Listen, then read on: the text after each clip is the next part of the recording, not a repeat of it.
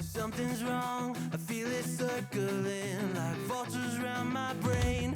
Couldn't see the danger in your eyes. Draw me in, got me spinning now like water to a drain. You were perfect till I realized you hadn't shown your face. You sing a pretty song to drag my heart along, a siren serenade. You're ringing out your prey. Your lungs are wrecking, you know it's wrong. I was deaf to the ringing bells, wanting me to break, deafened by the sirens' soothing lies. I can't leave, I am in too deep, been sinking for a while, prisoner to the same thing I despise, devoted to a fake. You sing a pretty song to drag my heart along, a siren serenade. You're ringing out your prey. Your lungs are wrecking, you know it's wrong.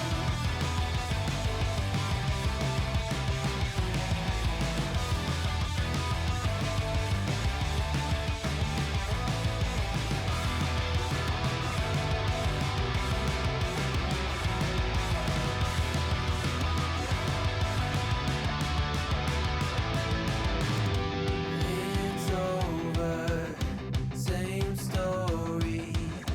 You lose to love and glory. It's over, same story. You lose to love and glory. You sing a pretty song to drag my heart along, a siren serenade. You're ringing out your prey. Your lungs are wrecking, you know it's wrong. It's over, same story. You lose to love and glory. It's over, same story. You lose to love and glory.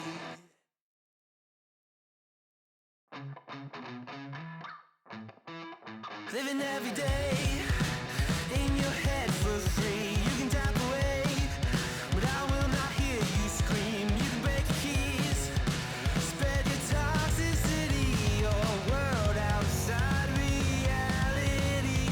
In your room, a little hideaway, but you let it through. Enough to go insane, living in the dark hasn't treated you well. You're building your own prison cell. Hey, wait, don't waste it on me. Spite, lies telling you, don't waste it on me. Did I brush you off? Is it your lack of friends? We never met, even if you pretend. Am I in your debt? I don't owe you nothing. Don't say something you'll regret.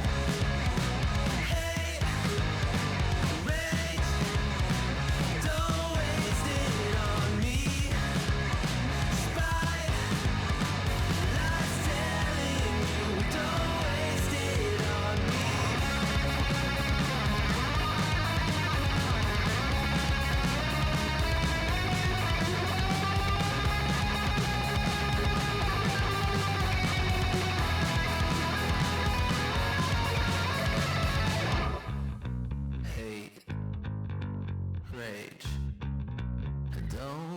wasted on me.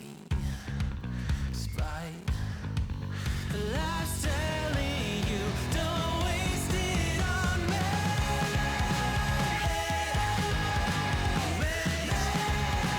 Don't waste it on me. Spite. Life's telling you, don't waste it. I'm telling you, don't waste it. Life's telling you, don't waste it on me.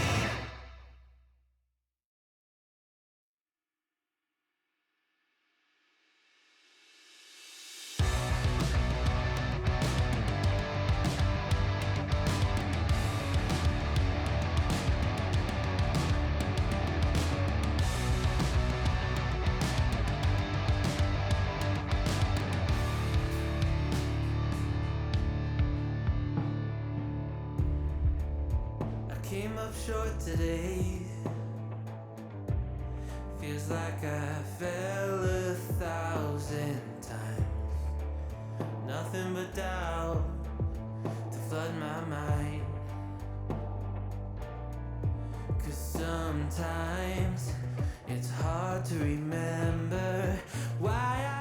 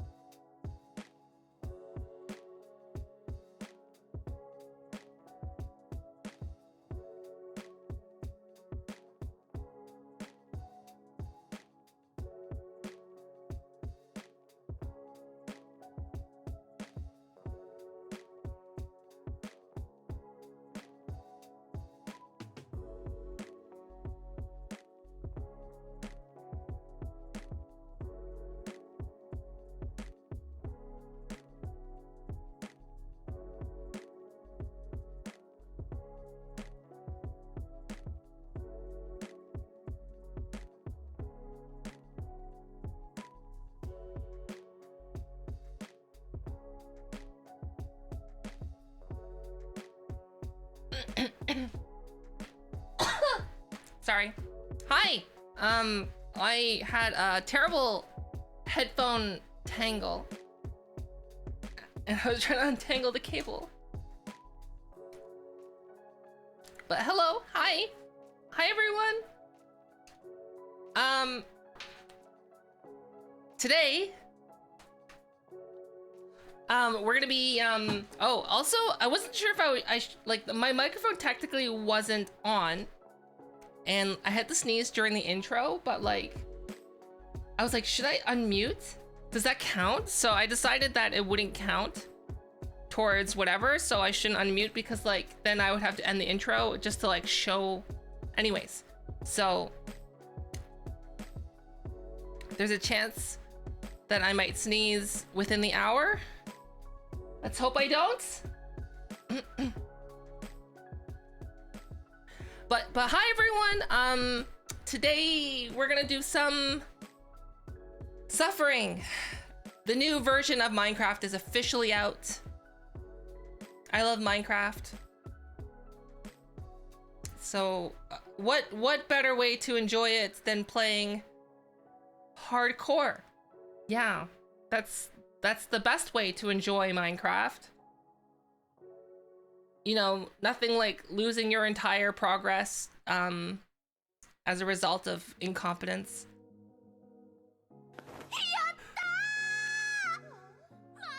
Whoa!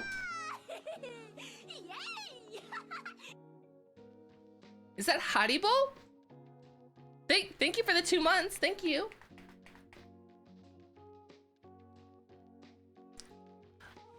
Oh, an update to my headset. I previously used a spray adhesive to adhere the pleather to the memory foam that it came with. And I also hand stitched the pleather to the foam as well to make sure that like it doesn't come off. So that's cool, right? You hand stitched it despite the fact that I had told you to stitch it the first time. Like, no, It needs the stitching and the glue. It needs both. It needs both. It needs both. What do you? It needs both. Excuse me. You're excused. No, Please I'm don't not please going don't make to sew stinky it. toot toots in my office. Like,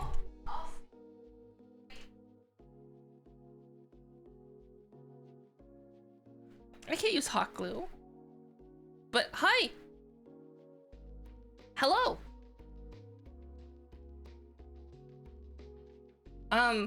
I also have tracked cup.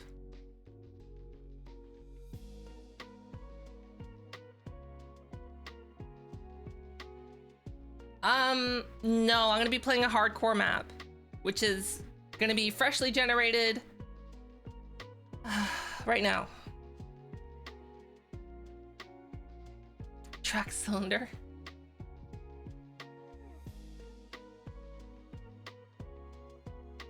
Sino, thanks for the follow. Oh, let me actually turn the sound on.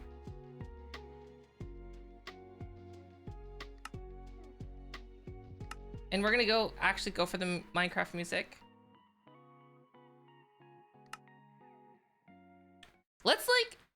Let's try not using the music today and see what that's like.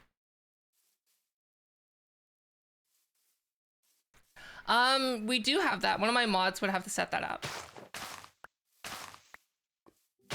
Oh, I hear lava already. Interesting. That means there's like probably lava like right here or here.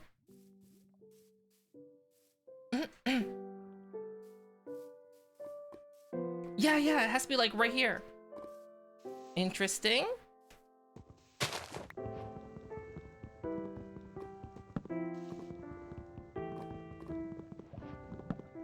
$3 million?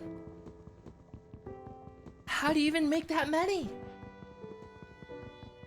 How? Hold on.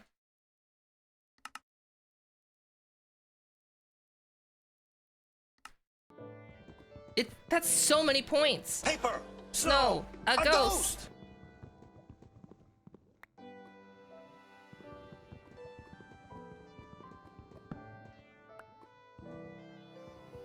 Oh! Nice try, Cap. Okay, there has to be, like, lava here somewhere. Oh, I guess I don't really need it. It's not like we're gonna go to the nether right away. Oh. Okay, hold on. Do this.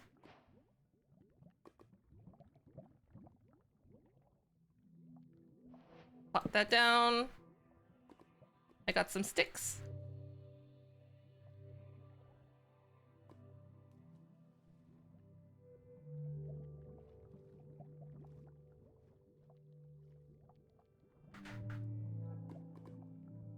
And we're gonna make a boat.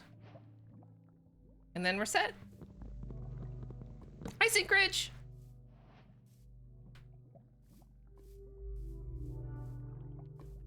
Well, let's hope that doesn't happen here. Cause that's a lot of channel points.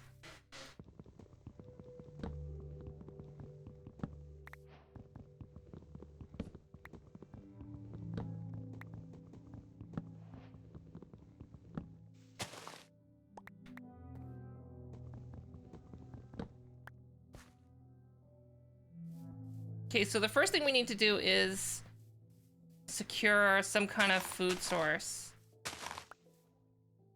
Can't really do anything with those berries, I think.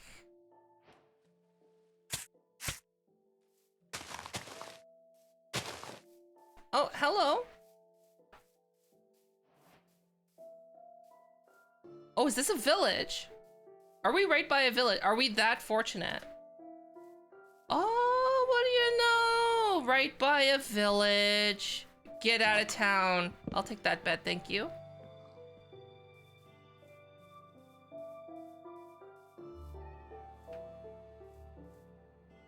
So much for scrounging for food. They got 2 bells? I expect big things. What kind of a village has 2 bells?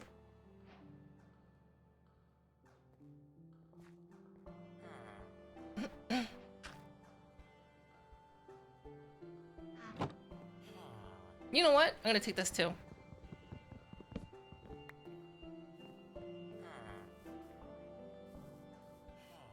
Now the only thing is they might not have wheat. Those like wheat blocks that I'm used to seeing. Oh no, how do they not have the wheat blocks? No. My wheat blocks. I'll take that. Is there anything up here? No.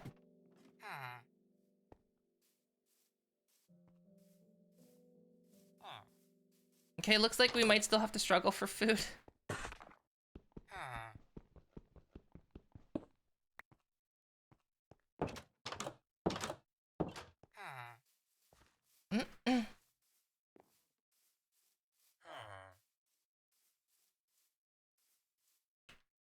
No, it didn't break. It's you just need a pick.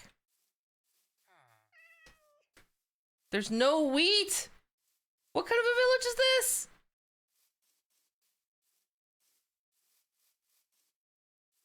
There's no wheat blocks. What a ripoff.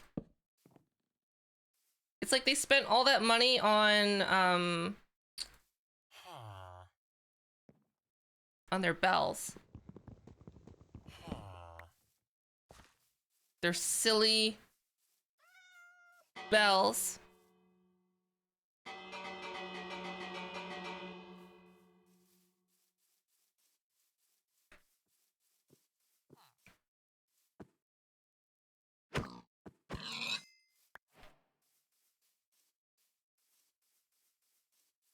No, normally they have like blocks of wheat.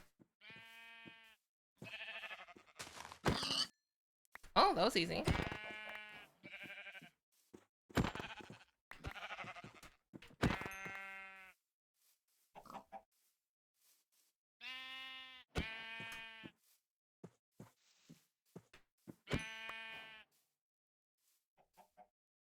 Huh?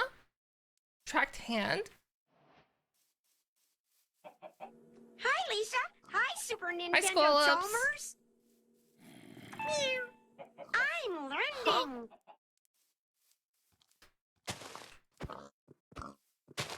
Oh, what the? Great. I don't see anything in there right away. I guess we could kill these chickens too.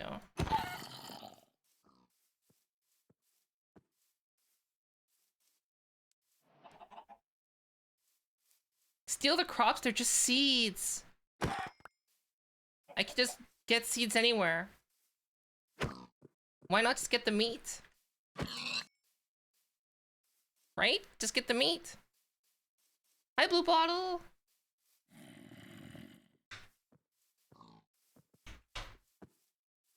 Get the meat. We're getting the meat. That's what she said.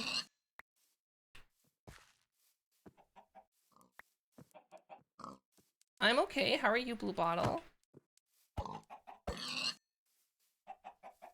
I'm a bit, I was so excited that the possibility that the glove manufacturer was gonna just send me a new pair and I wouldn't have to send back the old ones. But, you know, I actually have to send the old ones back. But I don't have to send them back ahead of time, which is great, because they made me do that last time. All right, so we're gonna set up a temporary dwelling here. We're just gonna go to that mountainside because there's a higher chance to get what we want because ores spawn better in mountains. Extreme hills, oh, there's cows. Mmm, delicious. And then, there's just cobble right there. Oh, and look, coal, exactly what we need. We don't need to cook up any charcoal. Perfect. Bum, bum, bum, bum.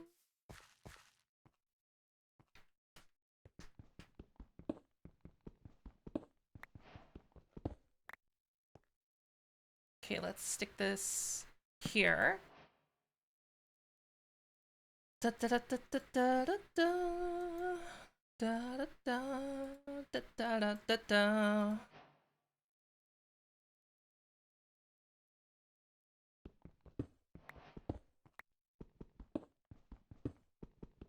Coffee?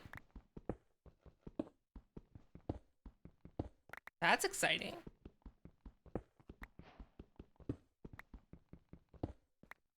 What's this small purple thing off screen? You mean this?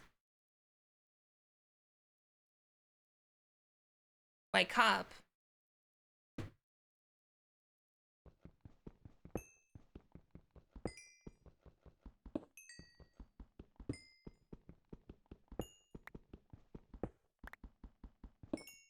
On the screen? Oh, oh, hold on. There we go. That was VC face. I had VC face open.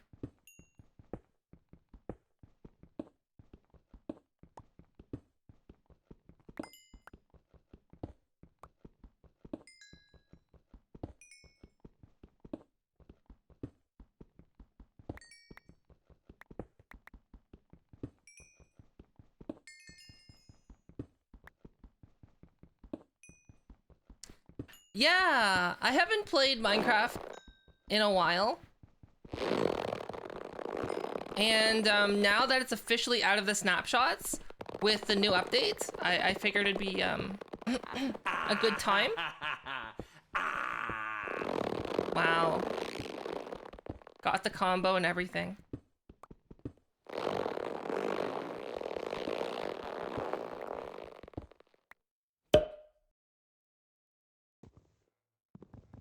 I don't have an axe. If you've seen me play the snapshots, then nothing new has been added since the snapshots. But basically the snapshots have officially come out now. My bad. Well, I mean the villager's bad.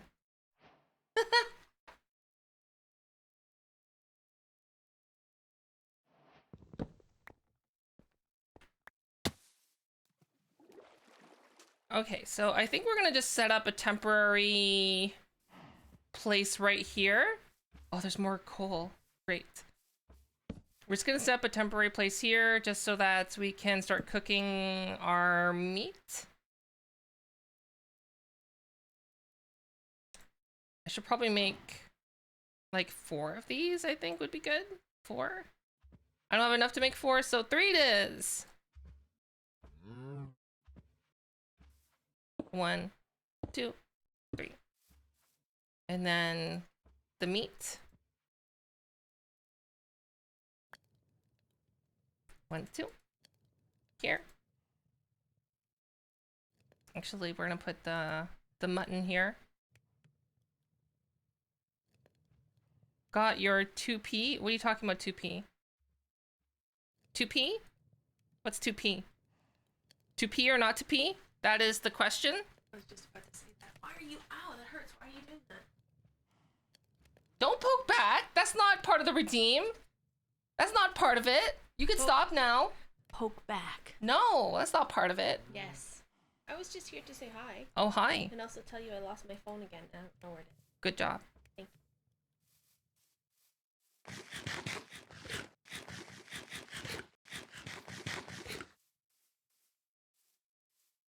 Getting some coal. Is there only 1 coal? Oh, there's copper. I don't remember what you need to do with copper, though.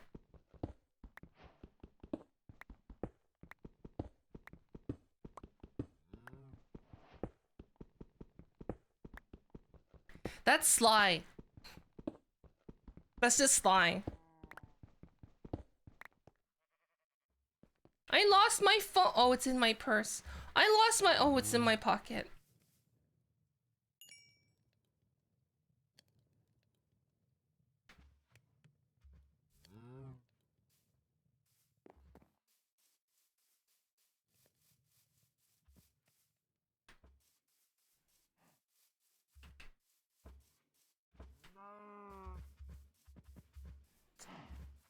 I wonder if we can find any exposed iron, and then I can just go straight to an iron axe. That would be cool.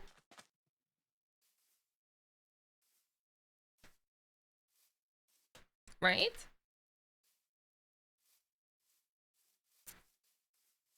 I don't think there is any.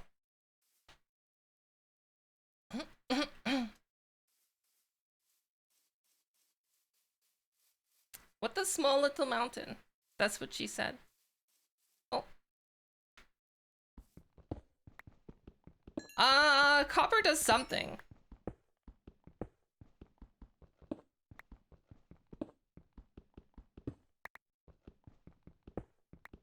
I don't remember what it does. I don't think it's like anything too important.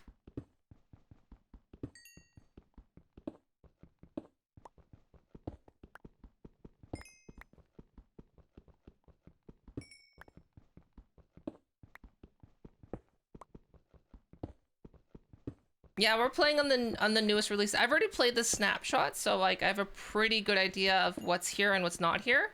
It's just I might not remember what things do if they weren't like terribly important when I was playing, like copper.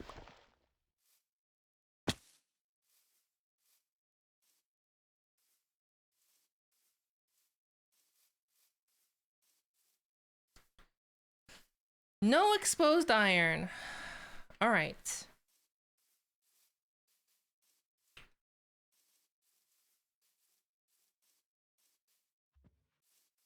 I guess we're gonna dig down for it.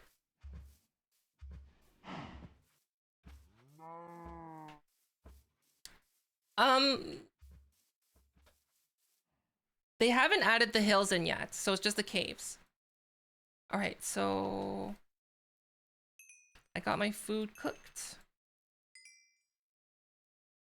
Great. And then I'm gonna make an axe. I'm gonna make 2 axes. Because we're gonna make these cows sleep with the fishes.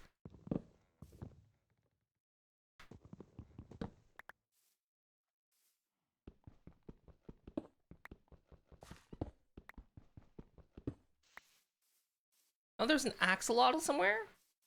I heard a little chirpy chirp.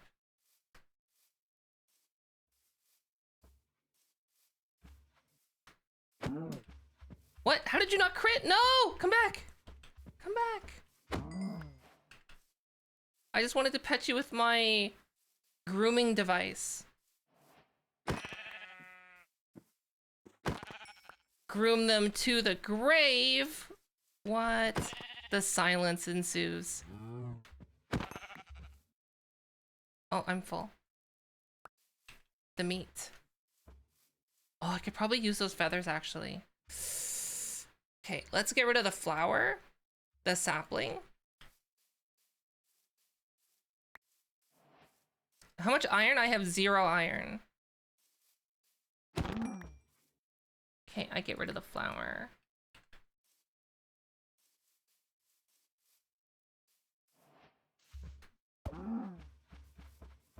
You bought it a long time ago? Oof. Good luck.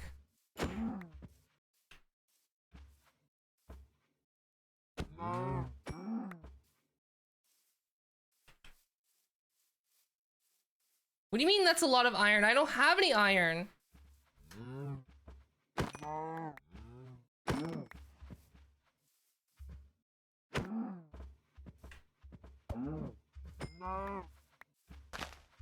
Stop moving.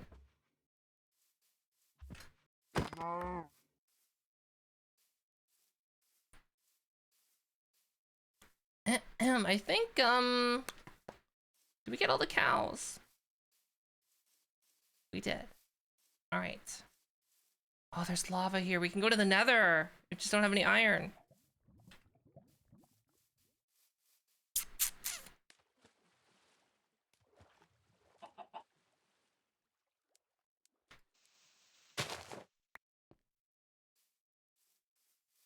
Oh, hey! Hi, dinosaur.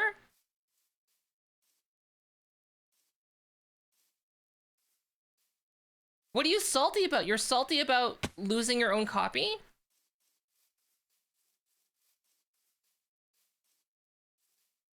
Why would I make shears? Shears is just for getting the wool. This is Java. I don't see the need to play on Bedrock. I think the only reason you'd want to play on Bedrock is if you want to play with your friends who have Xbox or mobile. Hi, Miss. Congrats on partner, by the way. Hi, Lisa. Hi, Super Nintendo Chalmers. Can we get a shout out for Miz? I'm Yes, thank learning. you. So for those of you who don't know who Miz is a fellow VTuber. They are a variety streamer. And gosh, they are one of those people that should have been partnered a long time ago. And they finally got it. And I can't...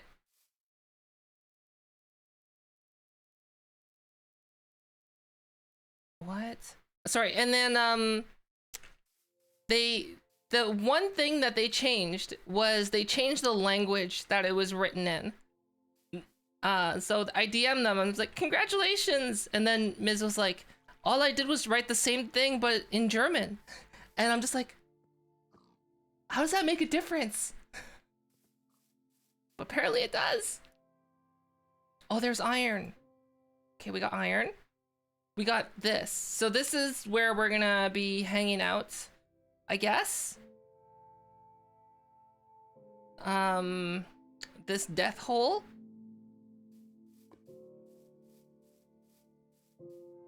Gosh. Okay. There's even a mob down there. Oh, the potential though. The potential of all this stuff. Okay. What do I need to do? Let's put these chests down.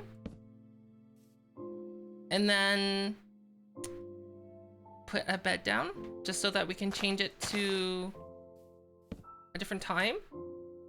Guess we'll put these furnaces down.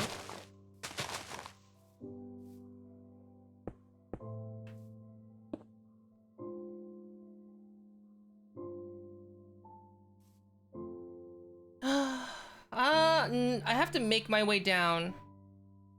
Holy smokes. Like, put it this way, if I wasn't on hardcore, I would just jump into one of these water things, but I don't want to die. Yeah, we're playing on hardcore.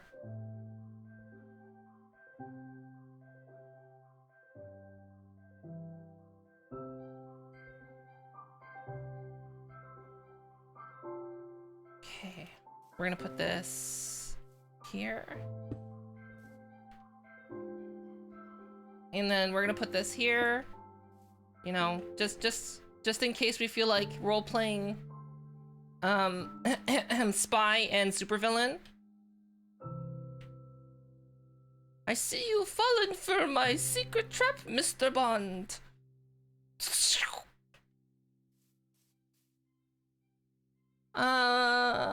What else? You can put the food here. You can cook it.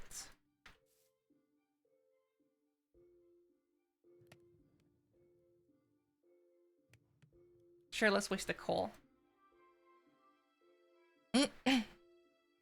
Cause it's always Mr. Bond.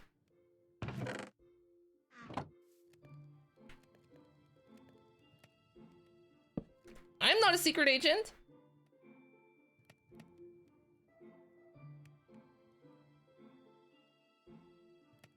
What was I doing? Why do I have so many axes? Good lord. I expect you to die. Yes! That's exactly what he says.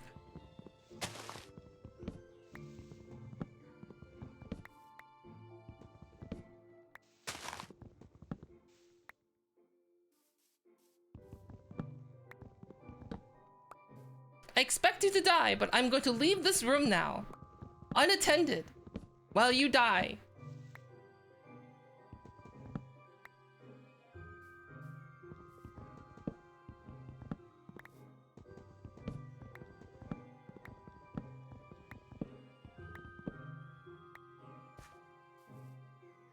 All right.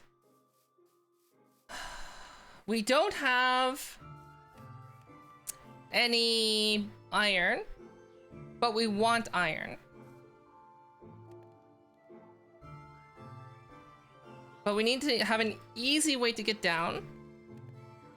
So let's make that easy way to get down.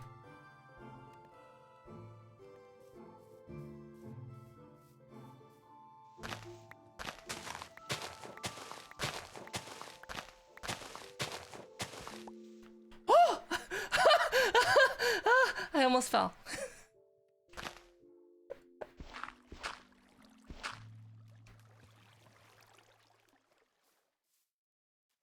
And look, there's our easy way down. Isn't that great? Almost dying, falling in the lava.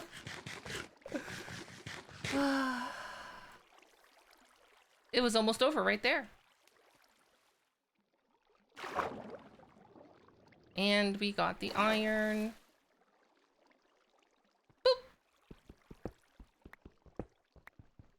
Just like that.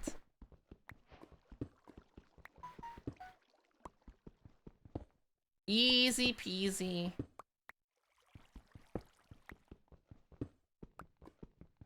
Hi, Next Gen.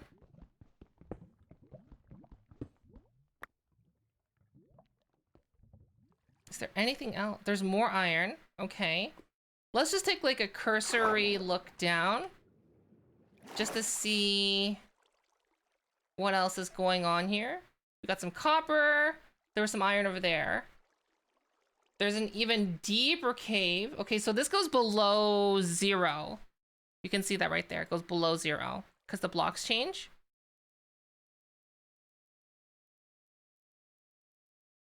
I don't see anything else. There's iron there. There is a bunch of iron. All right. So let's, I guess, slowly make our way over there.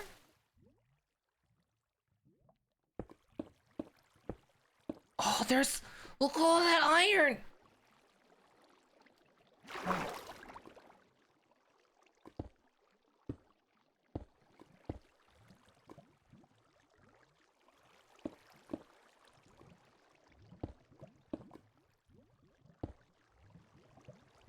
that cut off the supply? It did not.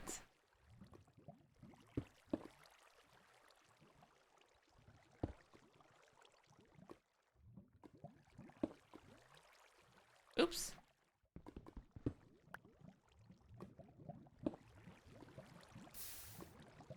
Did that cut off the supply? Oh, it did. Perfect.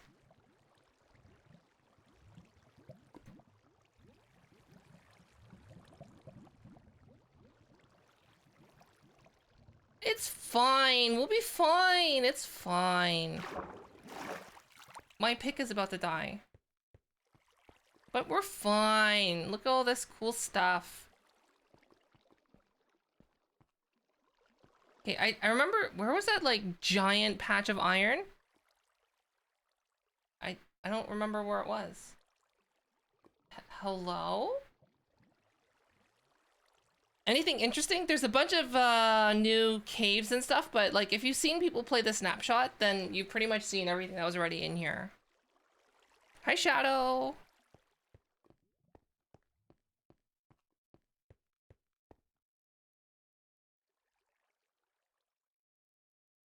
Look how spoopy that is.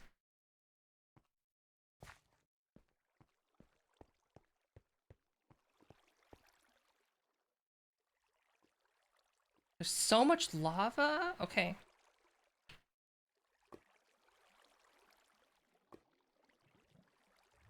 How much iron do we have? 8.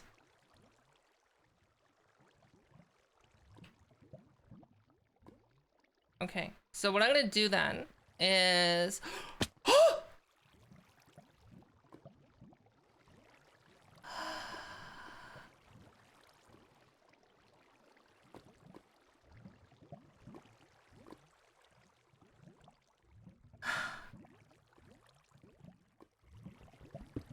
I meant to do that. Yes.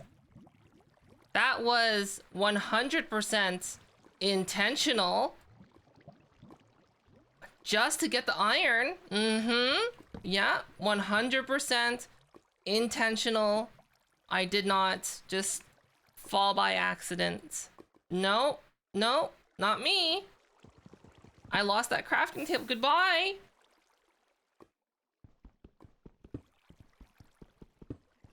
Hello.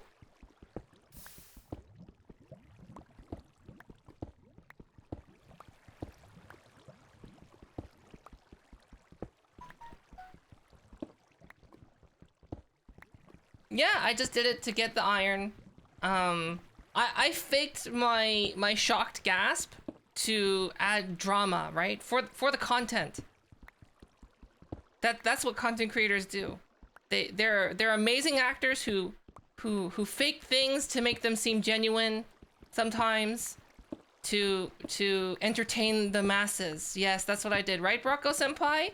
All for the content. The content with like a New York accent that I can't do.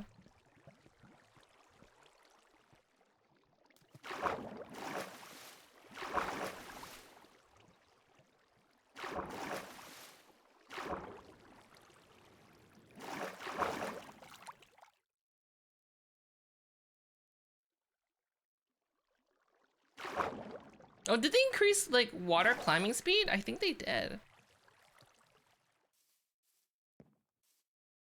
Okay, so got some iron. 1, 2, 3.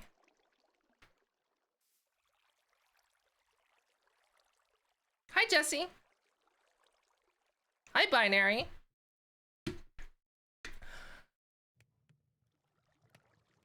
Oh, I haven't had a chance to check my DMs recently. Binary, I sent you a DM, and do you have an armature or no armature?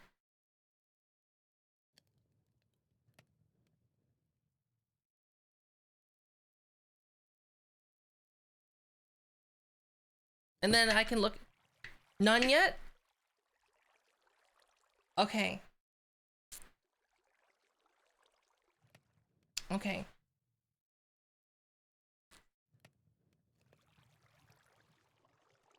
What was that? This? It's a tracked cup.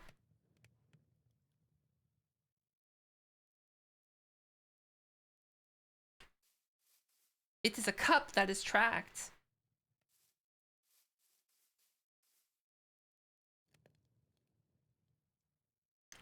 I need to make a shield with this iron.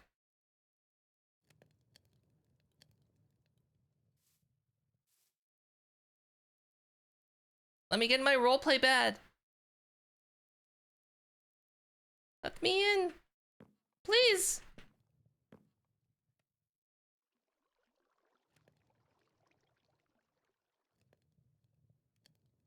How do chests stay separate? You don't place them on each other. That's all you do.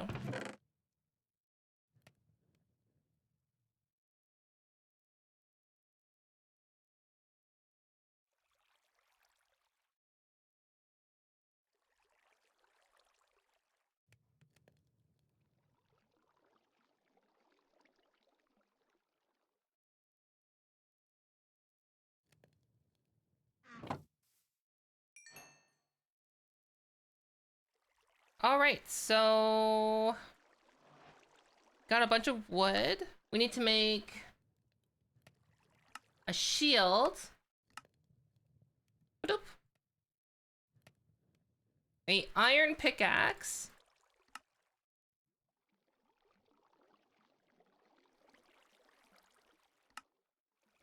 Maybe 2 of these.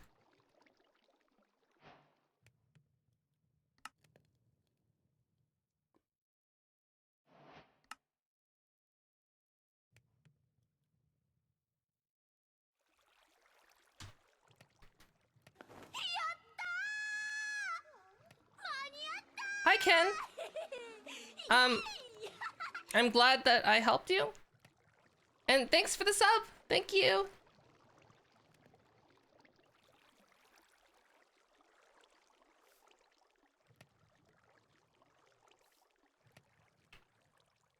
Okay, let's get rid of this. Because we can make the rest ourselves. Like this. Boop, boop. We can make a shovel. And then I think we should probably make another pick. It's because we will run out. And then I think the rest can be armor. So like, should probably get boots. Those are important. And what else can I afford? 6. Wow. Boots and a helmet. What a kit. Wait, no. Yeah, I only can afford boots and a helmet. Great.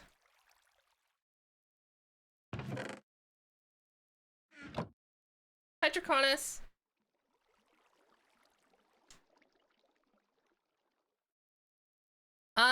If you want to know what program I'm using, it's my YouTube channel. We're the DIY VTuber app.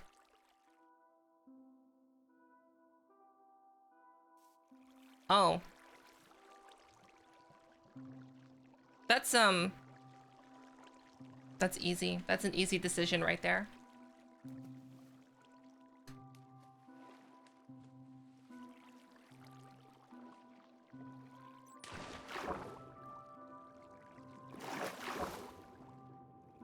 They're also good against the, whatchamacallit? The little mites that come out of the blocks. I don't know what they're called. Silverfish, that's what they're called, silverfish. All right, got a bunch of sticks. Got some of this. There's a creeper.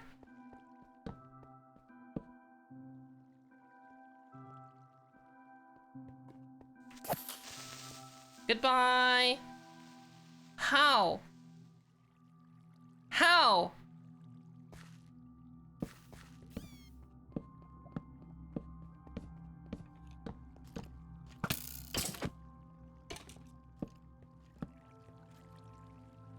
Hi, Trilo. Or Lobbits. Lobbits.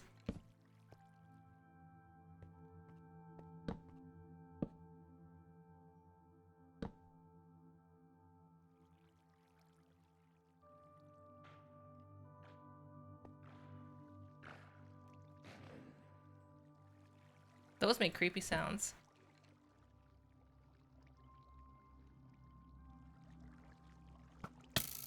Oh!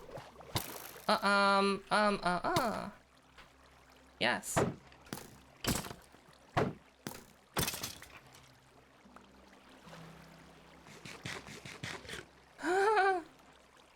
That was, unexpected. I was deciding whether or not I wanted to put something on there. And, I should have decided faster! Oh, thank you! I'm glad that you like them.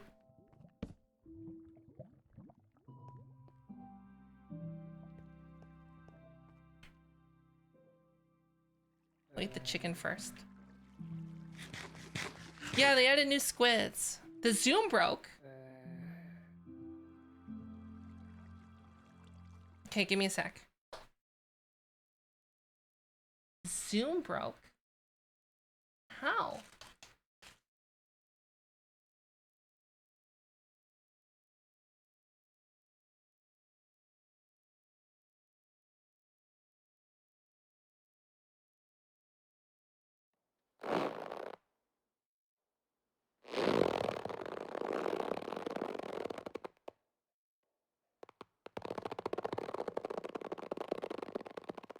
It's there. Is it a setting that's messed up? Hold on.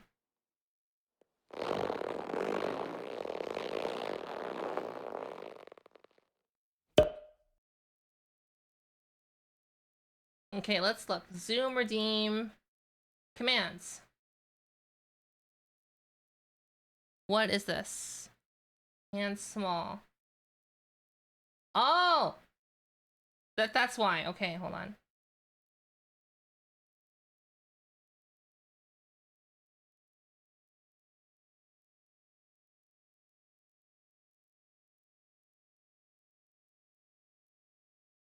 What? True. All right. If Zoom was broken, it should work now.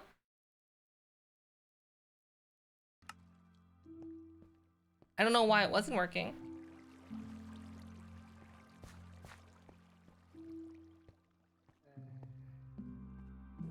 Hi, Lisa. Hi, Super Nintendo Chalmers. Meow. Thanks for the host. I'm learning.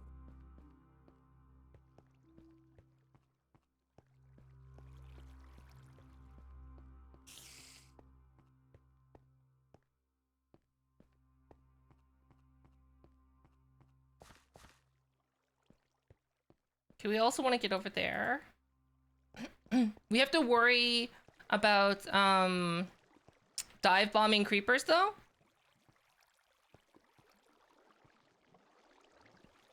Cause that's a thing. Woo!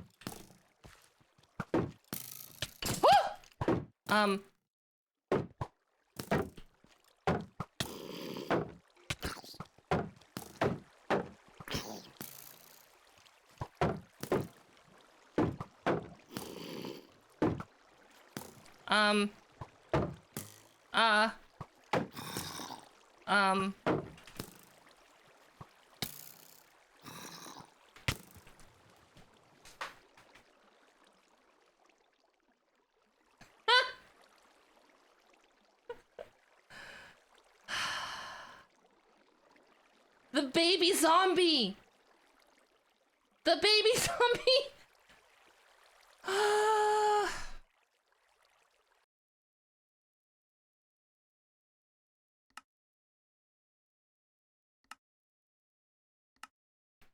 Okay, suffering.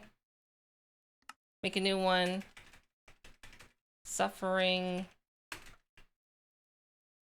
2. The suffiest.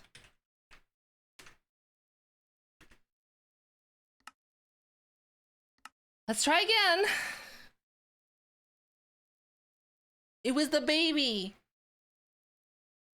The baby.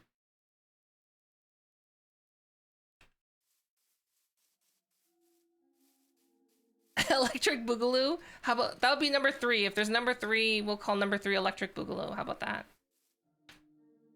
Oh, look! How fortunate. Another village. Maybe this one will actually have food.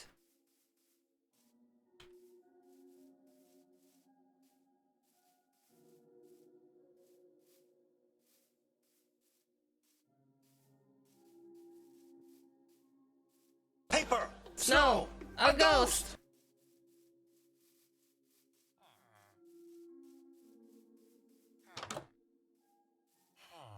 Oh, what's this? Having a little congregation? Thanks, Whiskey. Thanks for nothing. I'm just kidding. Yeah, that's the second time that's happened. I'll take this. I do know that if you use the seed Phosphamate, you get like a super bad seed. Soybeans? That sounds pretty decent.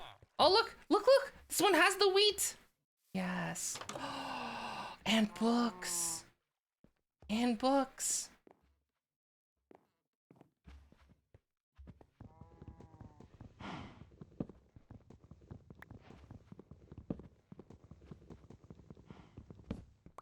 Hi, Jared. We need the books. Books are good for later. Can I take this?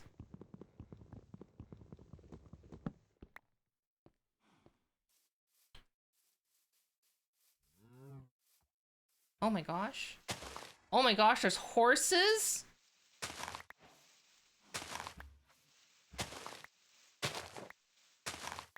Hi, Agent.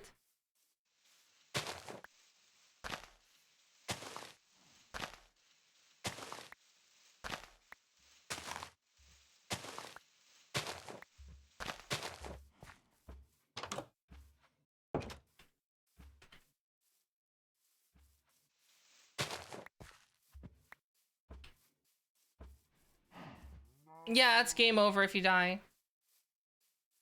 So essentially, the more progress you make, the bigger the risks are.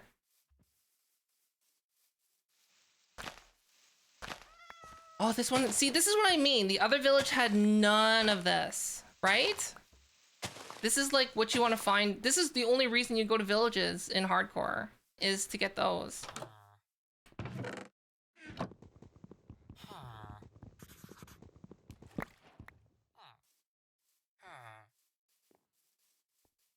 That's a lot of cauldrons.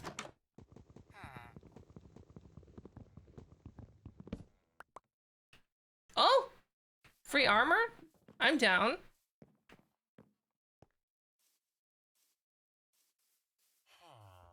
Great! Got a bunch of cool free stuff.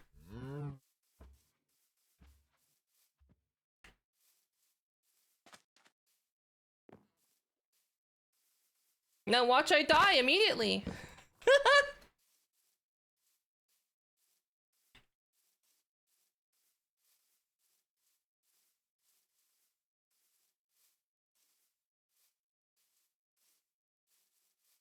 What do you mean rude? It's free. Oh, we might hit a temple. There might be a temple. Yes. It's a desert.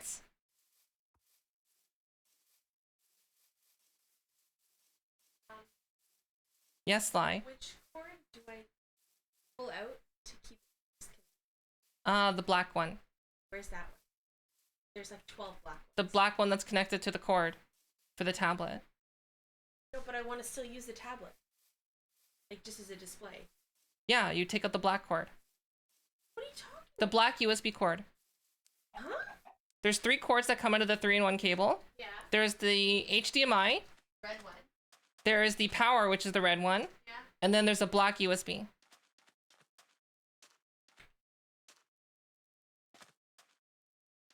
Okay, so we need to find... No, Sly's computer's having some issues with the tablet. So we both have Huey on displays. And, what's been happening is that her USB... The USB for it keeps connecting and disconnecting. And like we eliminated that it's not the tablet, it's not the cord, it's Sly's computer. We don't know what's wrong with it. Something to do with like, I have a feeling that maybe just her computer is just more susceptible to dirty power than other computers. Cause like, I do know that our building, despite it being a new building, doesn't give the cleanest power. So for example, if I plug in my wireless receiver transceiver for my microphone into a power source directly into the wall, it'll have a buzzing sound. She already did a clean uninstall and reinstall of the drivers. That didn't fix it. And multiple USB ports, USB hubs, everything. USB 2, USB 3, tried every single port. Hi, mystery guy.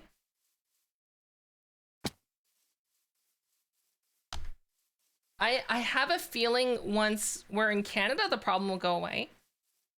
Yeah, well, it's only an issue with the Huion tablet. Oh, there's another village. Get out. Get out. It's not the tablet. Sly and I have the same tablet. Mine works exactly fine. We swapped it, same issue.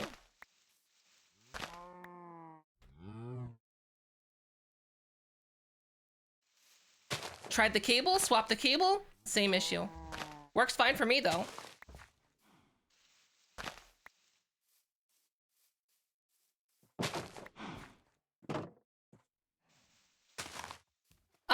The power here is good in terms of like the supply of it. We actually, I honestly, I just think it's the building.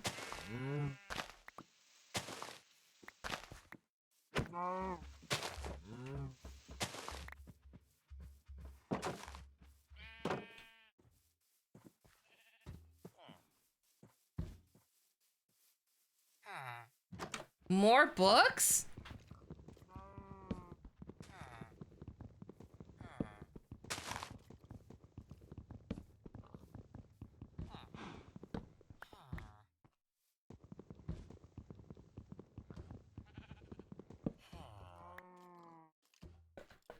No, I think it's just Sly's, like, I don't know. I think just Sly's computer is more sensitive. Like, she already had to switch out the motherboard because she was getting shocking issues before.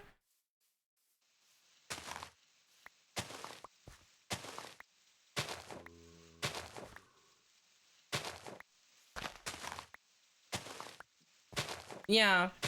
So we eliminated the power. So basically we eliminated the power supply as being the problem because it wasn't. It wasn't the case. So we basically we swapped out everything except for the motherboard, and then we swapped out the motherboard, and then the shocking issue went away.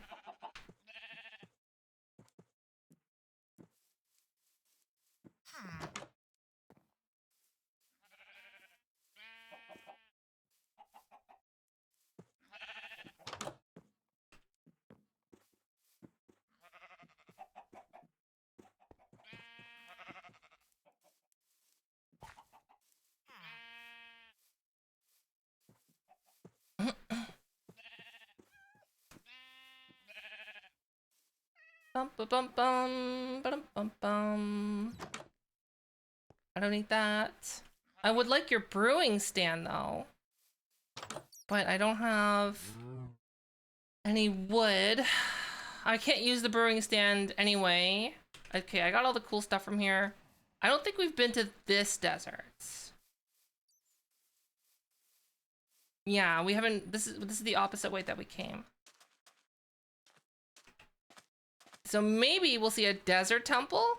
That would be cool. Right? I don't have any wood. That's not good. But let's progress anyway. Watch, this is like the biggest desert biome and I got lost in it and there's no way to get wood. No wood, not good. That's what she said. But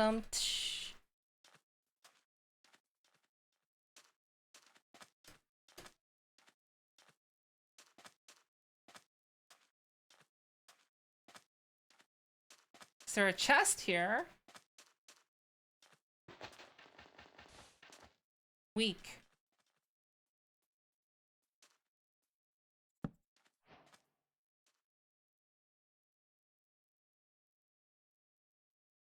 Wait, there's a third village? Where? Hello? Where? I don't see one. I can't get that gold block because you need an iron pick. Oh, you're hoping for it. Okay. Oh, this is what I can do to increase my chances of finding stuff. It's gonna make the game laggy a bit. But, it does mean that I could see everything. Okay, so there's nothing over there. Nothing over there. The desert continues this way. That is a hole. With iron in it, but I don't have any wood.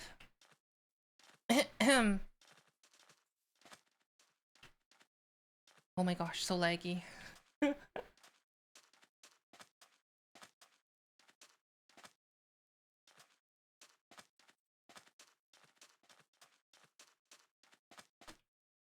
Yes, this does include the extreme depth in caves. Correct.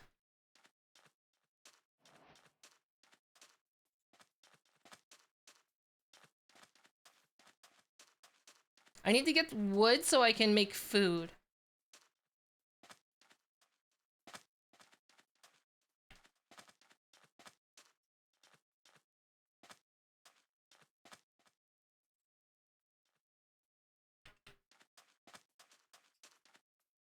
So right now I have a lot of wheat blocks, but no food.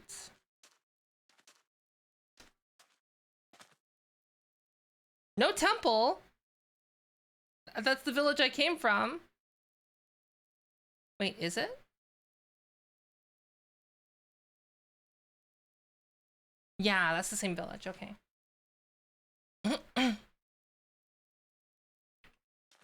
Yeah, no temple.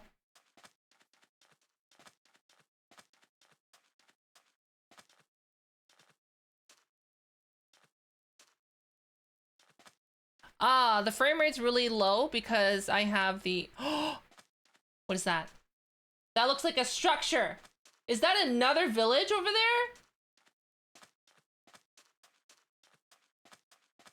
No way. I have the viewing distance, the render distance all the way up just so that I can see far away so I know where to go. But that decreases the frame rate. And then once we're done exploring, I'll turn it back down. I can't believe I found another village. Wow.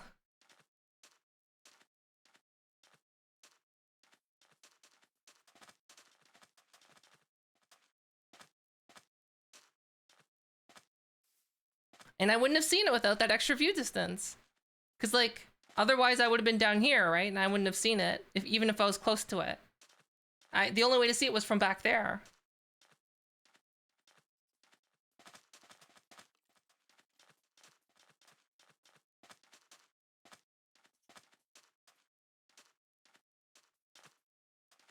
You still don't see it? It's right there! Oh my gosh, I'm about to die.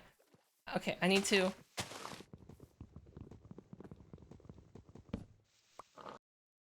Let's turn down the view distance. Down to 16 again.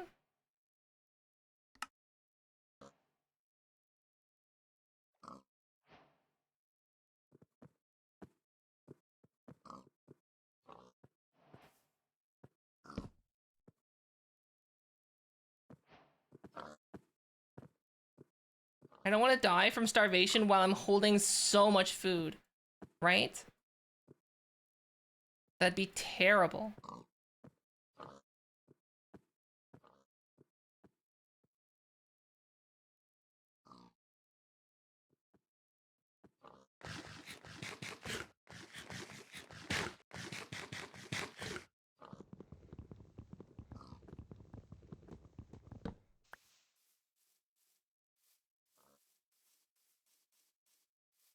See?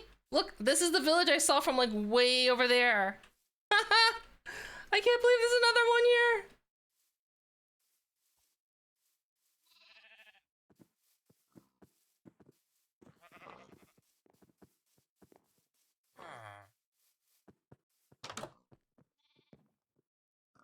I don't have an iron pick.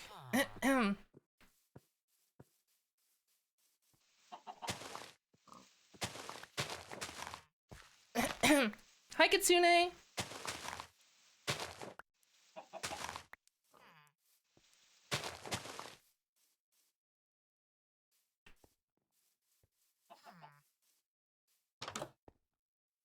Someone did build a house above a sinkhole, it seems.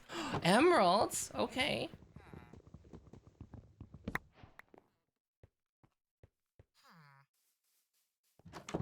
Yeah, we're playing vanilla.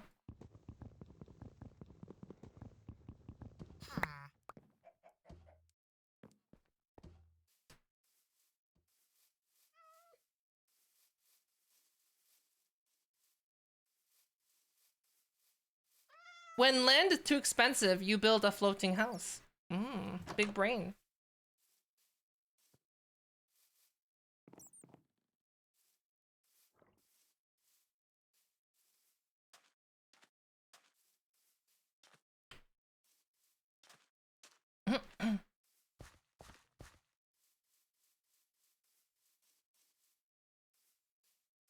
Hi, Adam. Have you ever tried modded? Yes. But, I am actually on a modded... I'm on, a couple servers. I have a server that's a custom modded server made by a friend. And then I'm on, I also play a little bit on Miz's server as well. Miz is, I might still be lurking, I'm not sure.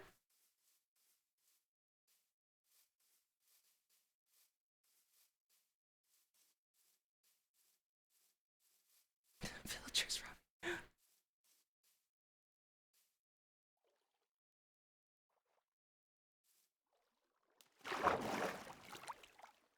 There weren't many villagers? Wow. Oh, look, another desert. I'm just exploring until I find a temple.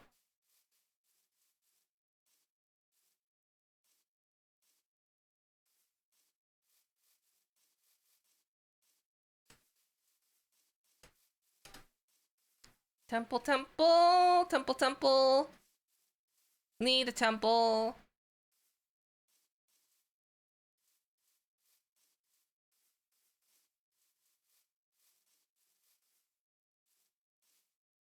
Oh, once I get up to a high point, I'll turn up the render distance. Oh, around next year, I'm gonna have a new model, by the way.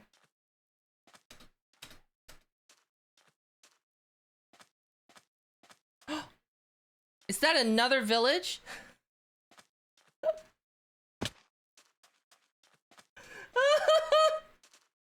What is this seed?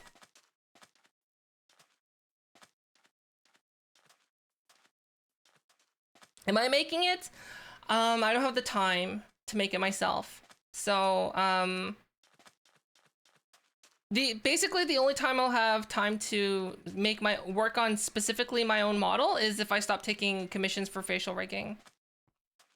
Which, I mean, will happen one day, but at this time, I can't imagine that happening. Death by Cactus hardcore mode.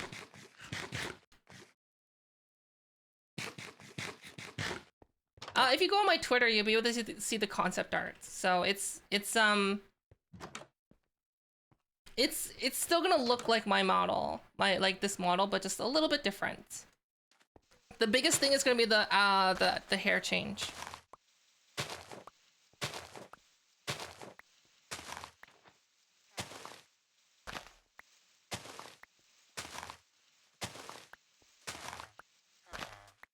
Well, at least we never have to worry about food.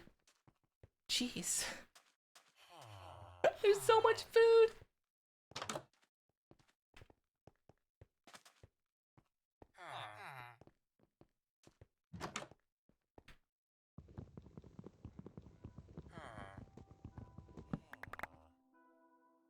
Who puts cactus in a chest?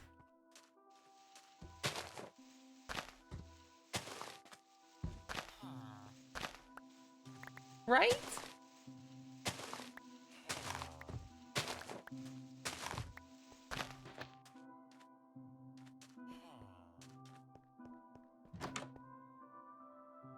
Oh, also at, after last VR chat stream, I realized something. That as much as I love the Valve Index controllers, they're extremely fragile. And, well, I didn't like how one of them just died on the shelf. Because essentially that's exactly what happened. So I think until like a new controller or like a glove that's like universally compatible comes out, I might just get Vive ones. Just because literally the only reason I broke my old Vive ones, one, because they were used, and two, they were, I was playing Beat Saber and Sly was playing Beat Saber, and we both accidentally kept hitting the Vive ones against the wall because we weren't used to VR at the time. Get out, is this a temple?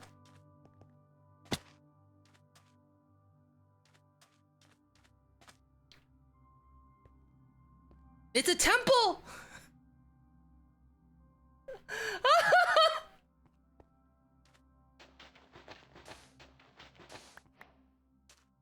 Wow, okay.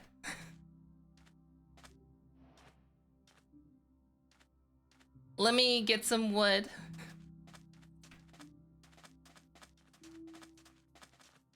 Yeah, so the Vive ones, like lasted for so long despite egregious user error.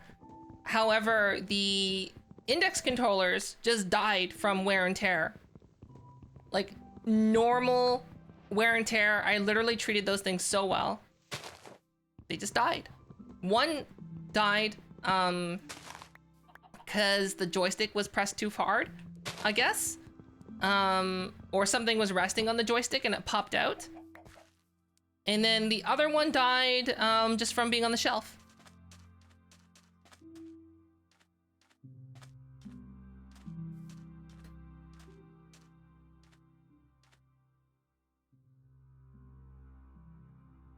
All right. What do I need? I need wood. Crafting table. Yeah, so I think what I'm gonna do is I'm just gonna use here's the thing though, I literally use them every day. So that could be part of the reason. I do know that other regular VR users that were in VR or are in VR as much as like I was. I do know that they also have gone through multiple Index controllers, and like for me, that's not worth it. I shouldn't have to go through that many.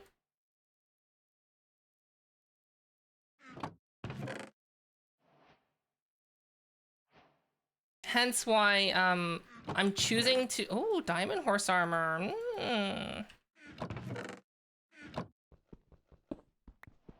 That's why I think just the Vive ones, they're super outdated, they're super old, but they work and they're super durable. So that's probably why I'm gonna get those instead.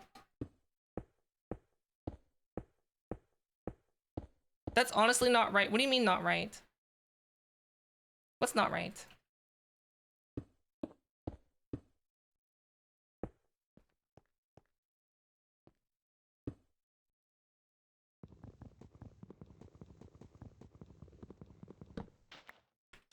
No, creeper hissing, that would be awful. Okay, so we found our temple.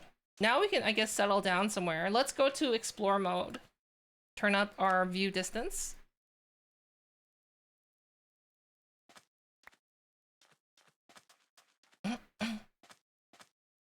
There's an Extreme Hills. There's some Savannah.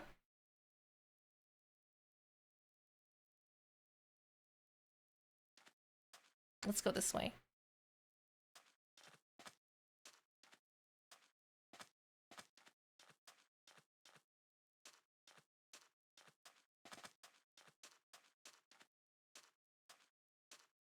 Well, here's the thing. Those index controllers that I had got roughly about like 1,200 hours of use. So, do you know what I mean? Like that's a lot of usage on the controllers.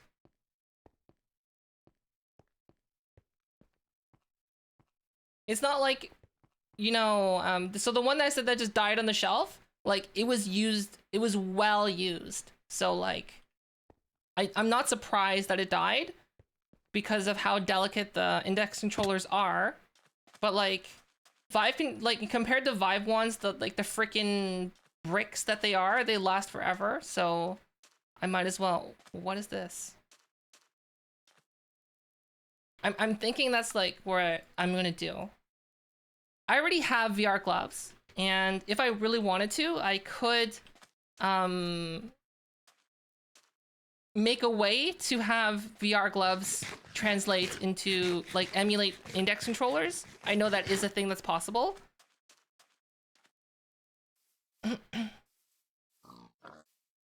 So like I could just do that and then just hold 5 ones at the same time.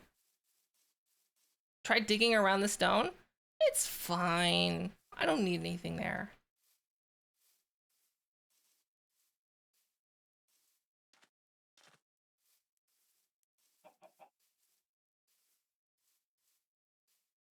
I've had my Joy-Cons for a long time. I haven't had any issues with them.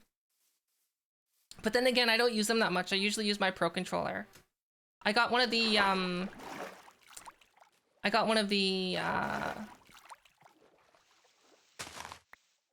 I don't know if they're hard. I don't know if you can get them in Canada or North America. Actually, yeah, I don't know if you can get them outside of Japan, because I got them in Japan, my Pro Controller. And it's a whatchamacallit? That game with the squids and the paint. Splatoon. I have a Splatoon Pro Controller. Like, I don't know if you can get them outside of Japan, but when Sly and I used to... Wow, that's another village. When Sly and I would go to Japan for the weekend, because, like, flights to Japan from Korea are, like I said before, like, under $100 for a return ticket. We would go, and then we would check stuff out.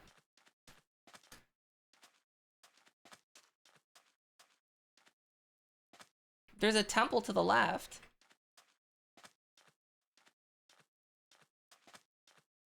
No, there's not.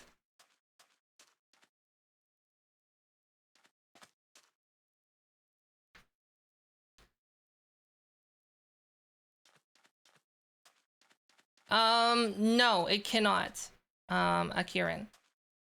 The reason why I would go... Here's the thing. I'm still going to recommend the index controllers because they're the best immersive controller that gives you the best hand presence. The reason why I don't care is because I have gloves. And there's no way that I'm going to recommend people buy gloves for they can't even use them in VR, right?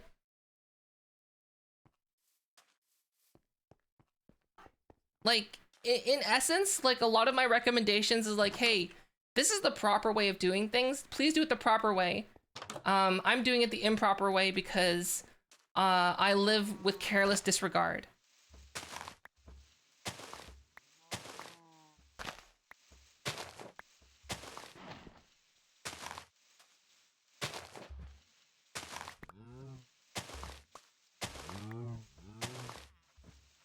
Can you actually get the Splatoon Pro Controller, like, on Amazon? Is that a thing?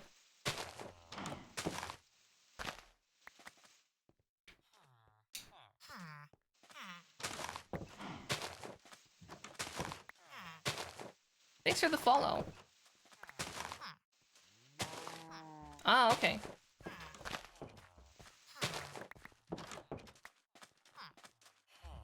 Oh, thanks for the follow, Kieran. Ooh, a smoker.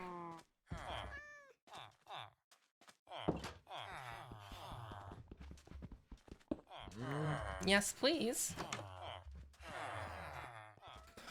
Oh, Jarno, have good luck. Congratulations.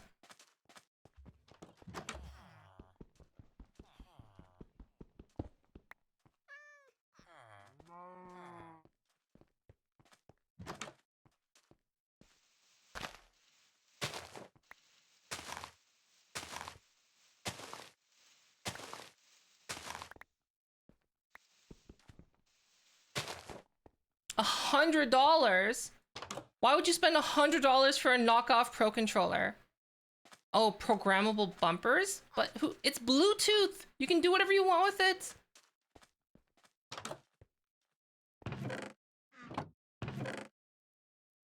Right? Let me sleep.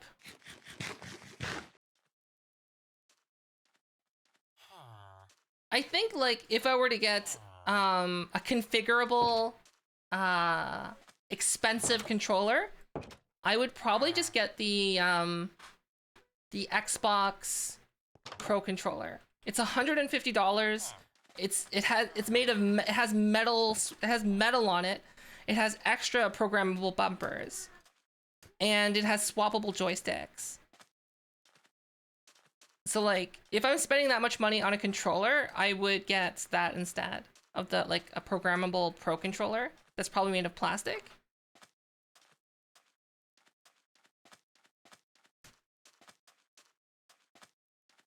Like I have one of the old Xbox 360 Elite controllers. It's like it was like that silver one that has the swappable D-pad. And I use it on my computer. It's nice. I don't use it often.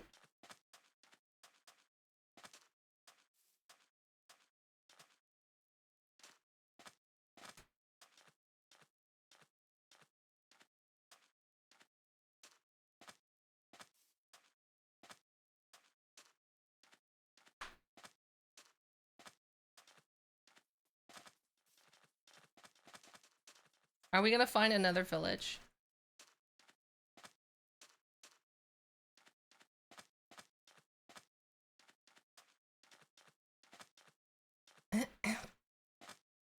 Possibly. Oh, Ken, thanks for gifting a sub. Thank you so much. Oh, to Next Gen 2, nice.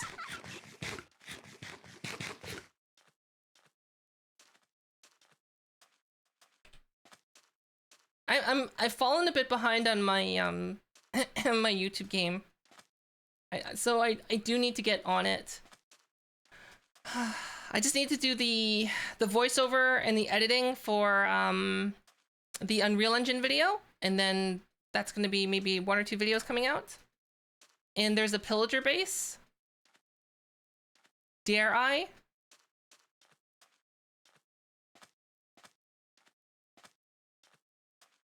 Oh, they might have cool loot in there. There might be cool loot! I'll probably die.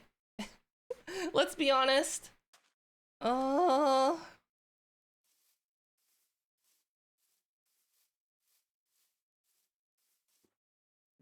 I can't go too close to it or else the pillagers or patrols will find me. Yeah. Actually, there's a way you can cheese it. You just need a lot of blocks. I don't have those blocks though. You can just like pillar up and then pillar to the top and then drop down into the roof and then block the stairs.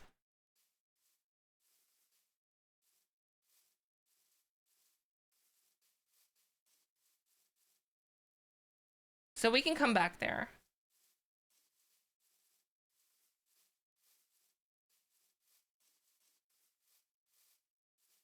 Woo! Almost fell. Bum, bum, bum, bum, bum, bum, bum.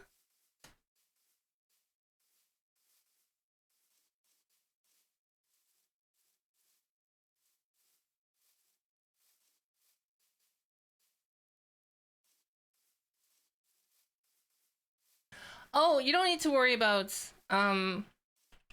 anything monetary. The only thing that basically the best way to support me is by watching my YouTube videos. Or if you're looking, take some time to, there should be like an Amazon Blacksmith link right here. I need to update it soon because I got some new stuff. But basically it's either the things that I recommend or the things that I actually use. And if you just so happen to want to buy the same thing, you can use that link. And then Amazon's like, hey, thanks for helping someone make a purchase. Here, have some pennies.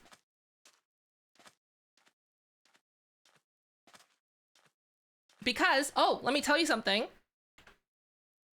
Thank you for all of you out there who have been using my Amazon affiliate link to buy the things that I recommend, because it actually helped Sly and I get a new set of monitors. Because we're moving from Korea to Canada. And we're using a moving company to move most of our things. So our monitors are actually going to be moved by the moving company. So we won't have a monitor like when we're back in Canada. So we bought them ahead of time and had them shipped to where we're going to be staying in Canada. So we bought 2 brand new monitors. They're not expensive monitors. They're $300 US. I don't have a link for it yet, but I recommend them anyway. They're called the Asus ProArt 27-inch QHD, so 1440p.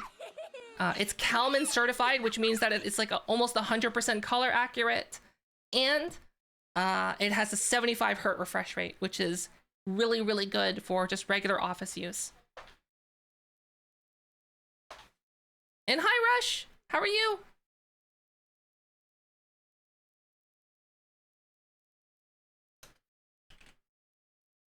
For those of you who don't know who Rush is a streamer, and they also do 3D modeling, especially like on the stream, what you can see right now, right there. And you should definitely check out Rush. It's super comfy environment, great for lurking or having a great conversation and learning about 3D modeling.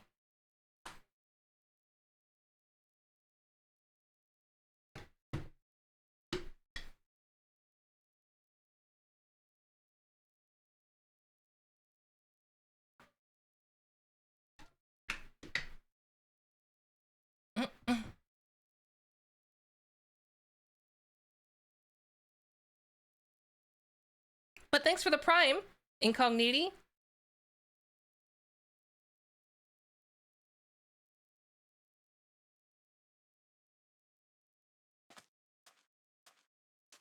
Yeah, and if you have any questions about any of the things there, I'm open to ask. I mean, I'm open to wow, another temple. I'm actually thinking like a good video would be like going over, I guess, my gear. Because often, like, I've used quite a few different pieces of things before. Hi, Subbolster, thank you.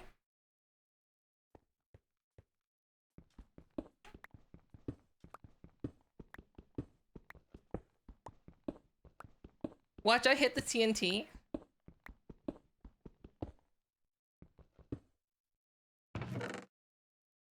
What is Riptide? Riptide? What is that? What is Riptide? Okay, well, we're gonna take it. Because I have no idea what that is. It's on a trident, but like, is it good?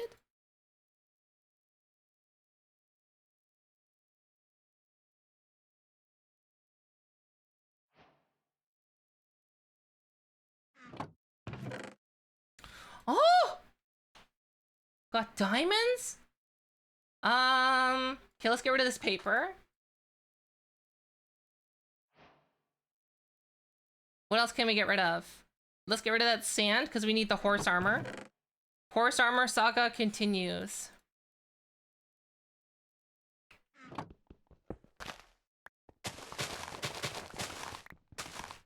Will I need this TNT? Probably not.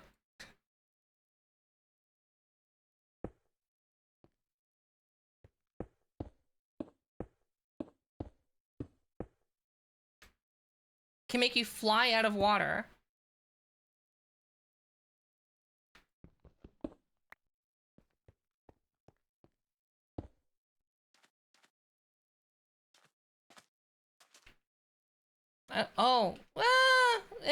I might need cactus later. Who knows?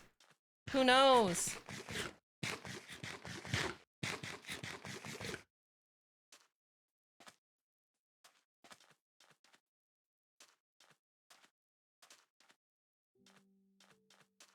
Sorry. Why does it look so polished here via Twitch? Because I haven't recorded a video in a long time. And basically, I've just optimized it. If you want to make your app smooth, if you're following my tutorial and you want to make your own DIY app, basically the less junk that you put into it, the better it's going to perform. So I've just gotten a lot better at optimizing, and that's why it looks so much better here.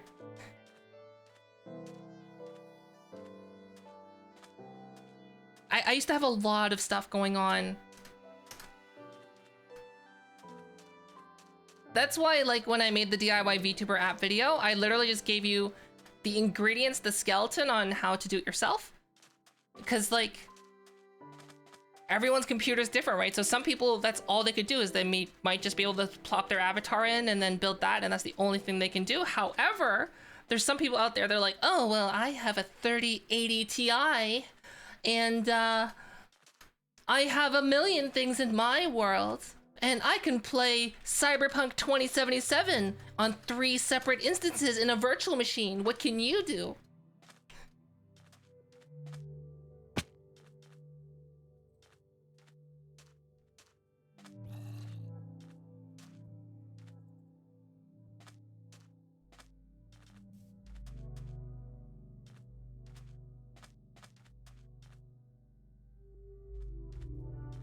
Laughs in 3090. Actually, the 3080 Ti is pretty close in performance to the 3090. In some cases, better, because there's less memory to deal with, and a lot of places don't actually use that memory. An optimization tutorial, just put less crap in it. That's it.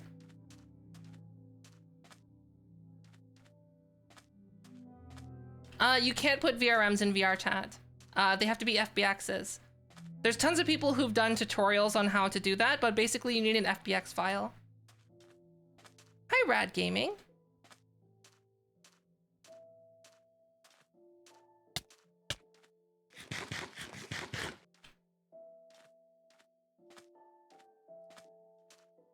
Titans? An RTX Titan? Isn't the RTX Titan like outperformed now by like the 3090 and 3080 Ti?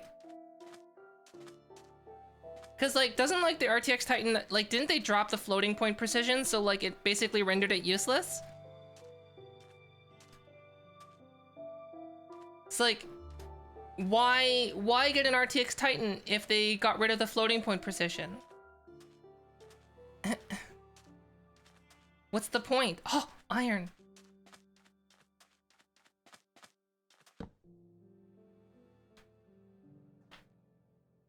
Hi, audio. Okay, we got our cool stuff. 1, 2, 3. Garbage.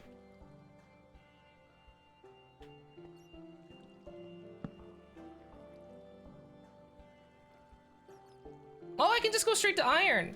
Nice.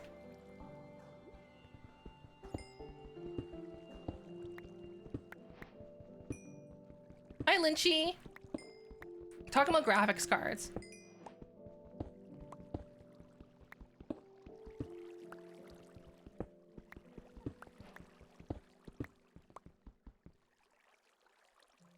If you want to put your VRM model into VR chat,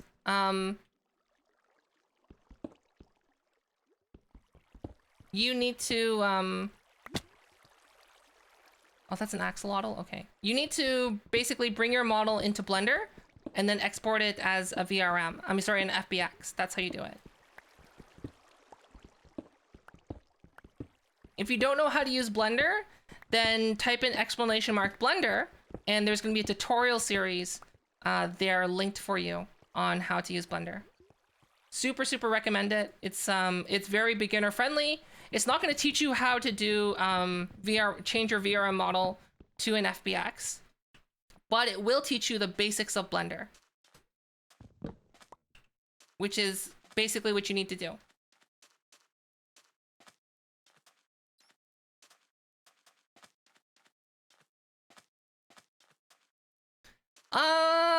Okay, let's put it this way. Unity is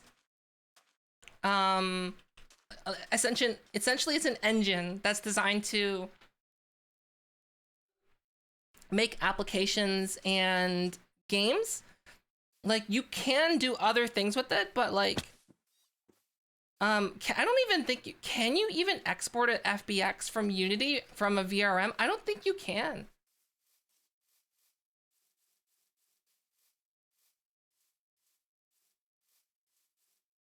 Honestly, just learn Blender. Blender is like it's 3D modeler's gift to the world. It's an amazing program. You can do so much stuff with it. Just you can even do some things that you could do in Unity in it, but I would recommend just keep it to 3D modeling. Keep it to doing cool 3D renders. You can do some animation in it as well. But like beyond that, I wouldn't do anything else. Because I know there's some people who are like, oh, I can do my own VTuber motion capture app in Blender. And I'm just like, okay. It's like, you should do a tutorial on that. And I'm just like, no. It's like, well, obviously you don't know what to do. I'm like, no, I just see that there's no point. Is that another village? It's kind of like, you can use a fork to eat soup. But why?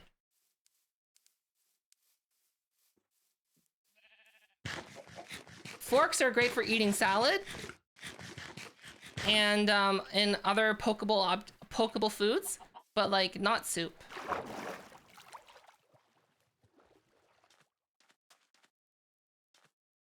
We're finding so many of these.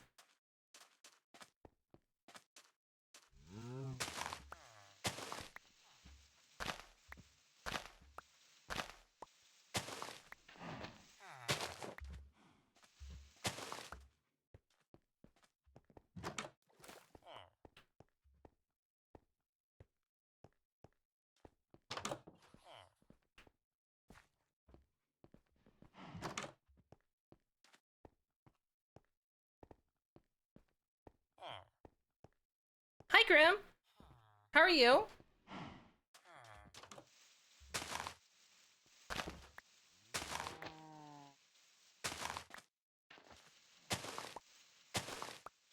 Yeah, like you can do a lot with Unity, and I understand how easy Unity can be. As someone who uses Unity on a really rudimentary level, and I also use Blender on a rudimentary level. You basically like double your power by being able to use both at a rudimentary level. And Grim, I'm doing well. How are you? Is that a chest? Bread.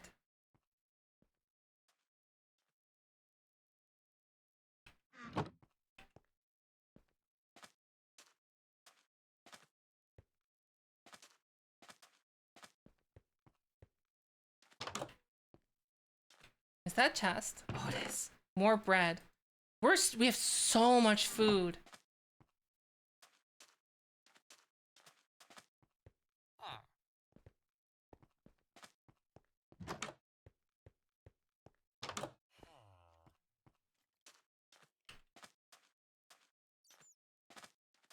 How? How do we have so much food? Holy cow, right?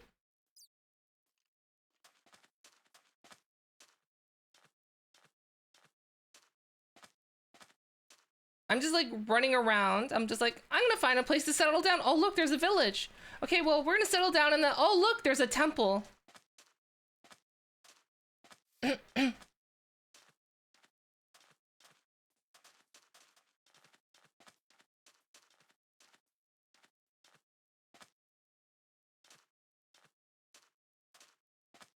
Oh, I like that emote, QB.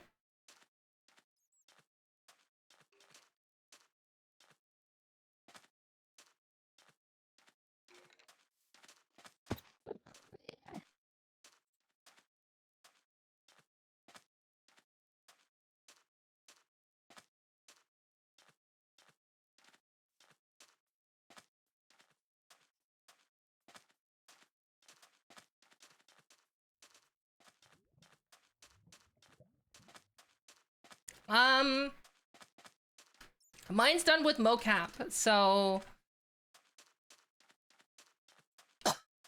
there are tools out there like Faceit that I have a really hard time recommending Faceit as someone who owns Faceit because it's not very user friendly and it basically is not compatible with VTuber models.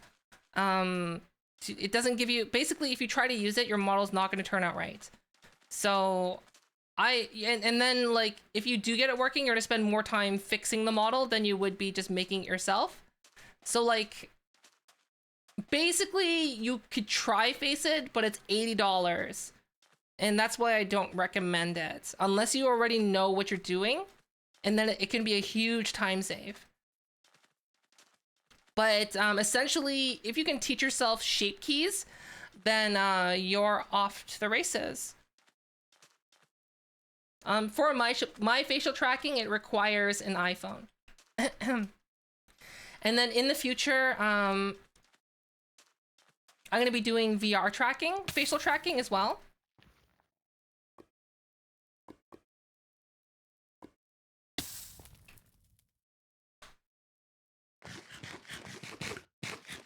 Jaren and Zill, thanks for the follows.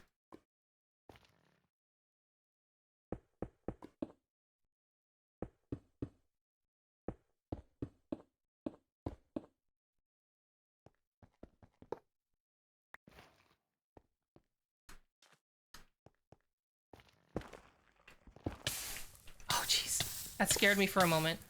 Oh, I thought that was lava. Ah. Oh, that's lava!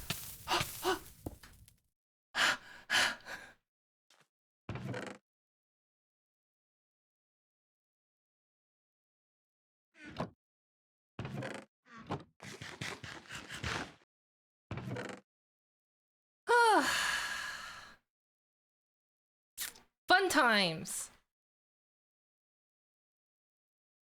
All right, what do I not need here? I guess I could get rid of the cactus.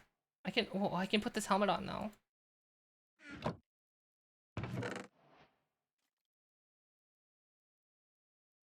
How many nuggets is this?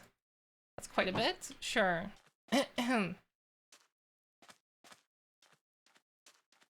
Electric boot. I hope not. Wait, what? What is this? They have their like own little encampment. Oh, I need to leave. They spotted me. Hi, Omnis. We're on Java. They added stuff to it. Right? That's cool. I never seen the pillager settlement before. I do need to go to bed though. Or just, you know, drop it on the ground.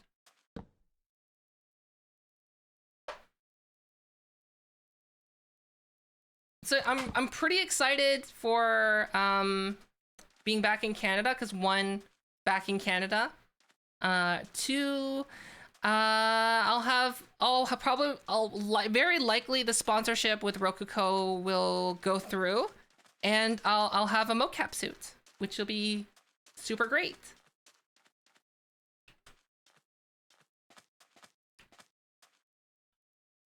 And I will be doing a video. So one of my plans for one of my first videos on YouTube is to do a comparison of Vive trackers versus the Rococo suit.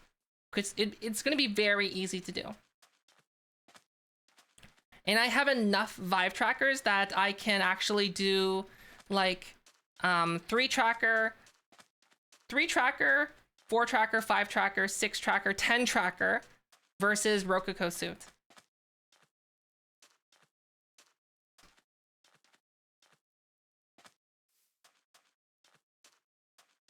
Outside of an iPhone,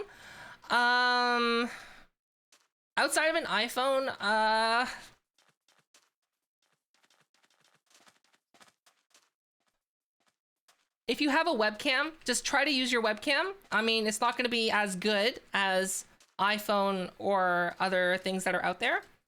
So if you're really looking into getting better facial tracking, the best out-of-the-box solutions, basically that means you buy it and it works if you have a compatible model. Would be iPhone or buy a VR headset that has eye tracking and lip tracking. And I'm going to tell you, iPhone is the cheaper route. Because you can buy a used iPhone for $300 US. Whereas the only headset that you can buy right now with eye and lip tracking is the Vive Pro Eye. So the Vive Pro Eye full kit is $13.99 US plus the $150 US for the lip tracking module.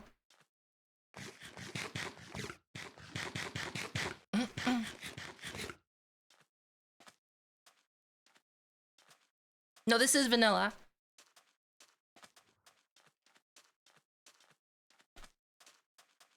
Honestly, like, if you're gonna just be doing VTubing and you're gonna be sitting at your computer, just get an iPhone. Just get a used iPhone. And for those of you, I know there's people out there saying, oh, well, I'll never buy Apple products because I hate Apple. If you buy it used, they get no money. You're costing them money. Why? How are you costing them money? You're buying a used iPhone, you log into the App Store, you use their App Store's bandwidth by downloading a free VTuber application, and then you disconnect your phone from the internet. Done.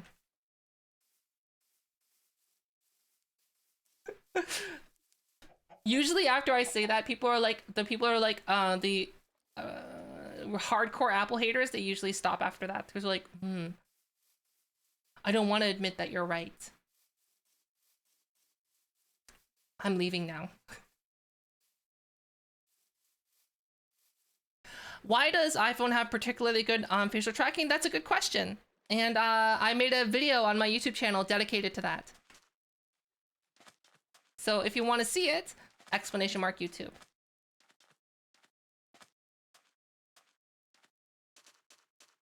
And like, I'm not just like, you know, trying to shamelessly plug my YouTube channel. It's literally because I've explained it quite a few times on my stream, and I made the YouTube video just so that my stream doesn't just turn into like me repeating the same information over and over again, for the less of the suffering of my viewers. Like, for example, Feed the Beast has probably heard me say that many times.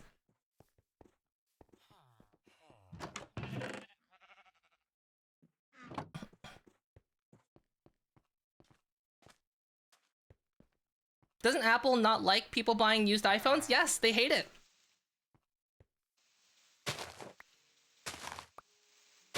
Minecraft's going good.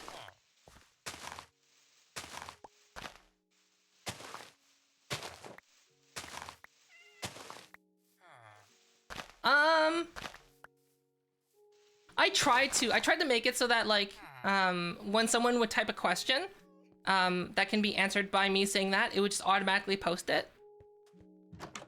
But people's like questions would vary too much in terms of asking the same question. So I was just like, it's just better just to say type !YouTube or whatever, right?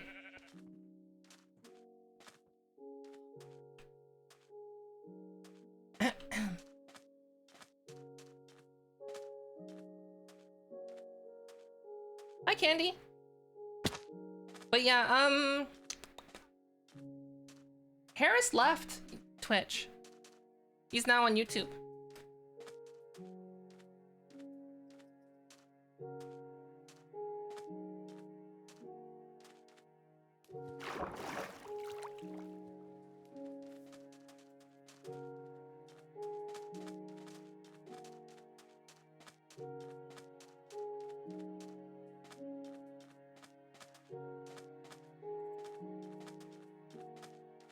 And I gotta say, I'm just not on YouTube that much. So I used to watch Harris on Twitch, but like, I can't watch him on YouTube because I'm just not on YouTube for that reason. I'm just on YouTube to watch a video, and I'm like, I'm not browsing. Which is kind of sad. VR headsets getting ads. Facebook never said they would. They said they would never do it, and I'm like, we'll see, we'll see. There they are. And the thing is too, right? Here's the thing. Facebook implementing ads on the VR headsets, you know that it's a step towards them getting facial tracking on in their consumer headsets. How do you know this? Because you can charge someone more money for advertisement if you know that they're actually looking at your ad. And you'll have that data to be like, hey, look, when we pop an ad on the screen, people look at it, and this many people look at it. So like, it's great for the advancement of VR technology. It's bad because it sets a super bad precedent for VR.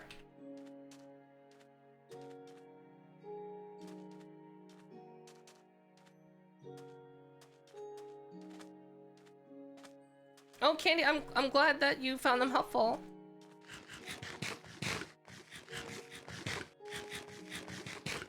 For streaming,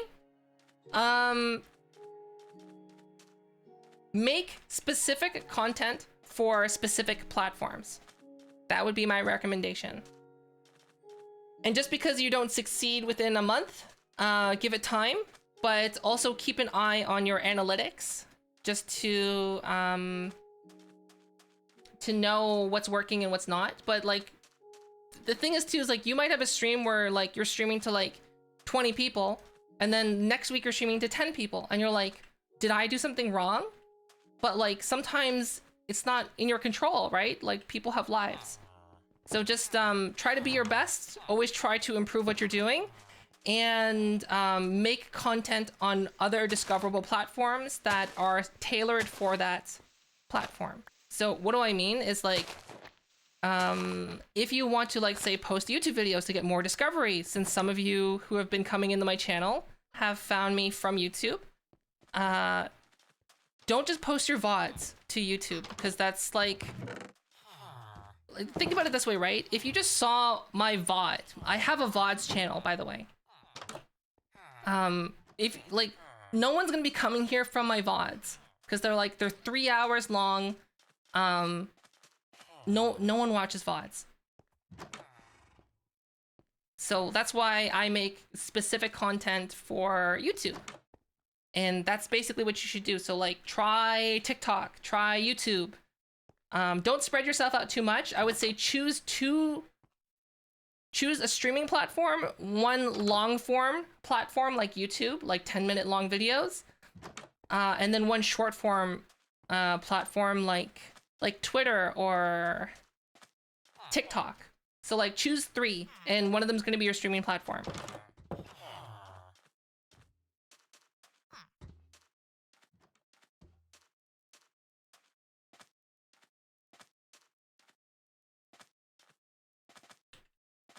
Hi, Crow Ozzy.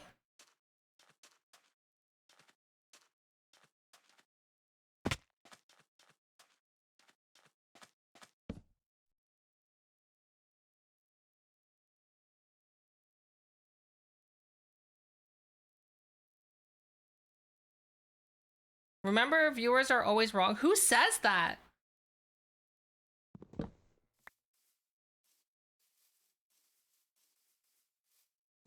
Hi, Lisa. Hi, Super Nintendo Chalmers. Thanks for the host. Meow. Is it better to be a I'm Twitch running. partner than an affiliate? To be honest with you, there's not a lot of extra perks for being a Twitch partner. In terms of your contract, it's roughly the same. The only difference for being a Twitch partner is you get more emotes. You get encoding priority. So meaning, you know how sometimes if you're an affiliate and you try to go live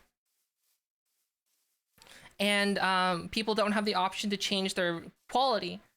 So like they can't drop your stream down to like 160p, 480p as an example. So partners get that. They always get that, whereas affiliates, it's first come, first serve.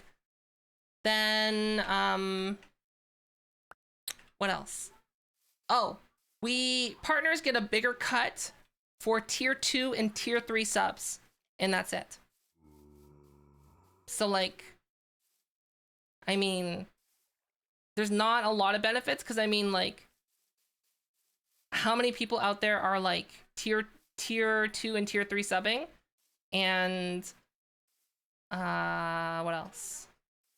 The time that I stream, I always got encoding, so it never made a difference for me personally. Then after that, it would be the only thing that's really made a difference is getting emotes, and I just like having more emotes. And that's it.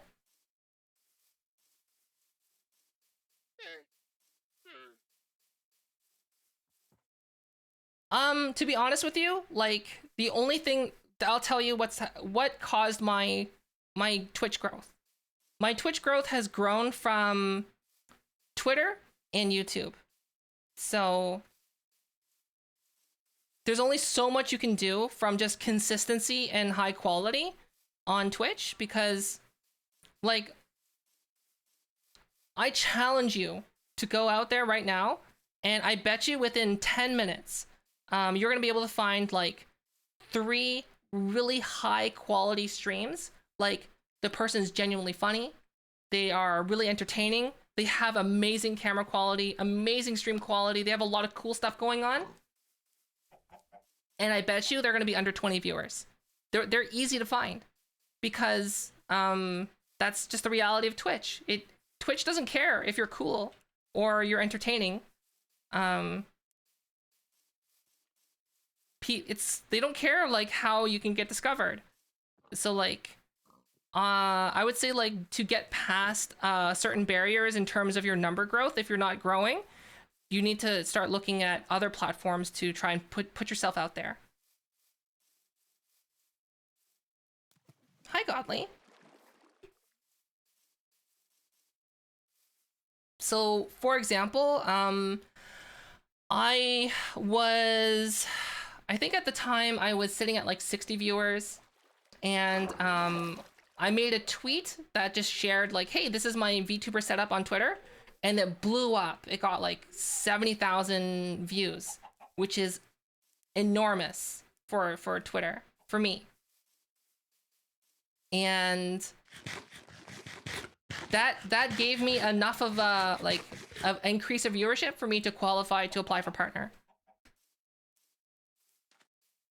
Think about, like, as Harris Heller said, every video you make on YouTube or Twitter is a lottery ticket. You don't know what's gonna be successful. You don't know what's gonna be viral. You have a feeling of what could be, but ultimately it's not in your hands. It's in other people's hands. And if something does go viral, there's your lottery ticket for success, or for an increase of success. Hi, Josh.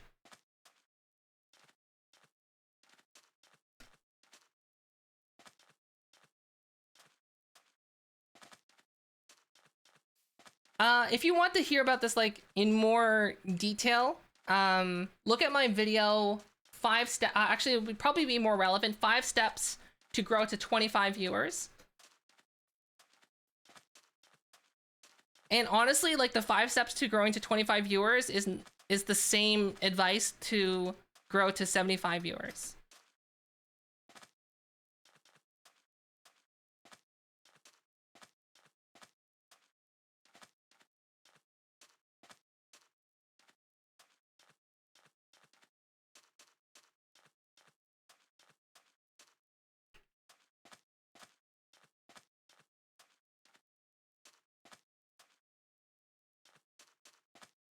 We have to settle down, don't we? But where are we gonna settle down? I don't know.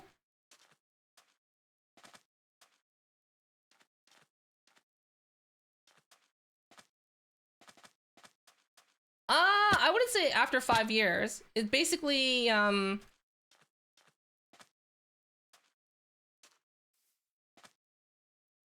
you just have to know what's going to be successful or have a feeling for it and then try to hop onto things beforehand, right?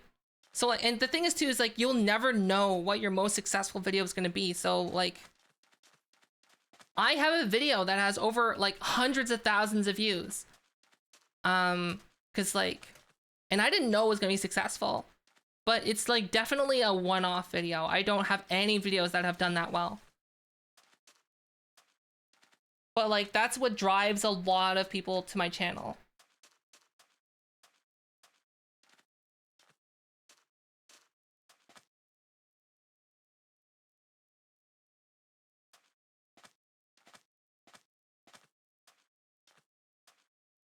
I don't think you need a gimmick. You just need to be out there.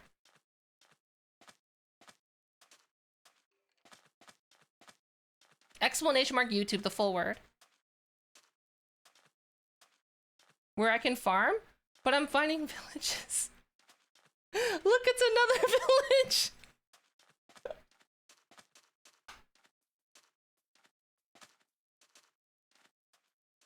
Yeah, so like I'm super benefiting from like the VTuber trend just like kicking off and like students wanting to learn how to, you know, like become an avatar, a VTuber in their Zoom class.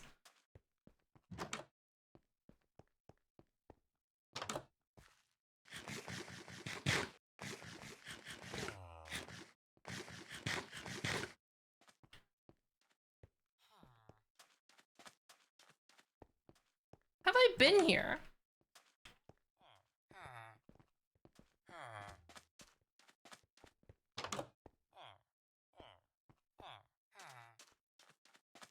There's no food.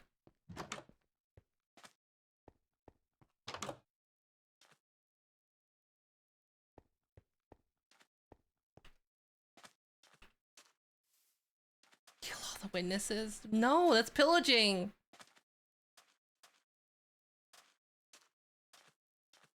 Paper! Snow! A ghost! Here's the thing though, like, don't think about it just as VTubers. Like, VTubers aren't just VTubers, right? VTubers are streamers. And the only thing that's changed is that there's an extra label now.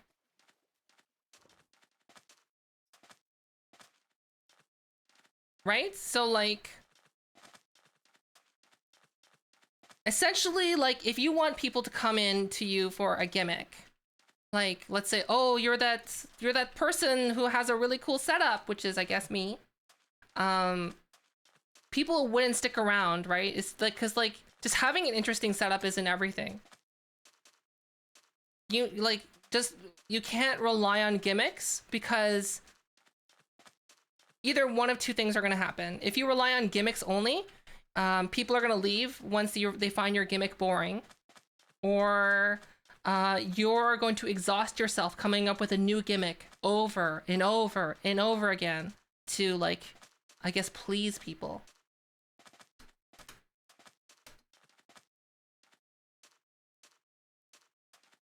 Yes, Sly. Oh, thank you. Oh, you have one. Yeah, I do. Oh, sorry.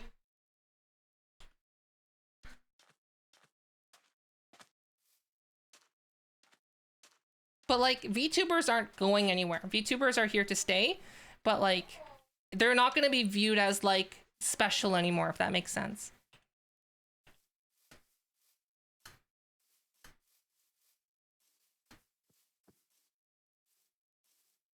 Like, and I think it's very obvious to see because, like, think about CodeMiko, for example. CodeMiko, obviously, like, the biggest VTuber. Yes?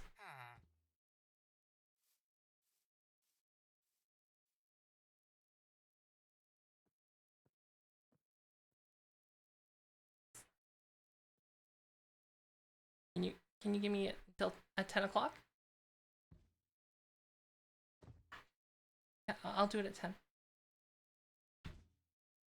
10.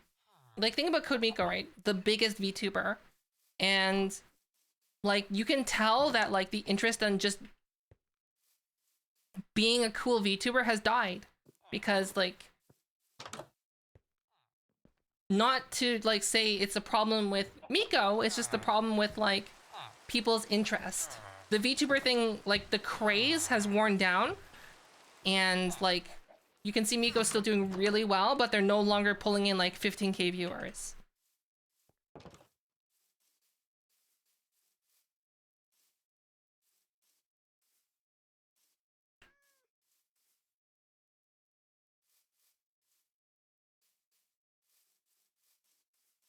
Isn't that what Twitch is for, though? It's just having a conversation.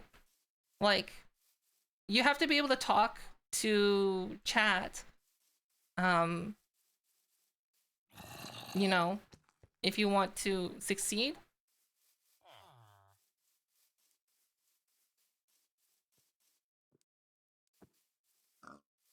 Like, here's the thing. Like, VTubing right now is like the new fancy camera stream setup. Like, remember like back in the day, people were just like, you might have been one of those people too. We were like, oh, to be a successful streamer, before I start streaming, I need to have a Canon, sorry, I need to have a Sony A7R plugged into a cam link. And then I need to have a streaming PC with RGB plugged into my Elgato 4K capture card through PCI Express.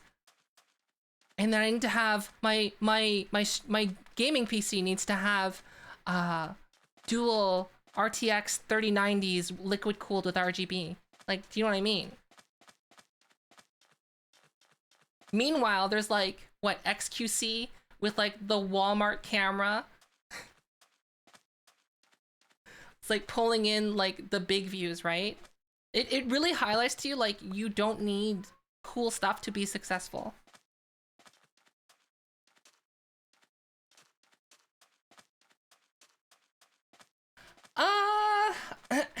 I would say VTubing hasn't peaked yet. I don't think it's peaked yet. I just think that there's more VTubers out there. So like I've seen other VTubers that have very similar DIY setups as CodeMiko. And like before, CodeMiko was the only person that had a setup like that, right? And then more and more people started figuring things out. Companies started doing that as well. And then, do you know what I mean? It's just that it's not peaked. People aren't bored of it. It's just they're going to other people. I would say the interest is still there. It's just, it's a bigger, we're no longer in a pond. We're in the ocean now.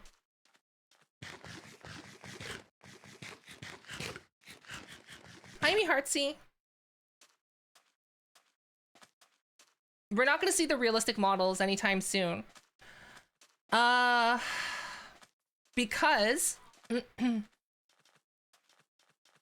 those are incredibly hard to run and very expensive to run.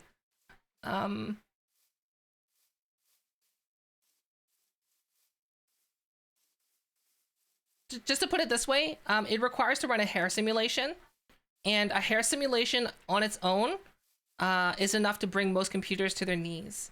So, and if you're thinking about it, right, a live hair simulation,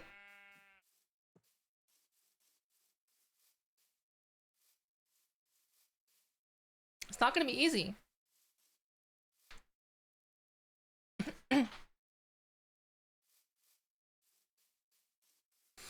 Yeah, but here's the thing though. Twitch Plays hasn't really died. It's the only thing what people liked about Twitch Plays was stream being able to interact directly with the streamer without like maybe their consent or control. But here's the thing, the reason why it seems like it's gone away or faded is because you don't see like Twitch Plays Pokemon anymore. You just go to someone's stream and they have those elements integrated. So for example, like channel points are a huge thing right now. I can do commands if I wanted to, like control by chat, but like I'm too lazy to set that up. But like, for example, if someone redeems like one of my $500 channel point redemptions, it has interaction with stream outside of my control.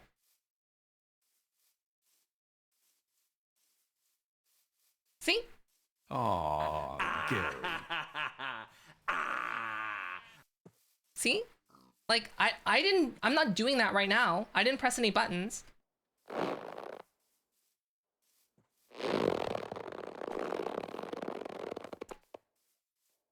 And like, essentially, this is the same as Twitch Plays.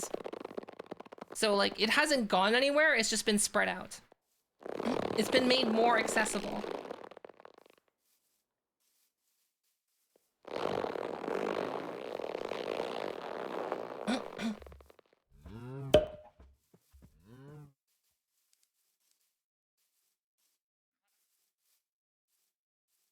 Is this another village? Does this one also have wheat?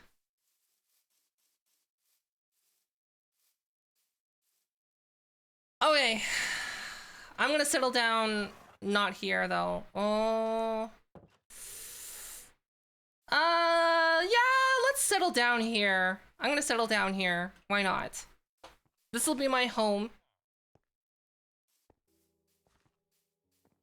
Let me commandeer one of the houses.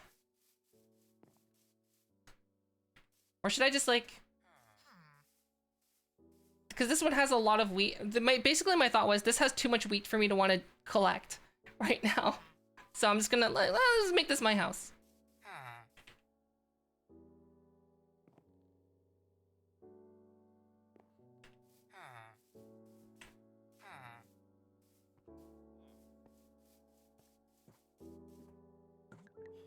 Oh, hi, Navy.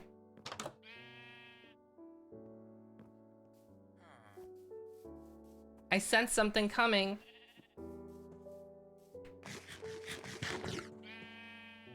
Okay, so we should probably be integrated into the village. And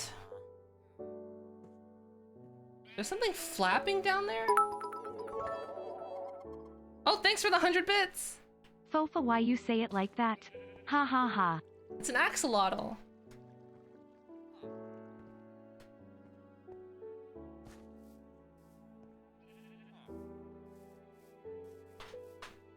Okay, we have so much junk right now.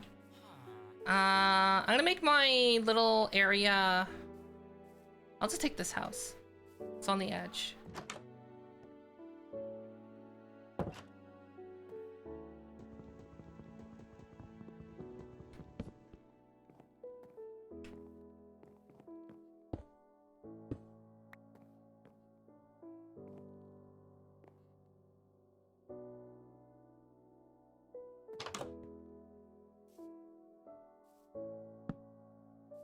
Oh, that worked. Guess that'll be my travel bed.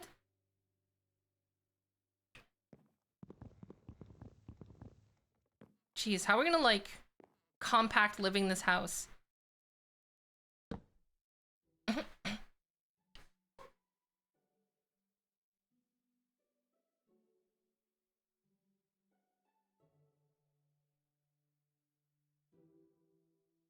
Hi, Cat Raiser. Okay, we have these chests, but we don't have space for them.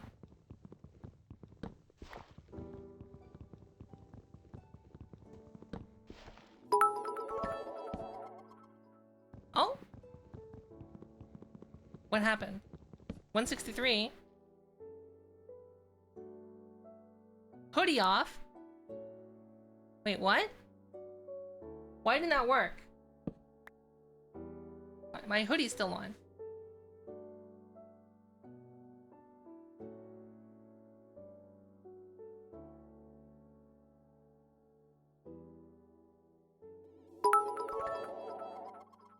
Oh, thanks for the 120 bits. Here's the last of my bits. I know it's not much, but I am so very grateful for all of your teachings both tonight and in YouTube. Okay, I'll just manually take the hoodie off. Hood. There you go.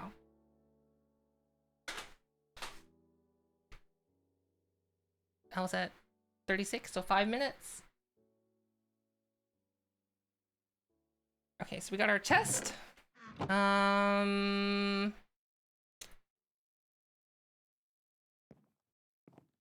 What else can we stick in here? We can, I guess, start dumping our stuff in the chest. Like, we don't need this horse armor right now. Don't need these lecterns or hay bales. Oh, I could use these nuggets.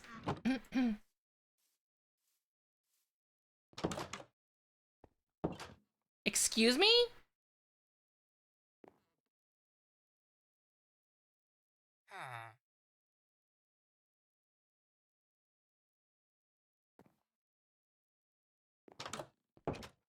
Yeah, but I might be using the floor.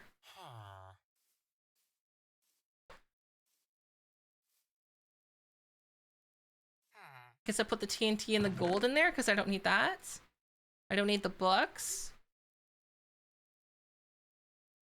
Don't need the extra food. The diamond. The maps. The bed would be useful. Don't need the chest or that. Got the gapple. So. Alright. So what I do need is a pick, which I already have. What else do I need? Oh, I need a shield. Those would be handy. Do I have enough diamonds to make a diamond pick? No.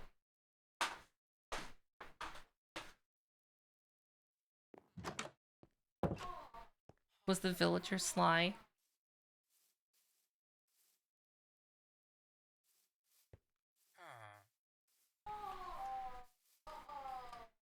All right. Is there a cave nearby? I have the feeling I should use the map.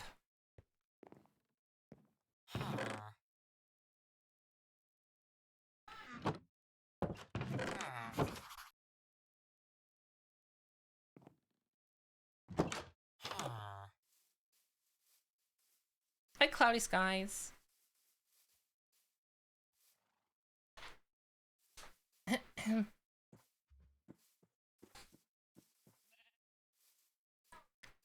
So we're gonna go towards... We need to be in Extreme Hills to get better farming.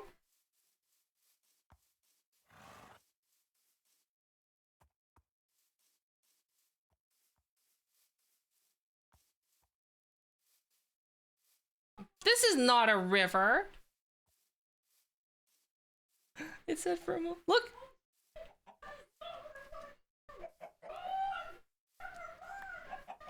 Oh, Sly, you're so loud.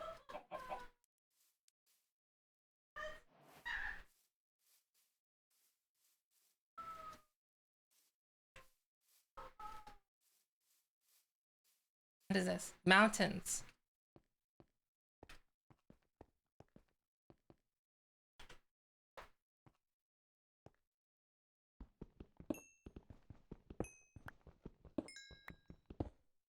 How will I remember? It's over there.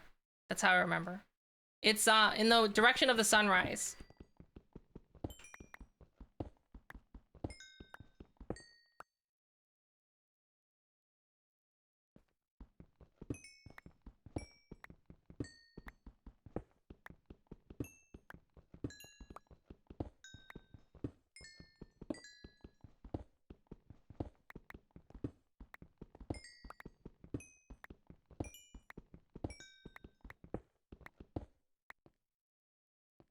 Okay, we need iron.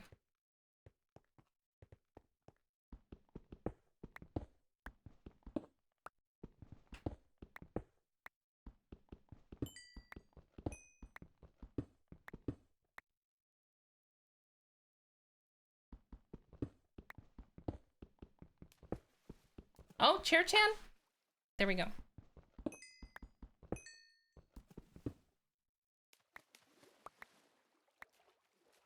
Oh, by the way, have any of you seen my update on the facial tracking for VR? Okay, here's the thing. The reason I was talking about the Vive, getting Vive wands, is Vive wands right now are quite expensive.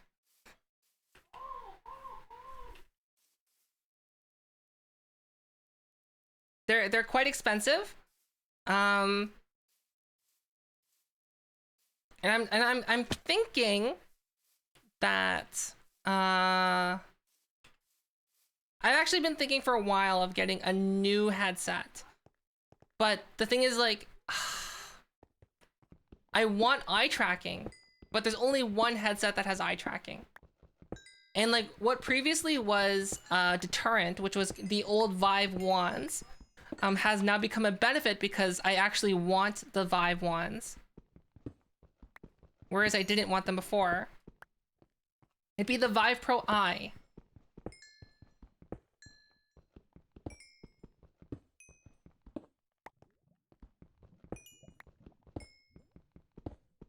Okay, Ken. See you. Thanks for hanging out. Bye-bye.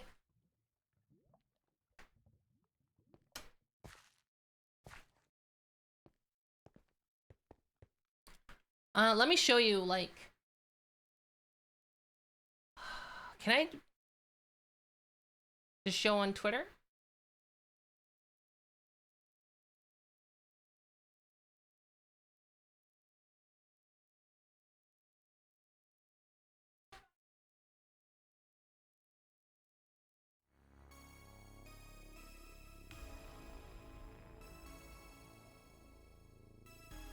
Okay, so let me show you, oh. By the way, if you have an iPhone, I released some free models. It does say here that they're 200 won, which is $2, but if you actually click on them, they will actually...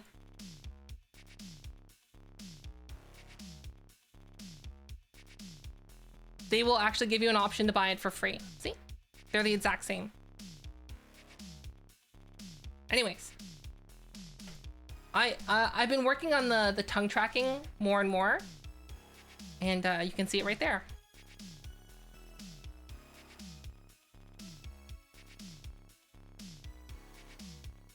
I got rid of the clipping issues. Can I zoom in?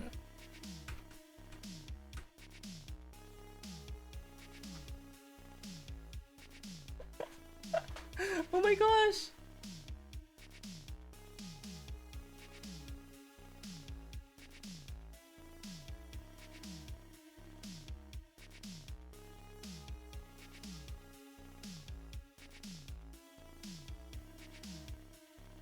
I don't have tongue tracking now, because tongue tracking on iPhone is only this. You can stick it out. But with the Vive lip tracker module, you can actually move it all around.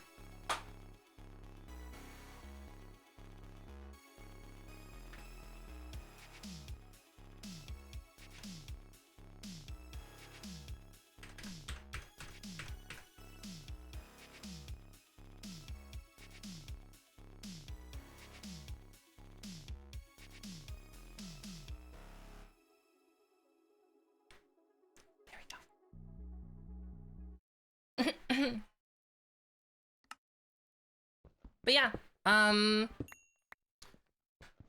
I would like to play VR games, but I don't want to sacrifice facial tracking.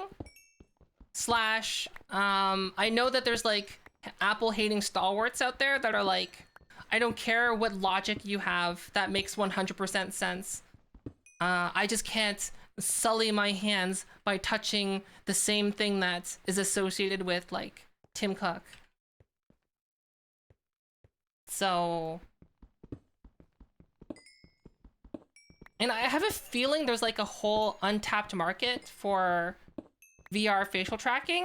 Like, it's not a big market, but I do know that there's quite a few people on Neos VR that are like into it, that have gone out as soon as the Vive Lip Tracker came out. They went out and they just bought a Vive Pro Eye for whatever reason. I know those people exist.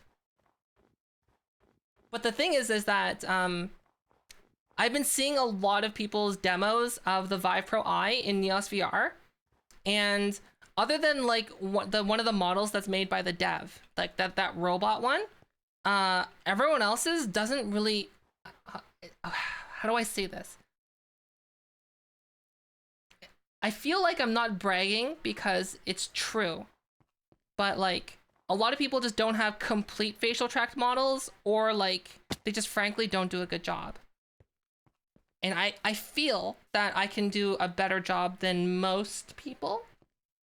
Maybe?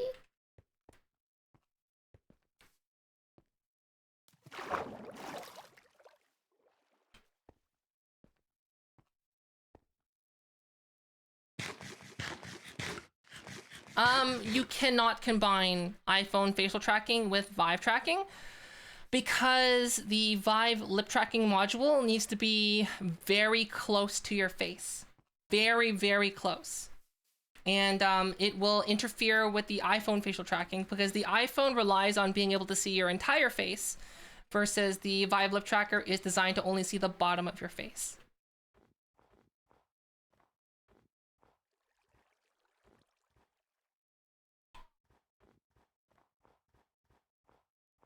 And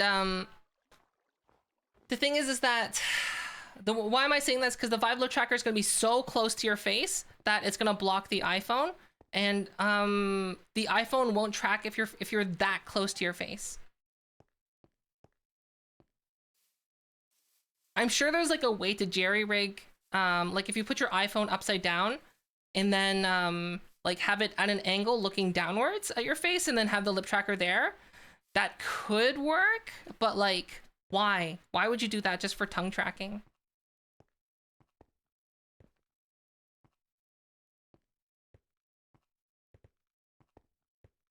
No, this was a YouTuber. Quite a few YouTube videos. A lot of YouTubers were just saying, hey, test this out. Another person's like, a few of them others were like, I did this by myself and like, it's really cool. And I'm like looking at it and I'm just like, the biggest problem, if you're gonna do your own rigging for your facial tracking, my biggest piece of advice for you is work really hard on the mouth open and mouth close and how those two shape keys interact. Those are vitally important. Otherwise, essentially what happens is that you'll see a lot of the times when people don't pay that attention to their rigging on their model, that they're gonna be like this all the time.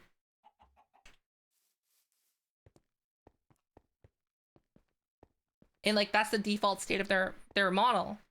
Like I mean, when their mouth is actually closed.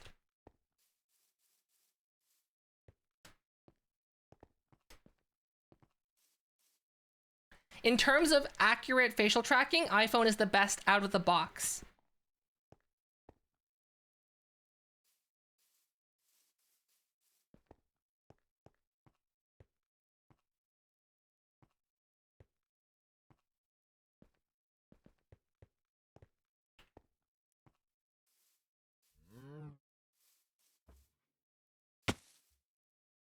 But yeah, no, I wasn't talking about streamers. I was talking about like YouTubers who specifically dedicate their content around featuring cool products, or like specifically with avatar stuff.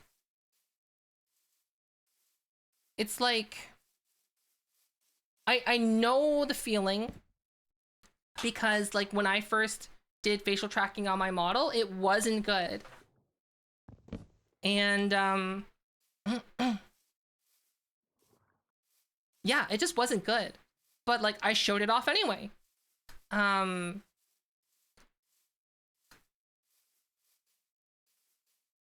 don't know.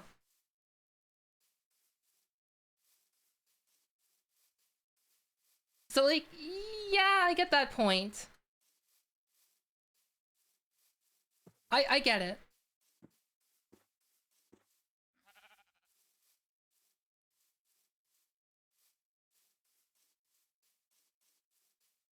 I notice my mouth open when closed. If you're using webcam tracking, then that's just a quirk of webcam tracking. If you're using iPhone tracking, then either it's one of two situations. One, your specific setup, your model needs to be tweaked to. So for example, I had a client that I do the same rigging, like I do most of the people's facial rigging based on my face. And I had one client that their model was always like the mouth was open and the eyes were slightly open. And I don't know why. No one's ever had an issue like that before. It was only with this one client. So then what I actually had to do, after doing some troubleshooting with them, just to make sure that things were set up properly, we determined that it was just like, it was just their face.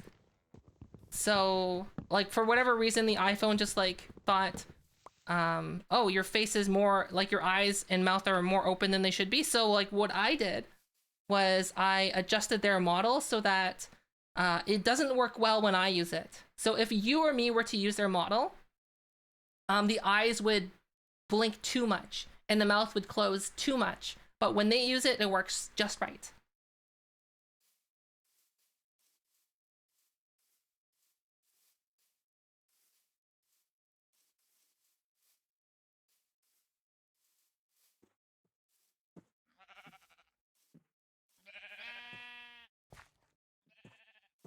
Yes.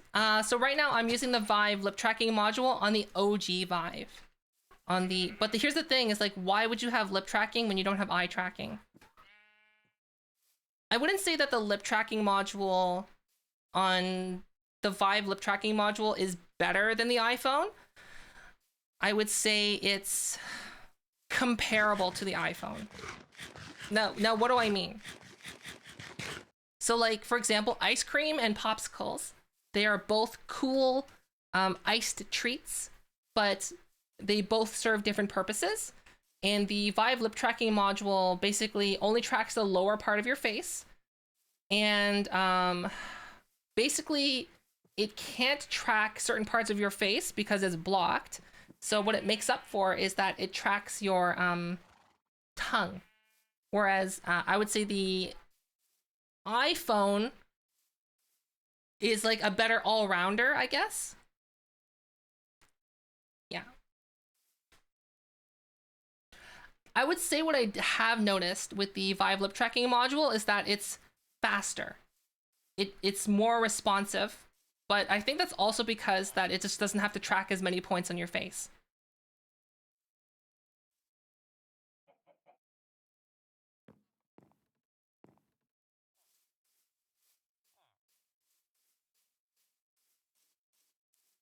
Okay, so I should probably... Right, I need an axe. And I need more cobblestone. I think that's what like I originally set out for, and then I got distracted. Also, soon we gotta take a break, because I'm gonna take our dog for a quick walk. But then we'll be back. But what I'm gonna do is like in like 5 minutes, we're gonna take a break. And it's gonna be a ad break, meaning... for some of you who aren't subscribed, you unfortunately will get one of those annoying 30-second unskippable ads. But the reason why I do that is because if I don't manually set an ad to play, Twitch is just going to be like, yo, all new viewers in the stream, you're gonna get a 20-second, 30-second unskippable ad, and most people will click away from that. So at least you won't be missing anything. Excuse me. Is there lava down here? No. And Gif, thanks for the follow. No, you don't need to subscribe.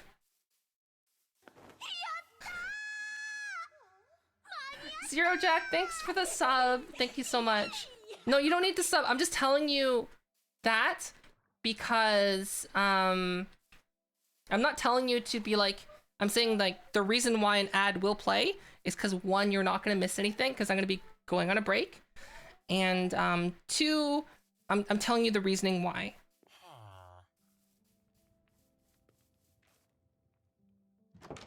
Okay. Get out of my house! Okay, you know what? I'm just gonna do this so I stop getting annoying visitors. Are you kidding me? Just block the door!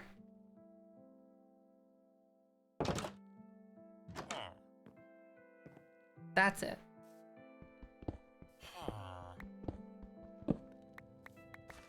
What are you gonna do about that, huh? Yeah, that's right. My house. It's my house. See? My house. Get out. Get out of my house. No, get out. This is my house.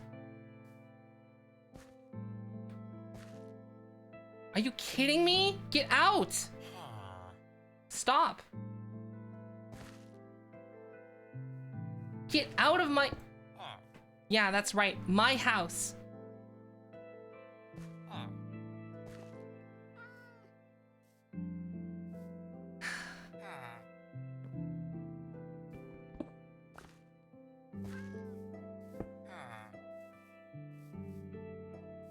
I think I'm just gonna open up this entire section here.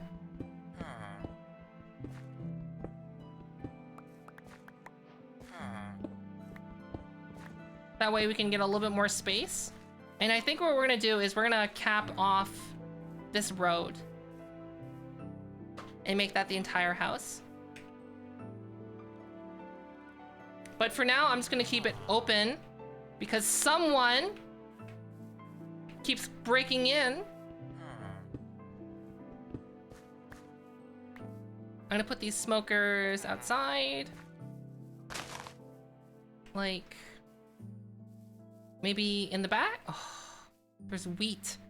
Okay, I don't want these wheat. Smokers. And then keep the water there, but go like that. Little countertop. And then, since there's water here, we're gonna put that cobble. Like that. I think that looks okay. Like that.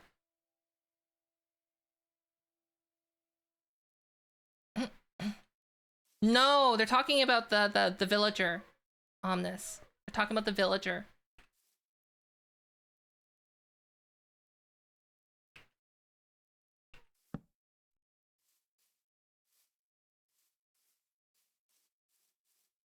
Okay, so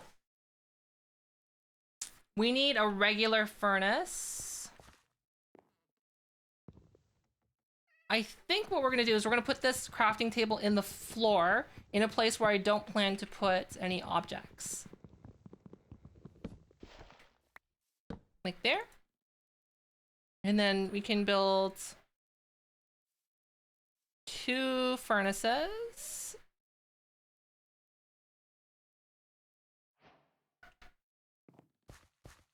I wish I had a blast furnace, to be honest. That would be really nice to have.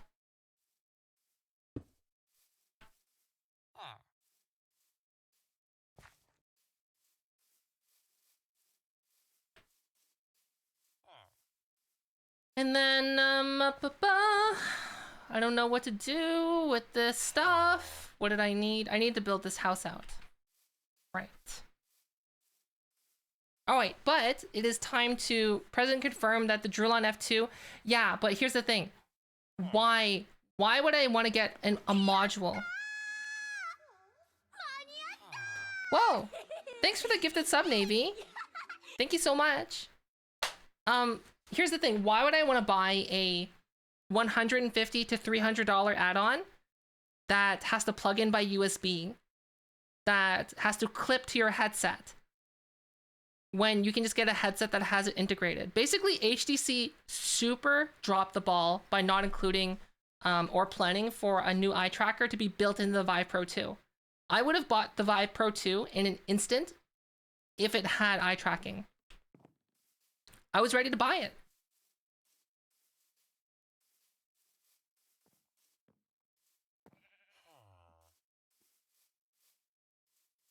Okay. So I do need to go on a break to walk the dog. There will be an ad that will play.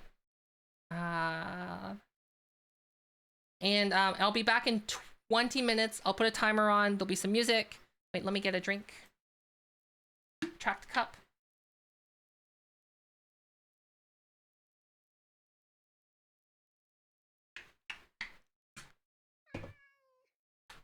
And I'll see you in a moment. Wait, let me turn the music on first. Oh, I should pause the game, right? I don't want to die. Okay, I'll be right back.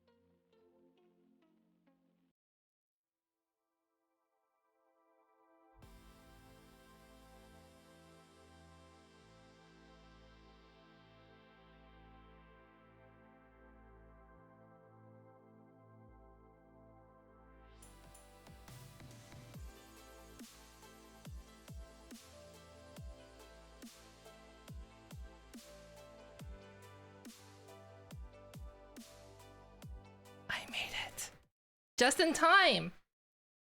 Just in time. I was literally just like on the floor, like putting all my stuff on. Wow. I come back and this is how I'm greeted. Thank you.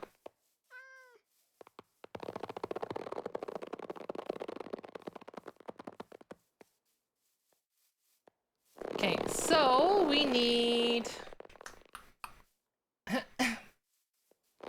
We don't need to worry about Welcome to food right Costco. now. I love you.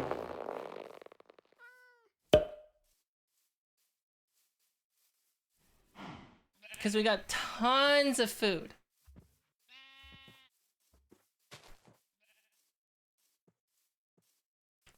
Oh, is that Extreme Hills? I wonder.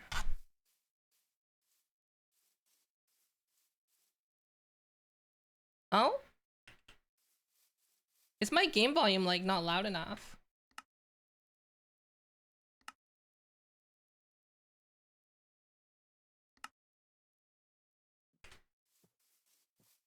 You just can't hear the footsteps.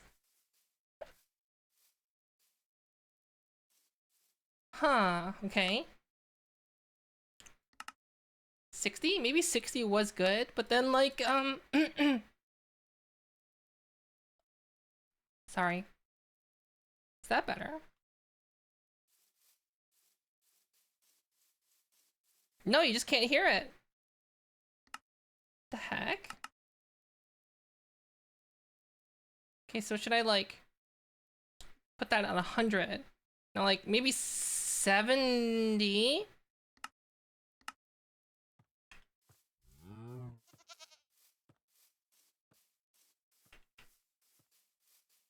You just can't hear the grass. Can't hear me walking. That's fine. Oh, that's a good one.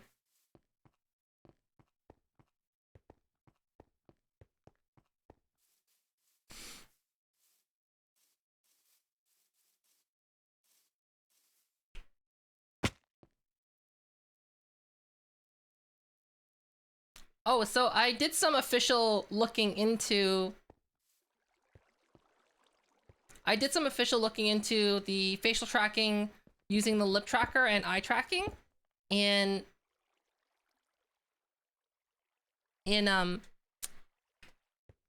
VR chat. And yeah, it does 100% require a client, and it even gives a warning that you could get banned for using it. So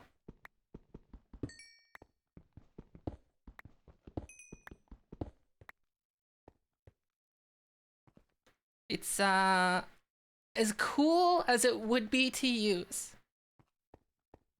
It's best to not use it. Even though I totally want to have it. Oh, hey, Jarno, welcome back. How was your shot?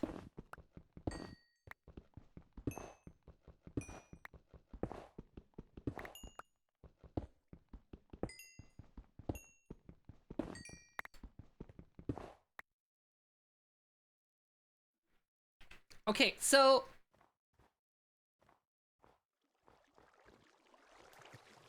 can I just share something with you guys? So I bought a shader that I was mainly curious on how exactly it worked, and I wanted to use it for things like initially my thought was, before I was saying, to use it for the tongue to avoid the clipping. But I basically just did it the hard way instead of doing it the easy way, because I thought that would be the easy way. And that wouldn't work regardless, because it's not integrated based on the mesh, it's based on the objects moving. However, I was also thinking that it'd be really cool to have a VTuber app where like I had a garbage disposal. I know you can custom code one, but I'm thinking in terms of like time versus effort. Like my three options are: I learned how to code it myself by going to tutorials, learn how to code something like that. 2, I ask one of my wonderful members in my community / moderators that if they can help me with it. or 3, I just buy a plugin that I know will work for it. So I bought that plugin, and it's pretty interesting. I don't think I can use it like as easily as I thought I would. Like, I understand the concept of it, and like a lot of the deformations are requiring blend shapes activation, especially with Poyomi. I actually bought Poyomi Pro because I'm like, I'm not okay, here's the thing. A lot of people ask me to send them a model, their face tracked model with Poyomi shaders, and like I don't use Poyomi shaders, so like I'm not 100% familiar with it. So like every time I end up using it, I end up like taking way longer than I should be using it. So I'm just like, you know what? I'll take some time to learn Poyomi as well. I don't know if I can actually end up using that shader or not, like for the garbage disposal. So I just have it.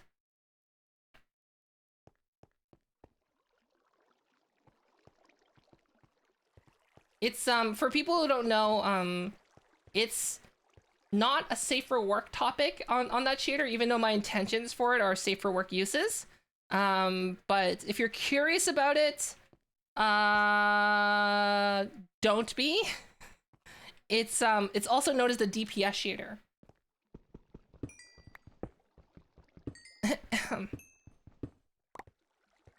I actually had to use a credit card to buy it because it's age restricted.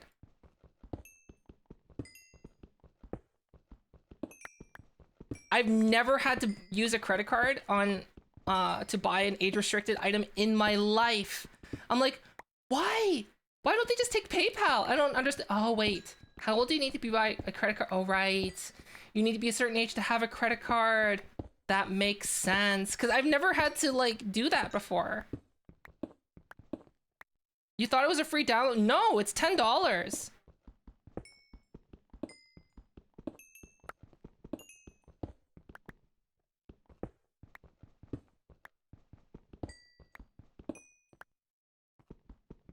Yeah, it's a super cool shader. It doesn't require any modifications either, which is awesome. And like, there's tons of uses for it, but like, obviously it's being used for things.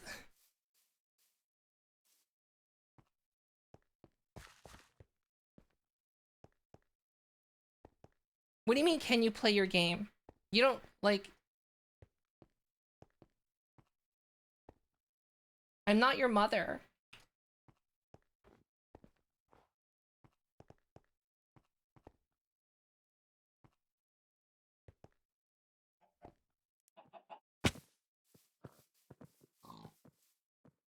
Oh, there's a cave. Okay. We're gonna go into this cave against my better judgment. Let's go. Okay, so just so I don't lose it, I'm gonna mark it like this.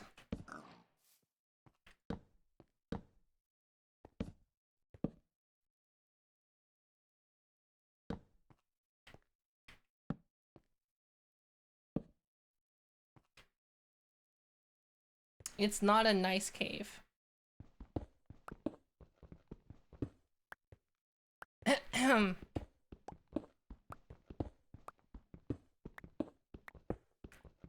I've also gotten like quite a few requests for not safe for work commissioning. Like, do you know what I mean? Like converting models for not safe for work. And I'm just like, I know how to do it, but I'm like, I don't want to do it, if that makes sense. Right? I don't want to do it. I need more wood. That's what she said.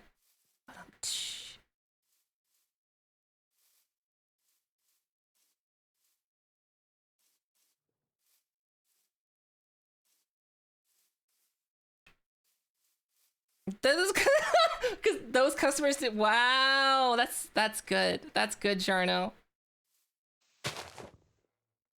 That's good. Not safe for work lip tracking. That's possible. That's very possible. It's possible to also have that interact as well. Razor. Like I would know how to do that after playing with that shader. For basically, I wanted to either use it for reducing the clipping on the tongue and the cheeks, or as a garbage disposal. Like I was thinking a cool thing to do would be like so for example, I would have like a channel point redeem that would be like say ooh woo, and then I'd like pull up a garbage bag and it'd be like, and then it would say like ooh woo on it, and then I'd throw it in the garbage disposal, and I would just like zoom in and look at the camera and be like, and then just continue on.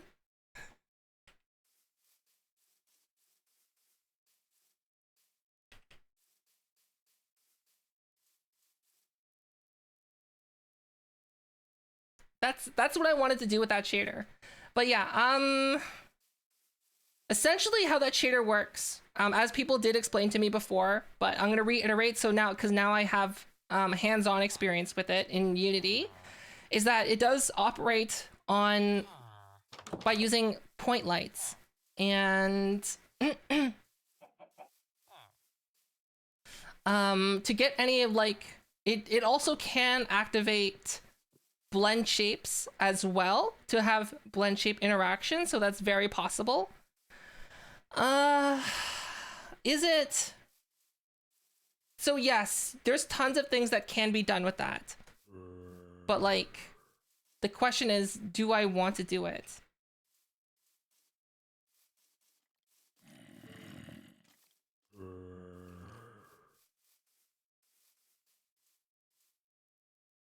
I need an axe.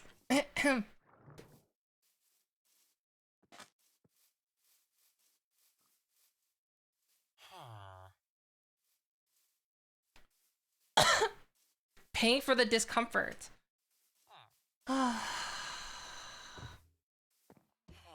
don't know, like, I don't think as a Twitch partner I can even advertise that I do those kind of commissions. Like, I can't put like a commission page and like show what I've what I've done. Do you know what I mean? Because that's like Twitch can departner someone for that.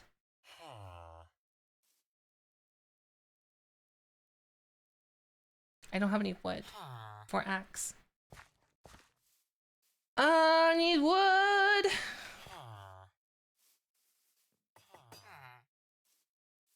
I do have a priority slot. And basically since my commissions, since my priority slot has opened up, it's been full consistently.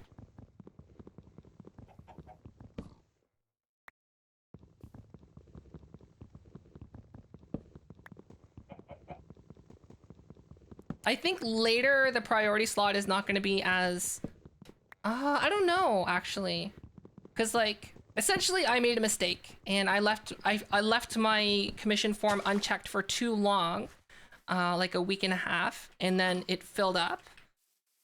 So now like the priority slot means like you get to skip ahead in the line by months.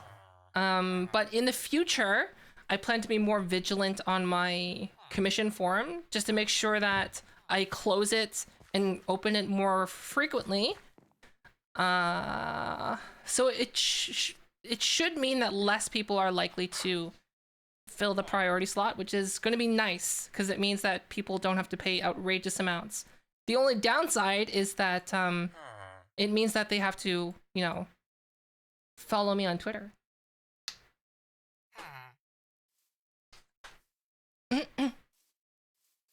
Hi, Angus. Well, like, the only thing is, like, okay, so let me show you. So, like, right now, actually, full pause.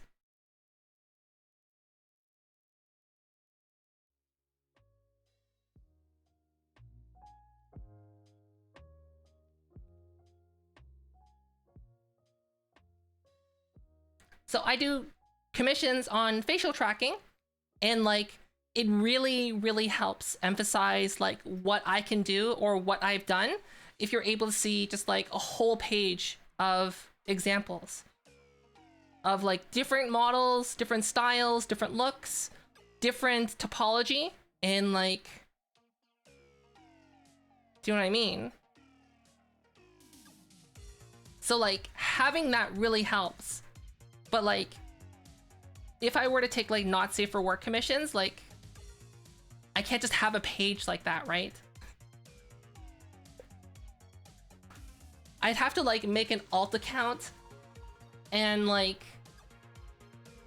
yeah, I'd probably have to make like an alt account, and that's gonna like, that's so much hassle.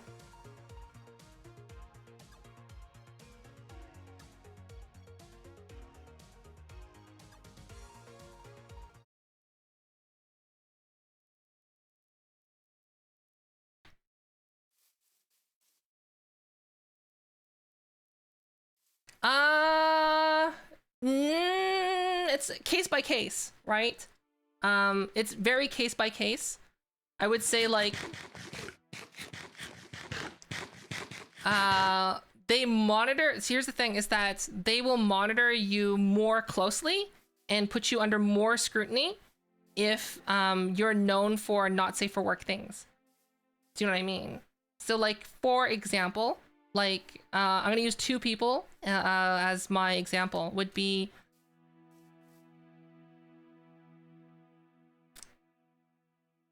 what's her name? Gray? Sasha Gray. I remember she was in the news like a long time ago about like doing children's charity work, and like how the news was like outraged that she would do that. And I'm just like, why are they outraged? So then I looked it up. I'm like, oh, she's an adult actress. But like, do you know what I mean? So apparently she's really big now on Twitch. And Twitch doesn't care. Whereas Project Melody is currently active, and they were partnered before, and then they were unpartnered.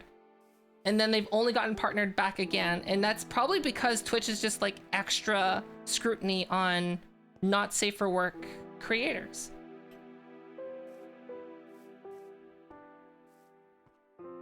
No, like I wouldn't do not safe for work. I'm talking about doing commission work. So like, someone's like, hey, I want my model to have 1,000 eggplants that can wither about. And then, so like, I know how to do that, because like, in theory, it's not too difficult. But like, I don't want to do that. But if someone's like, hey, I'll give you $5,000 to make my model have 1,000 squishy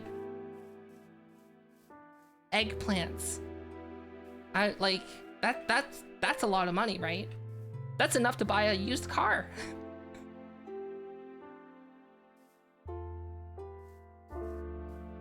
So like, you gotta really think about that.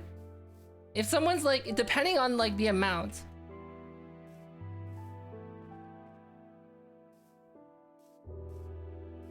So like, I wouldn't like, you know, start streaming on the December 1st chatting platform for streaming. But like, because that just inherently doesn't interest me. But like, I'm wondering, like, should I start considering accepting commissions for other people's models if they keep asking about it? Because I do keep getting questions about it.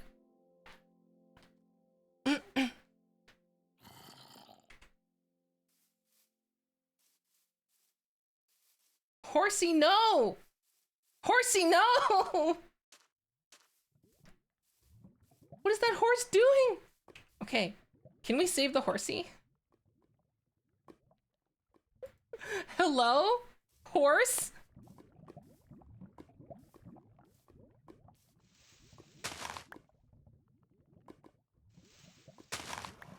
Horse wants a warm bath.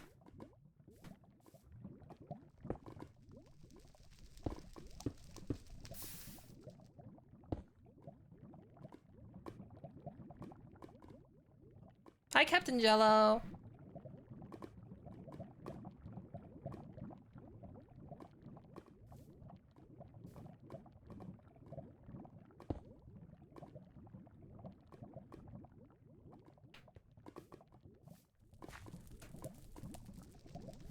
Why is there so much lava here? Holy smokes. What is even going on? Oh, it's like from one lava pillar.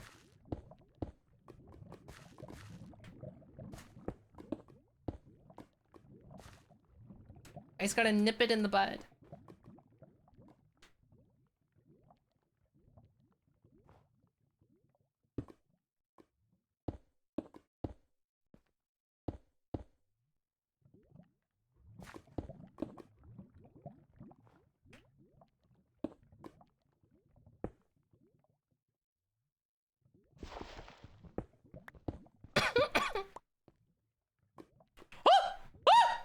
No, no, no, no, no, no, no, no, no, no, no, no, no, no, no, no, no, no, no.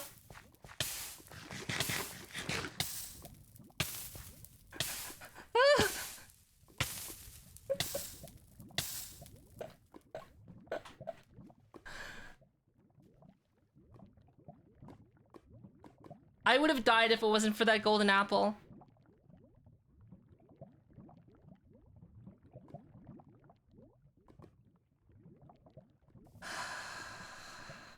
All right, Lava, you stay. I give you the permission to stay. You're welcome.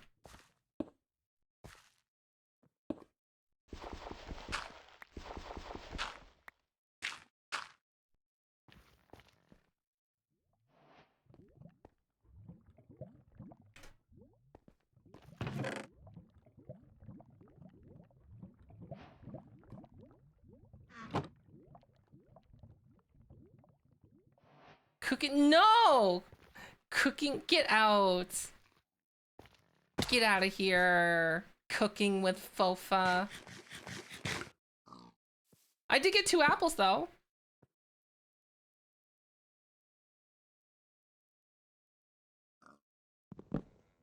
I wonder how many animated emotes we can get. Like, is there a way to unlock more?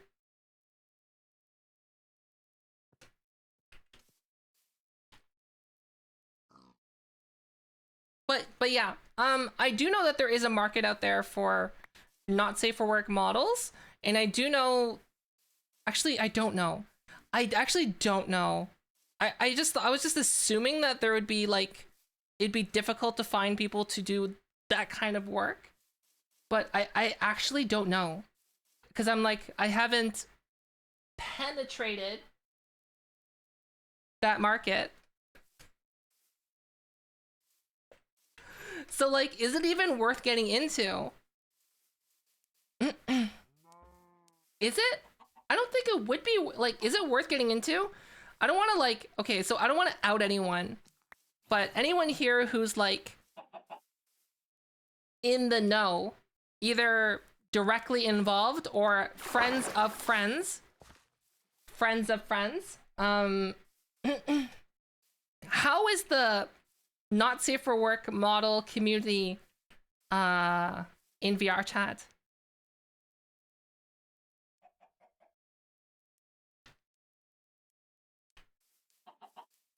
I actually want to know. If anyone knows, whether you know of from a friend of a friend, or you know yourself, it doesn't matter.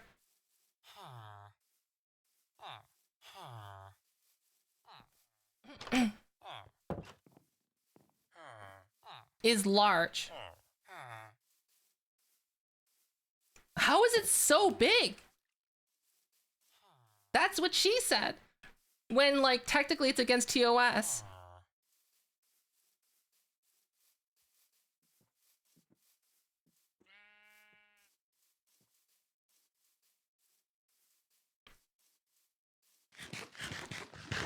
But, like, okay, all right. It's all over VRC. Wait, is it kind of like... Oh, wait. Okay, wait. So is it kind of like the streamer community in VR chat, right? You can't really get in the circle. Like, once you're in, you're in. It's like one of those things. Because, like, right now, like, if you were new to VR chat and you didn't know anyone and you're not a streamer, like, if you wanted to, like, meet, like, Great Moon Aroma or, like, Lolathon or something, like, it would take you considerable amount of effort. But once you're in, right? Is it like one of those scenarios?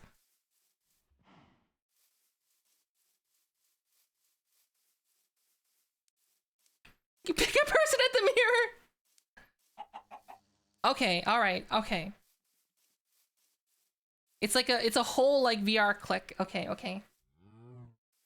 Well, like for example, right? Like I don't know Lolathon, but like I know people who know Lolathon quite well. Like I know people who know him. So like I guess if I wanted to, I could probably meet him, but like why? Why does that matter? But I'm just using that as an example, right? Because it's a clear like division in VR chat that like you can't really just like whip out your eggplant and wave it around until you crush the right people.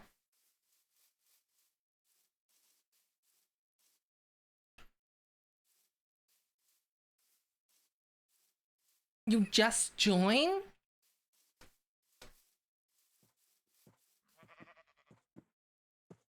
How have I like been so unaware of this entire community that exists?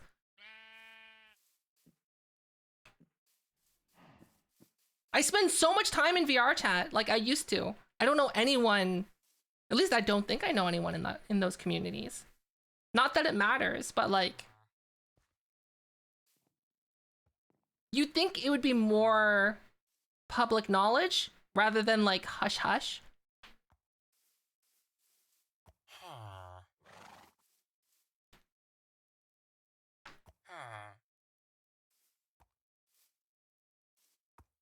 Nobody talks outside the community in fear of the banhammer? Ah.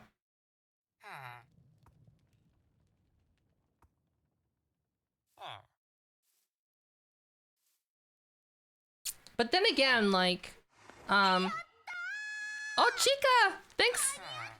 Thank you for the, for the sub. Thank you for the 7 months. Thank you so much. I saw a large Discord that has a small country based.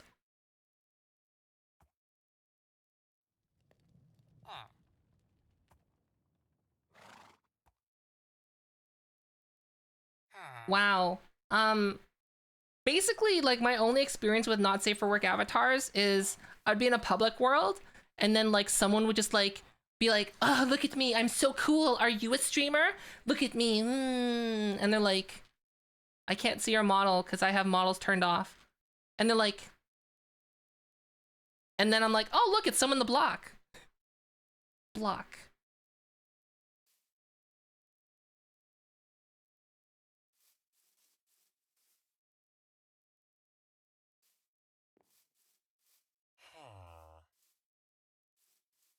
Well, like, there's like this one model that I've seen that's like, it's like the handsome buff Ditto. No, not Ditto. Handsome buff, like, Dig Dug. So it's like a giant, like, muscular body with like a Dig Dug head. Not a Dig Dug, a Diglett head. A Diglett. You know Diglett Dig? Like the Doug Trio Diglett. And it has like it's like a giant buff body with like a Diglett head. And then it has an eggplant like 3 times the size of its body with like dynamic bones. People keep asking me for commissions or if I know someone. And here's the thing, I don't know anyone that does it. And like, I'm like beginning to question if I should accept those kind of commissions for like a fee. But like at the same time, I kind of don't want to work on those models at the same time, so I don't know. So like, I guess right now what I'm doing is like, I'm casting out a net just to see what I can catch. And before I pull the net in, I'll decide whether I'm going to cut the line and like leave or like kind of like very hesitantly pick it up and bring it into the boat.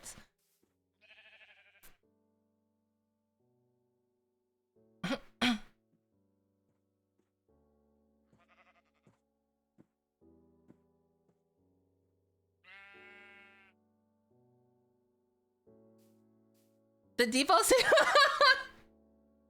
That's why, Jarno. That's why you don't have that on your model. You have a different model for that. That's why.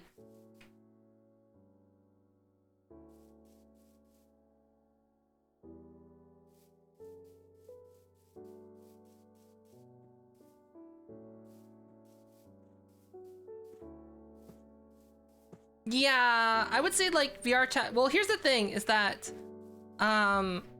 a lot of VR chat streamers seem like they're elitist, but like they're doing it. Okay, let me tell you my example. Right? I used to stream a lot of VR chat. Like 2,000 hours streamed a VR chat. And here's the thing is that people will purposely join someone who's streaming, basically to stream snipe, and then try, and basically there's a group of people that look for VR chat streamers with the intention to get them banned. And like, do you know what I mean? So like, it happens more than most games.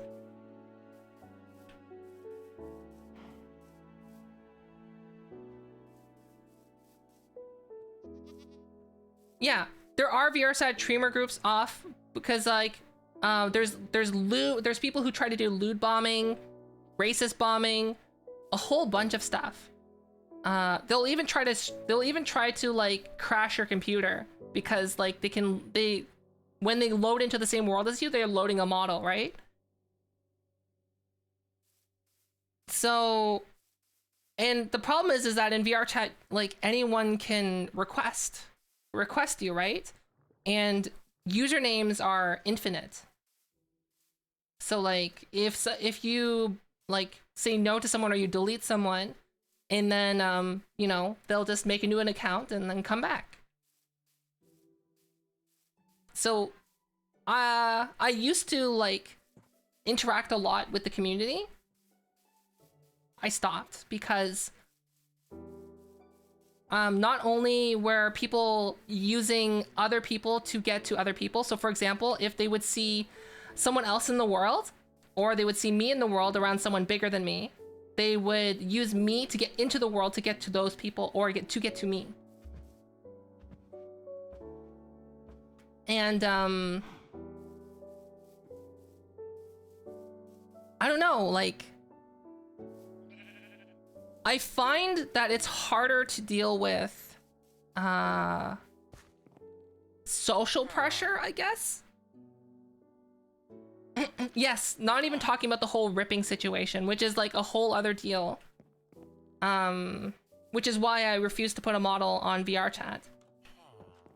But another thing too is that like it's okay to have someone like in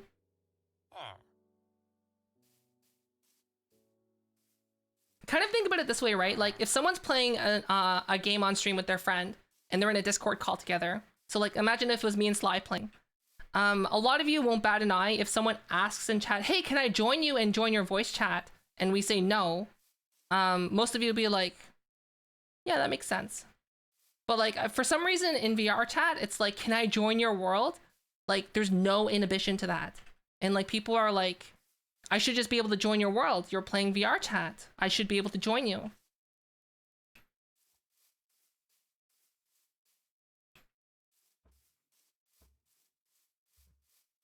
Hi, Josh.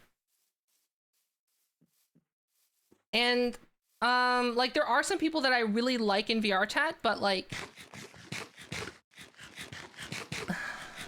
I find that when I'm streaming around some people, they will just like talk to me more than I like if I'm in the room and I'm not streaming, they treat me normally.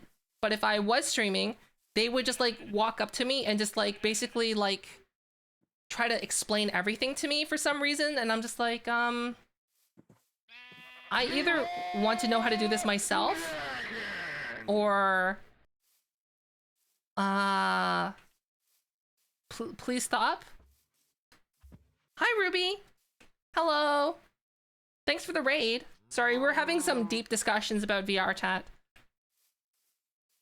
Now, don't get me wrong, everyone. VR chat is still an amazing community.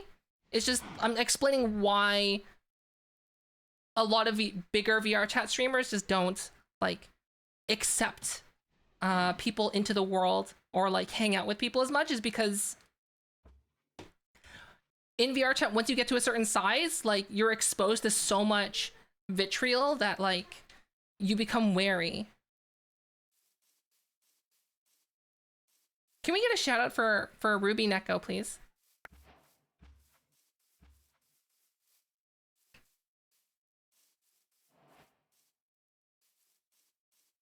Thank you so much. If you can check out Ruby Neko in the link in chat or this little preview box beneath me.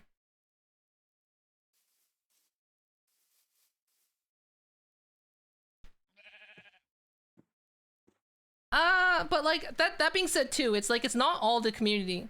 There are some like really toxic streamers, just like how you can get in every community, right? Like streamers aren't infallible.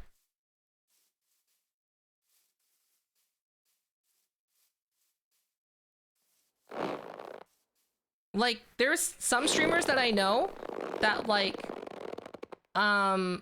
if you're a streamer and you're not like over 100 views, then like they won't even acknowledge your existence in VR chat. And I'm just like, since when did this like become a thing?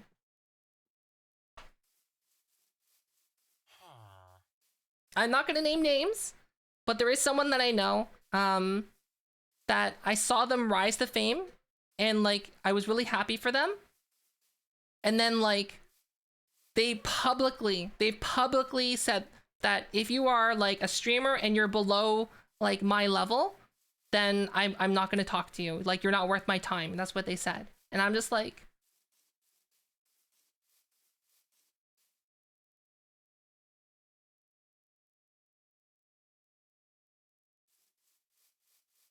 and then, you know, now that I'm like regularly sitting over 75 and up to 100, they magically started talking to me again. And I'm just like,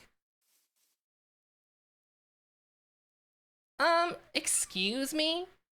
Excuse me? That's like in my head, that's what I'm doing.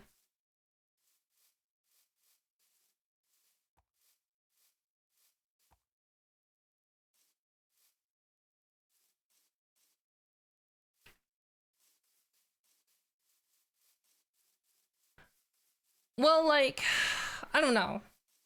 I see it from both sides. Like, that person, to get to where they are, they worked very hard. And I can see how, like, in their head, they can view that, well, people who don't get to work, like, the same level as me, they're obviously not working as hard, right? So, like, I understand that perspective, but, like, working hard is not everything. Like, there's some people who work their butts off to make amazing content, and like for whatever reason they're just not successful on Twitch. It's like Twitch is like like I've always said, like on Twitch you could literally be the most entertaining person in the world and not be successful on Twitch.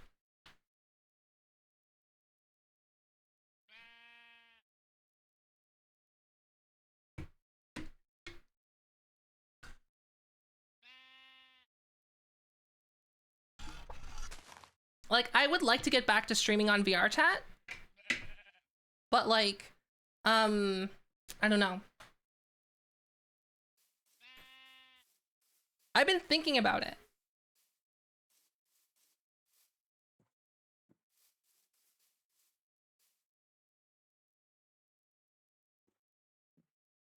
What flavor? Dragon fruit.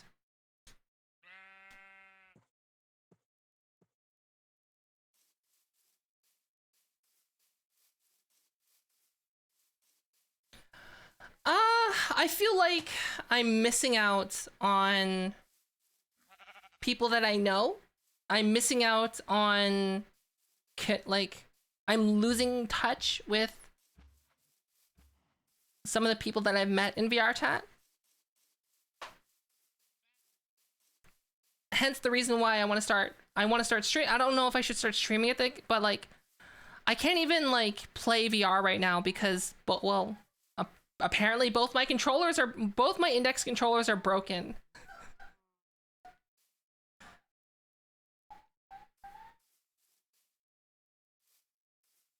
Yeah. So GamerSups is reaching out for me for a sponsorship, and they sent me a bunch of stuff, and I've sent a reply and be like, hey, let's talk.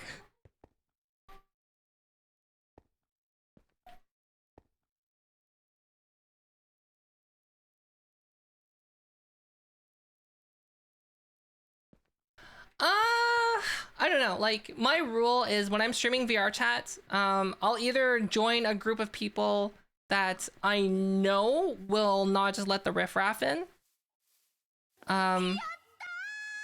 or I'll just stream alone. Hi, Wraith. Thanks for the 5 gifted subs. Thank you so much. Like, thanks. I really appreciate it. My biggest concern in VR chat is not like getting banned for like, is not for like someone trying to like try to get me banned by like saying bad things or showing a bad model, because odds are I won't be able to see it anyway because I have all those safety settings turned on. My main concern in VR chat was just people ripping my model, but like now I don't have my model in VR chat, so I don't have to worry about that, I guess.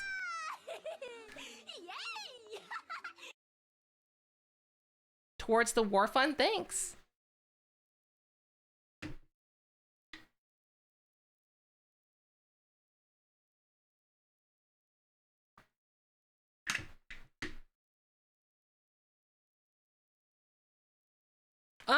I don't know, like, I just don't hang around. I tend to just not like being in worlds with other people who aren't streaming, because here's the thing, like, streamers, like, if 2 people are streaming in the room, right, and then one person's like, gotta go, bye, like that, or they just vanish, like, you just assume it was some, like, you know, as a fellow streamer that they're leaving probably for a stream reason. But like, if you're in a room full of people who aren't streaming, one, you have to worry, am I using these people for content? Because that's not cool. And 2, you don't want to be rude, because like, you're gonna be off. Like, I was very guilty of this. There'd be a bunch of people congregating, and then I would be off in another part of the world, completely alone, just like talking to stream. Right? So like, what's the point of me even being there if I'm not going to interact with anyone?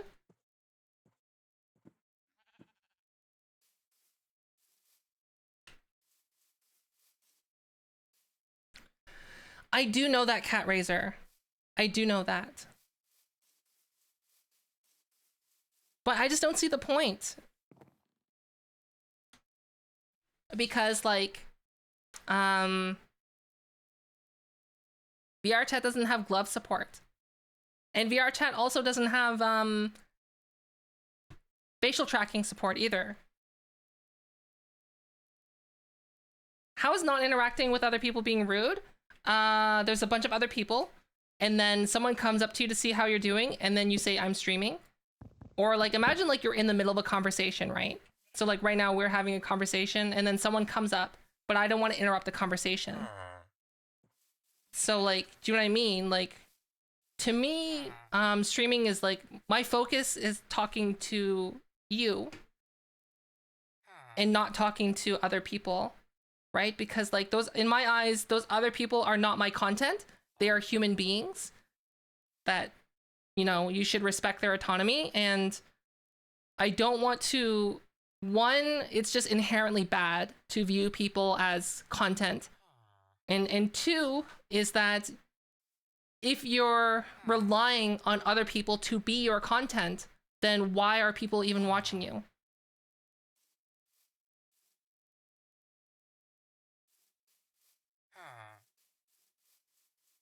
Hi, Demon.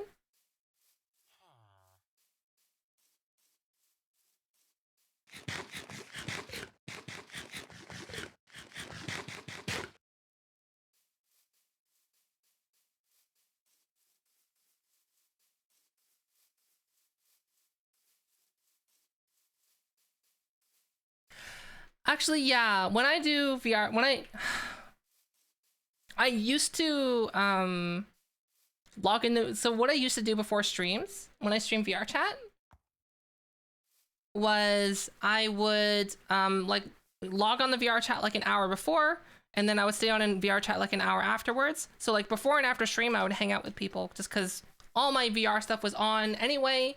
It was easy for me just to stay on or get on a little bit earlier. But now that I don't put on a VR headset to do anything, I've been forgetting to go into VR chat.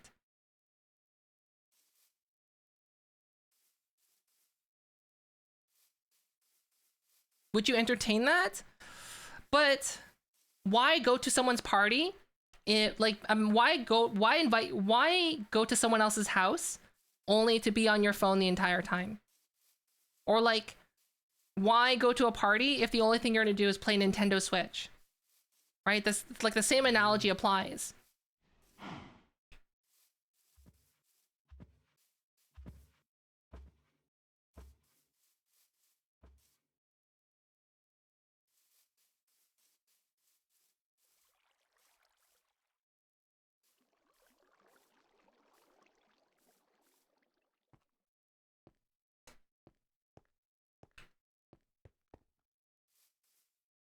At least I don't think that's wrong for me to say that.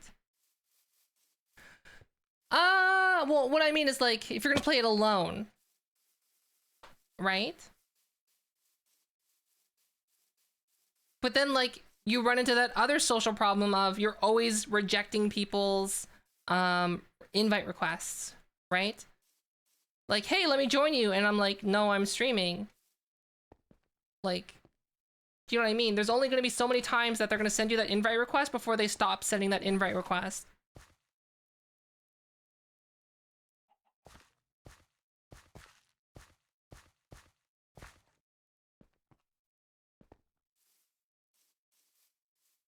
But like, I like just being alone sometimes. I don't know, like, I don't think I'm making a really strong case here. I don't know why we're talking about this. I don't know, like, a lot of it, there's a multitude of reasons why I personally, there's nothing wrong with streaming around other people, because I definitely do. I used to do that. Like, if for example, if a couple friends of mine were playing Murder, I'm down. I'd join them.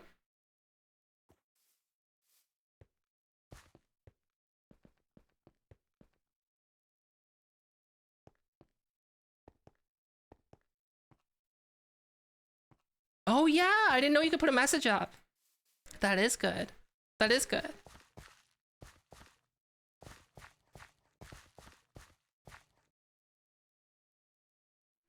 Nothing. I'm not gonna do anything because I don't really value holidays. Is that bad? Slash, how do I say this? Okay, long story short, I have retrograde amnesia, and my family doesn't feel like my family. They feel like people that I've read about in a book, and I don't feel particularly close to them. Like, I understand that they're my family, but like, I don't have that familial bond that everyone talks about. I don't understand what that is. So, yeah.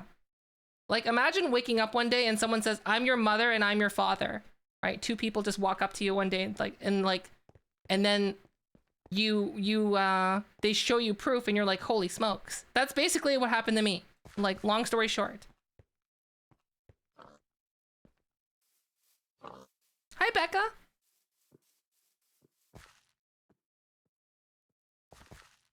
Retrograde amnesia. Retrograde means that you might have had an incident in your life where you lost memories beyond a certain point. So I was in a car accident and I ended up being in a coma for about 2 weeks. And then I woke up and then I didn't remember anything beyond being in the hospital.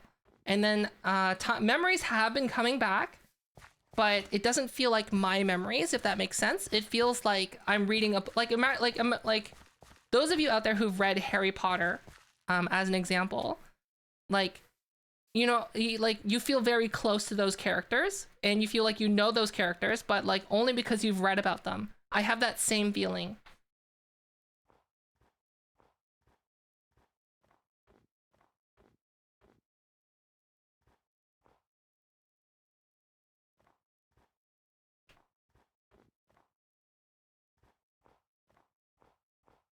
Oh, right. I need wood. That's what I'm like. I keep forgetting what I'm doing.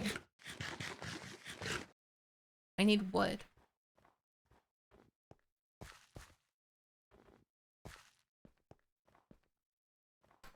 But yeah, like, it doesn't bother me. Don't feel sorry. Like, I'm fine. No, it's not uncomfortable. It's just like, on top of being a Korean family, there's that one extra barrier. And if anyone knows what I'm talking about by saying Korean family, Korean families aren't close to begin with. And then like top on the, this other part, then like, it's like even one more step removed, right? Like, let me give you an example. For those of you who live in the United States, and are, I'm guessing, from like the traditional like nuclear family, like Korean families don't hug each other. Korean families don't say that they love each other. The mother and father, or mother and mother, or father and father, they don't kiss each other.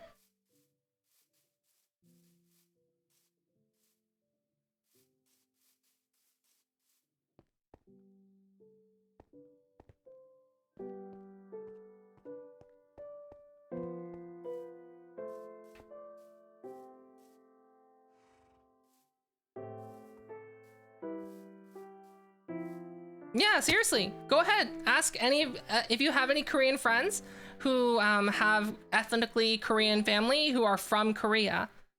Just ask them. What is it like? Like, do you hug each other? Do you whatever? Like, people who hug each other are not the norm in Korea.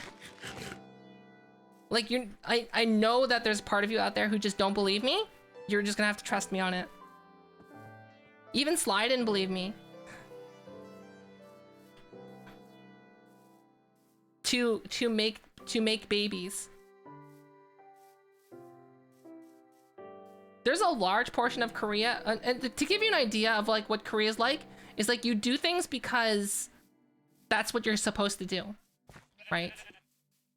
So like, as an example, like if you look on paper, Christianity is huge in Korea. But here's the thing, a lot of people who go to church in Korea aren't Christian. They go because of the community.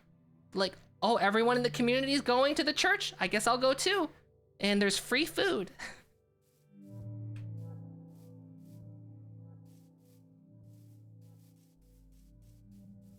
Yeah, it's an entire culture based on social expectations. Exactly.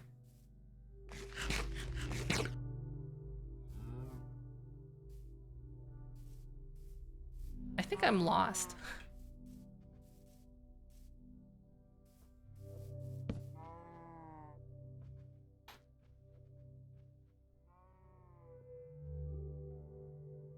I know, like, this is not how families are supposed to be because all of my friends aren't Asian when I was growing up.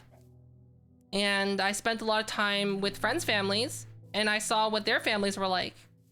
And I was just like, oh, their families are like what it's like on TV. TV and movies is the same. Why is my family not like that?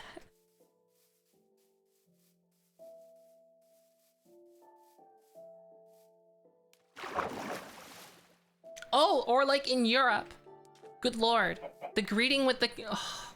In Greece, the greeting with the kissing? I can't handle that. literally once I was greeting someone's mom and she like forced, like I didn't want to, and like so she grabbed my face and I'm trying to pull my head back and she like grips and then goes like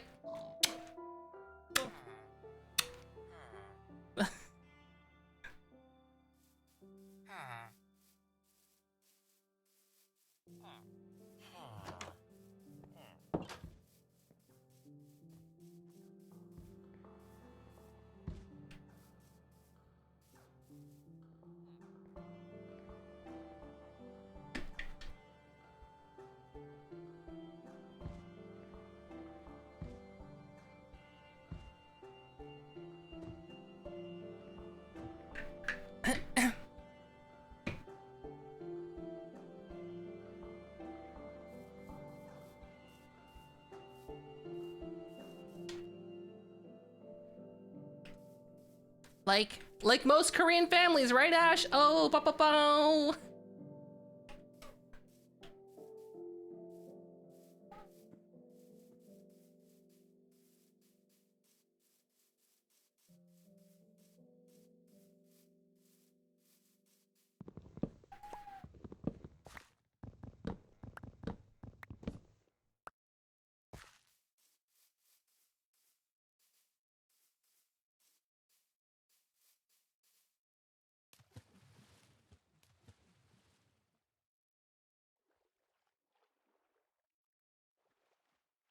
Yeah, it is really hard to change those expectations.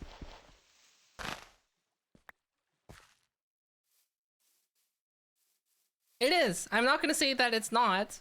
I'm not expecting my family to change. But like, at the same time, like, you know, like, you can't you expect them to have their kid, like, they're not expecting me to do anything for like, Mother's Day or Father's Day. But like, it just, it feels weird to saying like, when someone's like, what are you doing? I'm like, nothing. Because like, do you know what I mean? I used to do things for like Mother's Day, right? And Father's Day. And basically the response was, oh, thank you. And then like, do you know what I mean? Like, no appreciation, no, acknowledgement other than, oh, thank you, and then sets it aside. Doesn't matter how nice it was. I remember my grandma got a cashmere sweater, a white cashmere sweater. And she was like, oh, thank you. And she didn't like it. So, and then my family was the rest of my family was trying to explain about how expensive that was, like her kids. And like, she was like, you're my children, so you don't know what you're talking about. You're just a dumb child, basically, like the Korean older mindset. And like, later, I see that same sweater, that's her work. She turned that into her work sweater. That's her gardening sweater for the winter time or like the fall. She'd be like out there, like knees in the dirt, like using and wearing that poor cashmere sweater, like covered in dirt and rips and tears and like stains, because like she just didn't want to listen to like to her sibling, to her children who gave her that amazing sweater.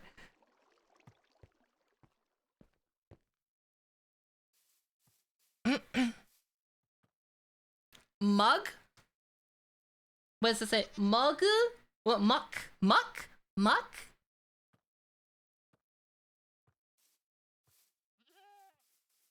Yeah, like meanwhile, she'll like, because she picked out something from like Walmart. Like no disrespect to Walmart. Walmart sometimes has really good stuff. But like, she's like, oh, this is a nice sweater from Walmart. And she'd wear that out. But I'm like, you have that cashmere sweater. It's like, you don't know. He's like, you don't know anything. I'm older than you. And I'm like, okay. I just learned to not argue with it. You just accept it. I don't live there anymore. I don't live with my family, so like, I don't have to, I'm like, it's energy that's best not spent. Have I played Far Cry 5? No. Oh, wait, you're asking Oba-chan? Who's Oba-chan? Oh. Sorry, I was intruding in your conversation.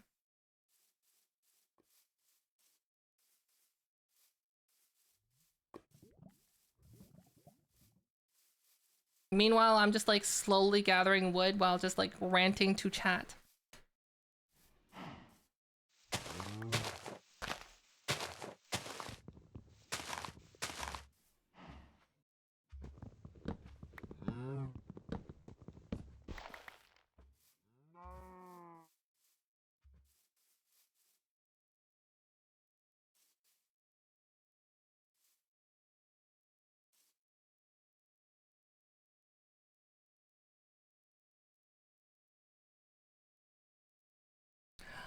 Here's the thing. In Korea, there's very much a stigma towards non-traditional routes. So, like, for like everyone in Korea would be like are fine with praising art and artists, but they're like, but not for my children. I'm not risking my child's future by allowing them to do something like art. Do you know what I mean? Like, they could spend that time doing art, studying for the SATs. Sunan.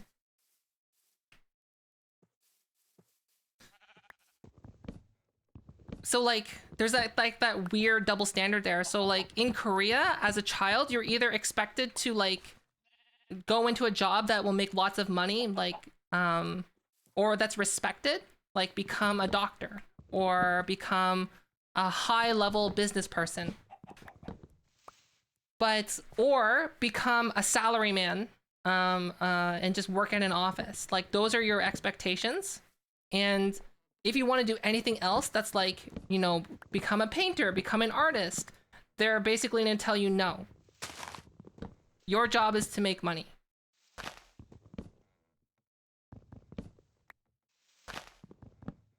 And like, parents will literally like kick their kids out of the house if they don't do it.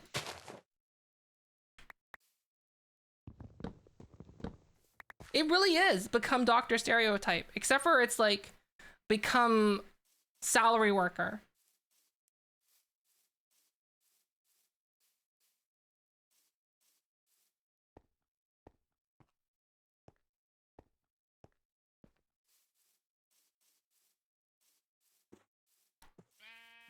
See, like, my opinion is like, I don't plan on having kids.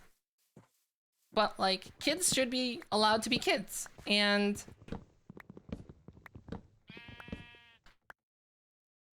I think that they should be given, like, once they are reaching a certain age, they should have the information they need to succeed.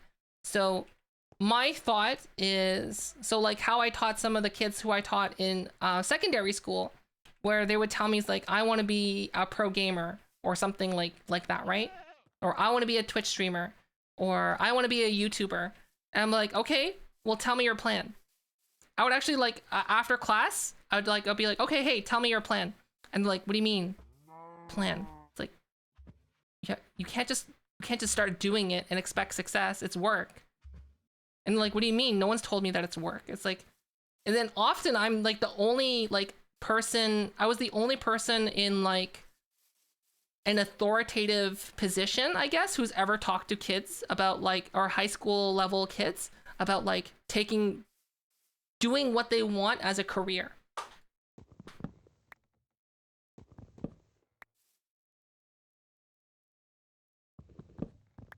Because like, the thing is that, you know, being a YouTuber is like totally a valid career, but like, I don't understand, like, I understand the stigma of some parents, because basically they're just ignorant.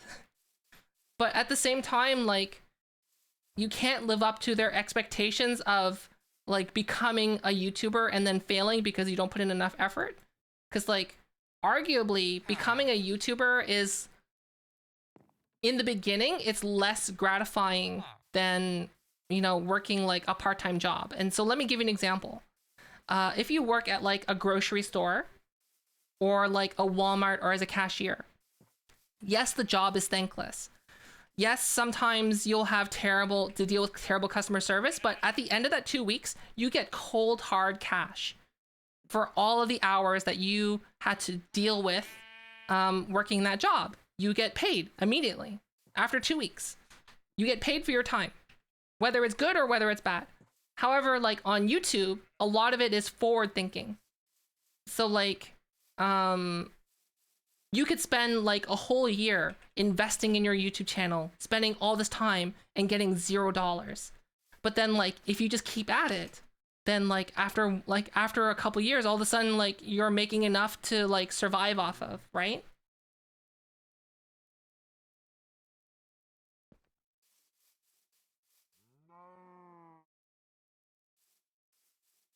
And I think there's like a misconception amongst a lot of parents that going to university is the end all.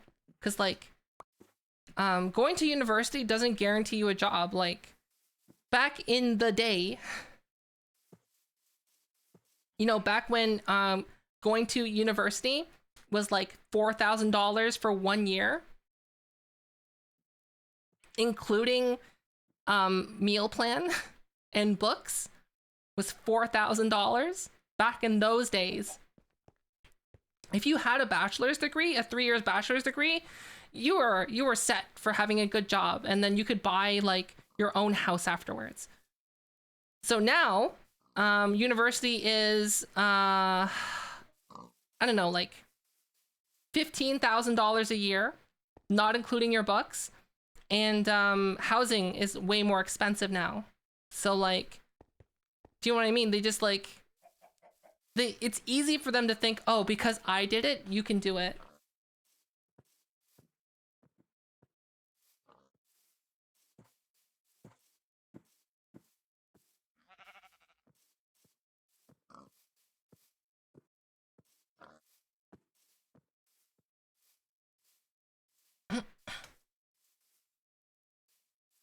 And the reality is that like so many people now have a university degree that like it's become the new standard. So like back then the standard was you need to have a high school diploma in order to get like a part-time job or something like that, right? Or to become a manager or something, you needed your GED. But like now, like essentially so many, like think about it this way from an employer's point of view, right? If they're gonna hire two people and they both have equal qualifications, one person has a high school diploma and the other person has a university degree, who would you choose? They're equal in every other way. You would choose the person with a bachelor's degree.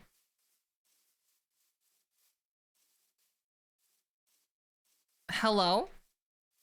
So that's the problem, is that bachelor's degrees have become so commonplace now because everyone's thinking bachelor degree will give job, but bachelor's degree no longer gives job. Essentially now, in order to like get a job, you need like a master's or like a specialization in something that's like requires a lot of skill, like engineering or programming or something like that.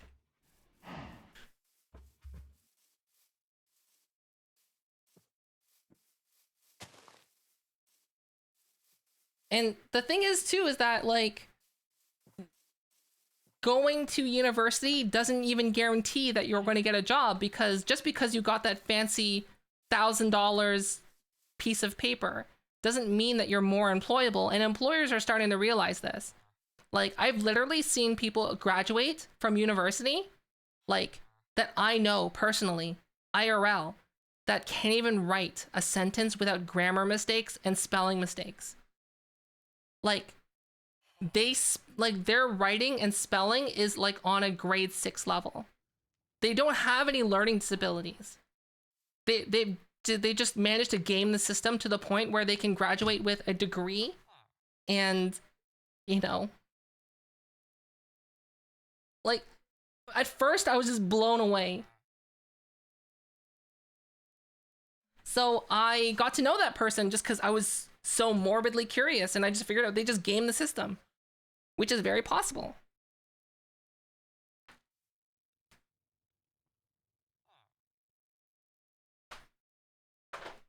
What subject did I teach?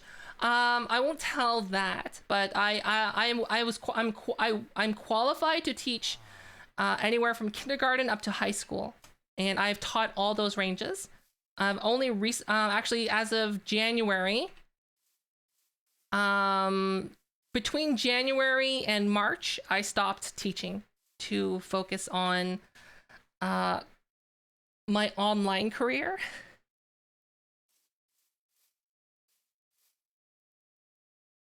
Hi, Fenra.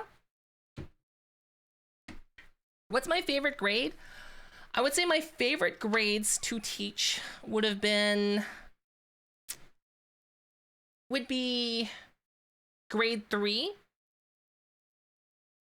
grade 5, grade 10. Those are my favorite grades to teach.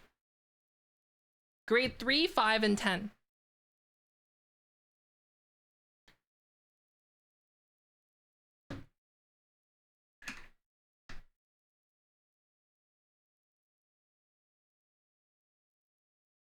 I have more than one fancy piece of paper. I have quite a few fancy pieces of paper.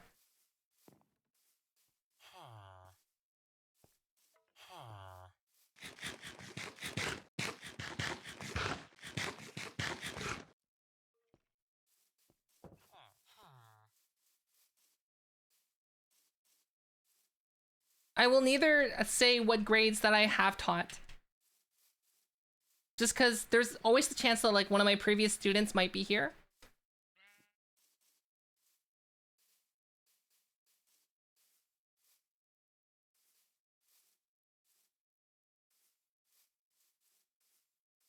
Am I able to recommend?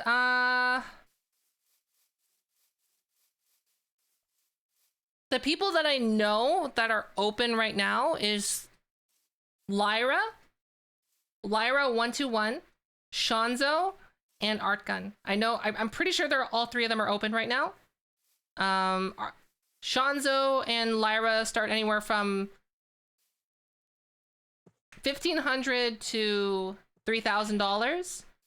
Artgun starts at $4,000. I'm just going based on their commission page. It can vary by person and by complexity and use.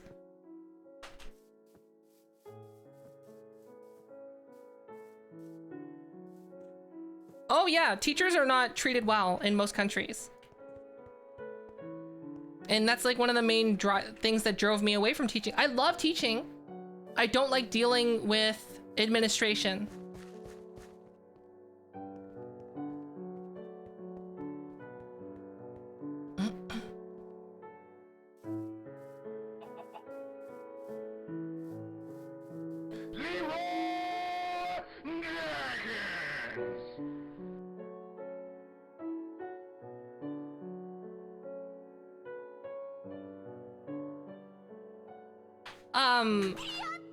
Hold on a second. Oh, wait. Where's my transition? There we go. Welcome to Costco. I love you. Hello, everyone from Candy Stream. Just holy smokes. Okay, give me a sec. Gary. Hi, everyone. Hopefully you had a great time with Candy. Hi. Hello. We were just playing some Minecraft. Let me turn my monitors on.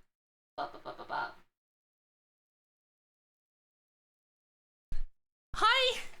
Hi, everyone. Hopefully you had a great time with Candy. And hi, I'm Vofamit. I'm a VTuber. I do cool stuff sometimes.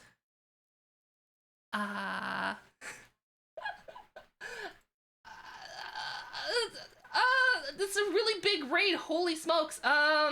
I'm floundering. I'm floundering, everyone. All right, so let me tell you a little bit about myself. I do stupid stuff like a tracked chair. I have a tracked cup. A cup that... It's a real cup. And a tracked microphone. And hopefully you had a great time in Candy Stream. For those of you who somehow don't know who Candy is a fellow VTuber.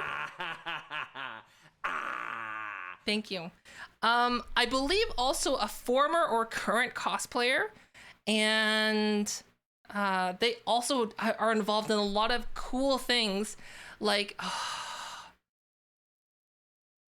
things that you should tune into their Twitter for, because I'm not sure how much I can share, but really, really cool stuff. And they recently got a brand new, amazing model. And my favorite part of the model is definitely the Incredibles reference that exists within it. You just have to go to Candy Stream just to see it for yourself. But hi, everyone. Welcome.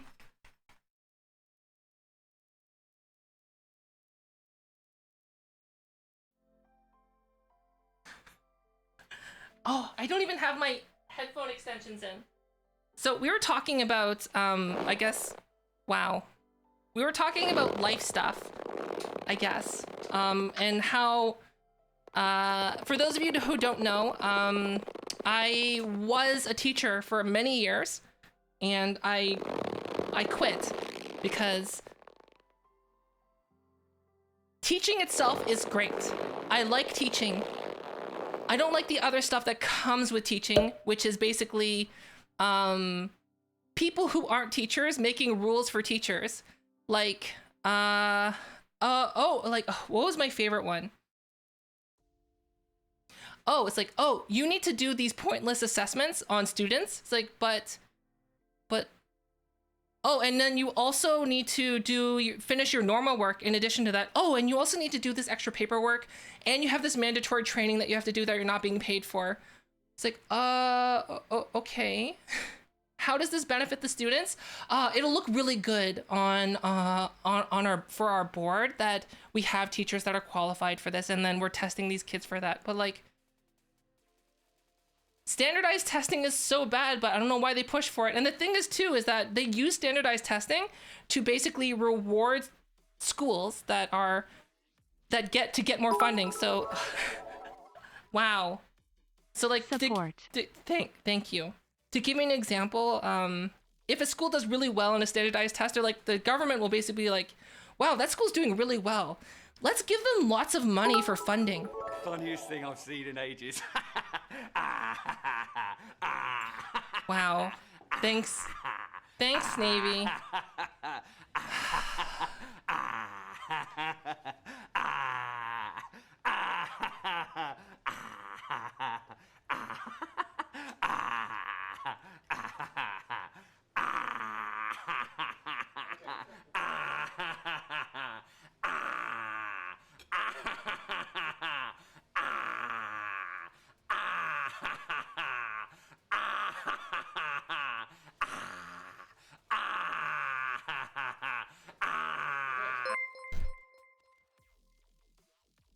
iCandy, I tipped $100, less than 3.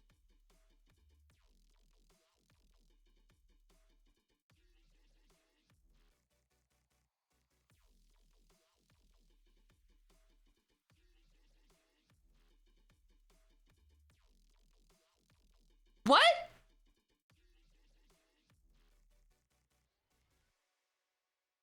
Candy?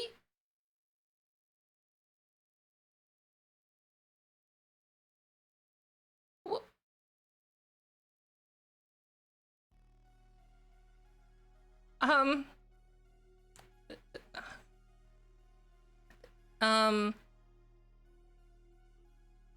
Thank you? Just let me, just, hold on. Don't drop my cup, please. Oh, I'm shaking. Catrazer tipped $100. Tipping time? Change my headphone cord to the longer headphone cord. Go in the hole. the hole now.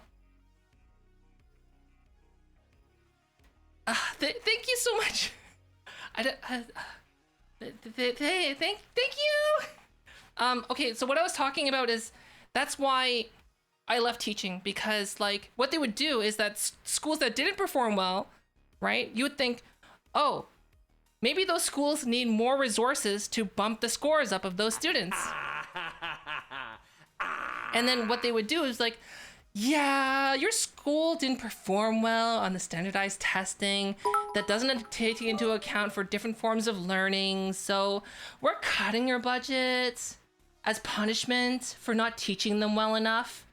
And then basically it's just like a vicious circle. Is like you get less and less resources for these schools, and those schools just end up like not performing well because they get less resources. Wait, what? Wait, what?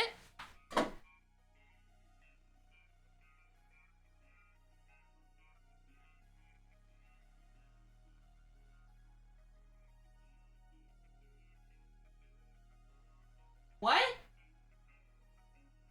Wait, one. Did I get two? Cat Razor. Cat Razor.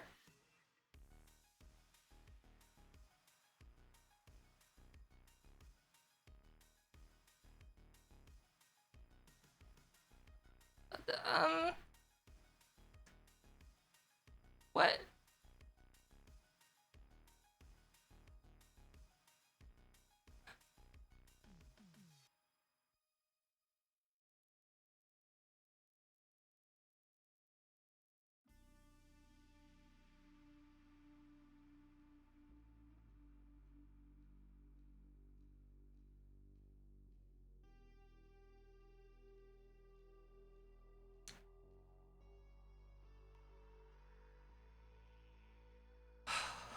Paper, snow, a ghost.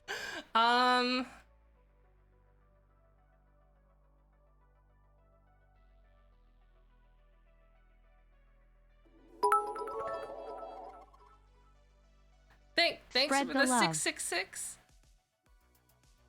And thanks for the gifted sub, Candy. I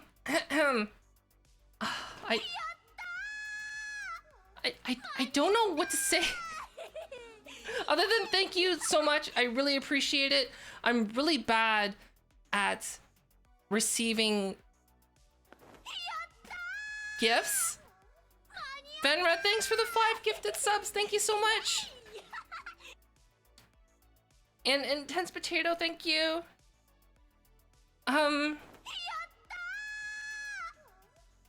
What can I say except you're welcome? Wow. I hear Sly say that all the time. So much. But everyone, thank you so much.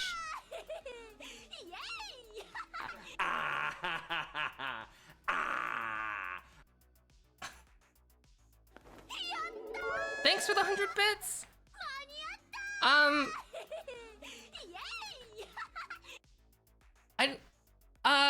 What have I done? Oh yeah, I released those cursed models officially, so the cage model is now officially out there. Just so you know, if you click on the booth link that I posted on Twitter, it says that it's 200 yen, but if you actually click on it, it'll give you a free option, and the free option is literally exactly the same as the 200 yen version. So just get the free version. Oh, Nihilus, thank you. Are my cashmere sweaters? Okay, so for people who don't know, I was talking about my grandma who got a cashmere sweater from one of her daughters. And my daughter, her daughter was my aunt was trying to explain to my grandma about like how nice the sweater is. And then my grandma's like, this looks like a cheap sweater. I don't believe, what are you talking about, this cashmere? I know what cashmere is. I'm I'm older than you, therefore my child, anything you say is moot. And then she was like gardening and using that as a work sweater. Sharno, thanks for the 5 gifted subs. Sorry for the 4 gifted subs, thank you.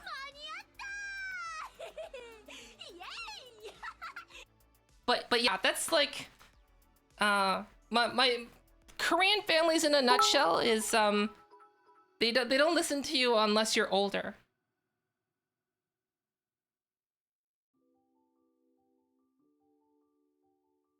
Like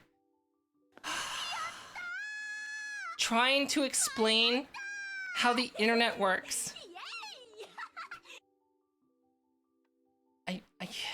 I just didn't, because I already knew how much uphill battle would be. So I just I said take these online, go to the library and take these classes. Okay, Candy, thanks a lot. Thank you so much for the dono and for the raid.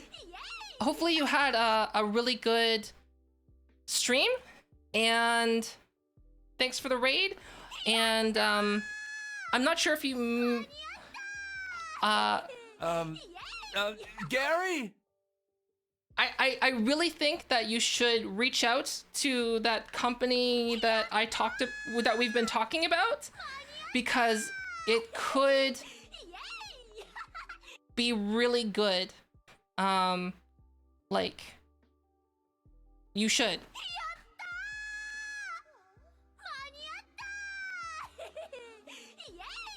Great.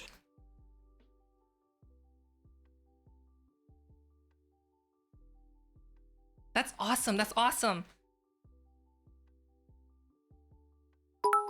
Oh, thanks for the 100. Hype Fofa Zip.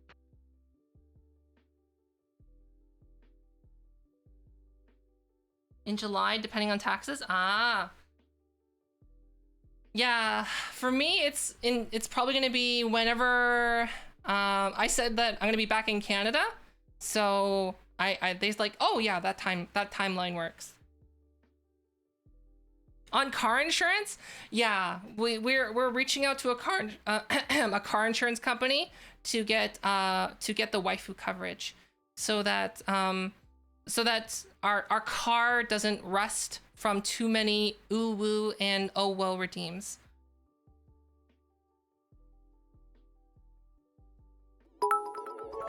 Thanks for the 333. Fofa Evil.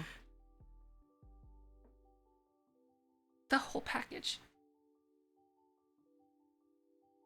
Yeah, let me know if you have issues with Unreal Engine. Just Paper, snow, a ghost. As for everyone else out there, I am going to be releasing a video on how to make your own VTuber app in Unreal Engine. The only requirements is you need a beefy Chungus computer, and your beefy Chungus computer will be needed for a whole day. Thanks for the 30 bits. Waifu coverage is very expensive. Yeah, 15% off waifu coverage. So like you save on that insurance plan. So instead of, you know, like you've heard of the Geico Gecko, right? It's the waifu. Oh no, my cup turned off. My cup is no longer tracked, the battery died.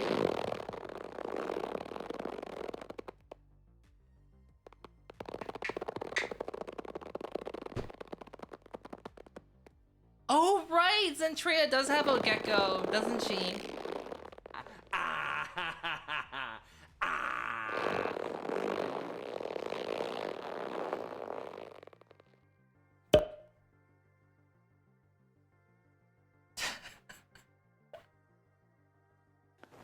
No, my cup battery died. Whoa, Bewitched, thanks for the 4 months. At least I got to show off the tracked cup for the raid.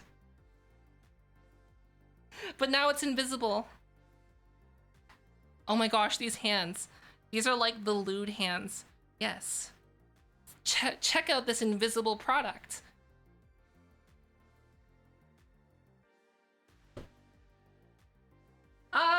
I need to like strap a battery to my cup so that the tracker doesn't die. I don't want to wire the cup in because that's dumb. Because like, why would you have a wired cup? So like, I'm gonna have to find a battery that can like snap to it.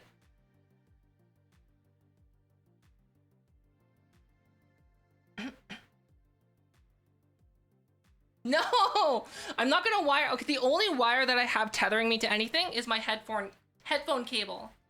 Everything else is wireless, and I'd like to keep it that way. Even my chair is wireless. See? Oh, my chair is wireless. See? My chair. What's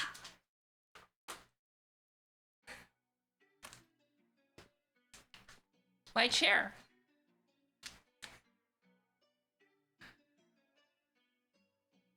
You want to know the secret? The secret is that it's not a gaming chair, it's a stool. It's a very lightweight stool. Oh, it's kind of heavy though. But it's a stool.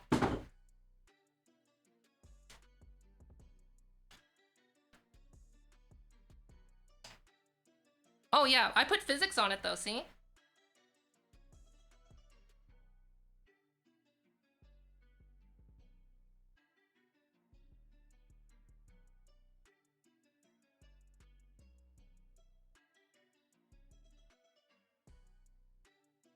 Imagine petting your gaming chair.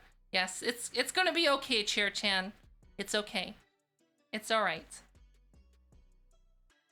Oh my gosh, it does look like I'm petting my chair!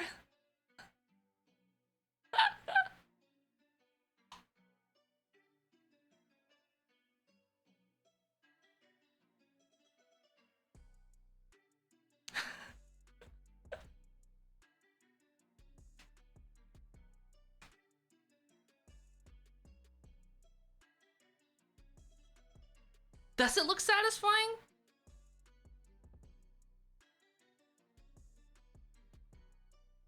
Haha, Gary!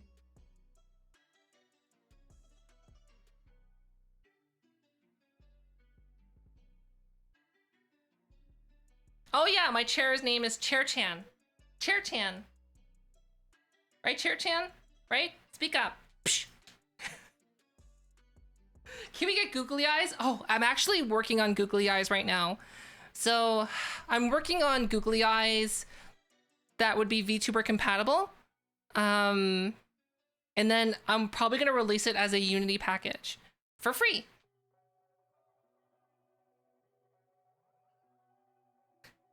It's just, it's difficult to do for VTubers because Spring Bones, as far as I know, don't allow for constraints. So like dynamic bones, you can literally make an invisible sphere that the bone cannot go outside of, like an invisible barrier. But as far as I know with Spring Bones, you can't do that. So like it requires a lot of clever, like a lot of clever boning, nice, and weight painting.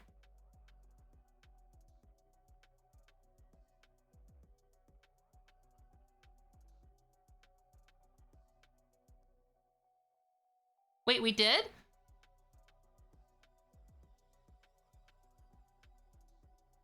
A wooden pipe that you'd smoke out of? Okay, let me change my category from Minecraft.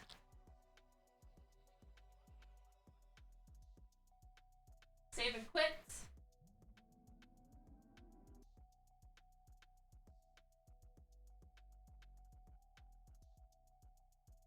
How many Vive trackers do I have in total? Let's see. 1, 2, 3, 4, 5, 6, 7, 8. I have, wait, 1, 2. Yes, wait. 1, 2, 3, 4, 5, 6, 7, 8, 9. I have 9 Vive trackers. One of them's dead right now.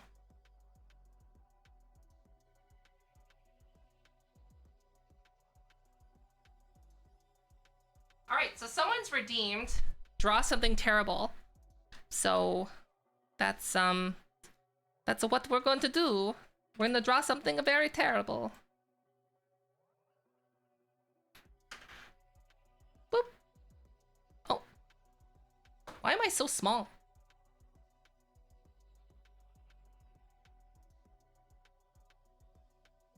That's what he said. A.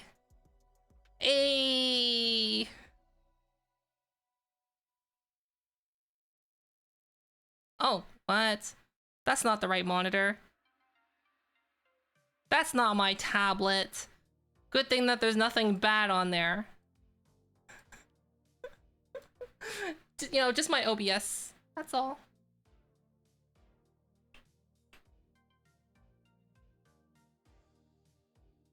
All right, so we're supposed to draw so many sources. Of course, I have tons of sources because I'm very wasteful with my computer resources.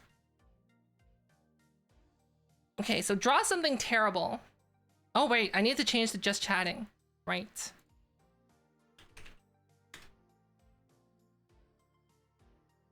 Done.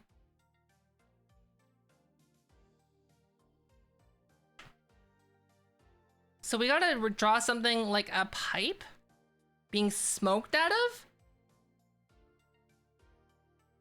A pipe? The type that you would... Wait, what does that say exactly?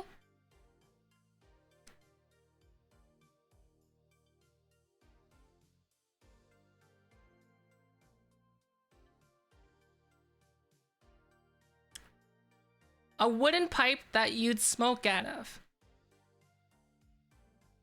All right. I'm challenge accepted. Okay, let's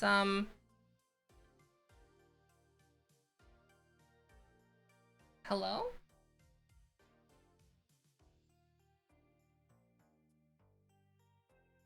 Welcome to Costco. I love you. Oh, I need to change my Huion working area.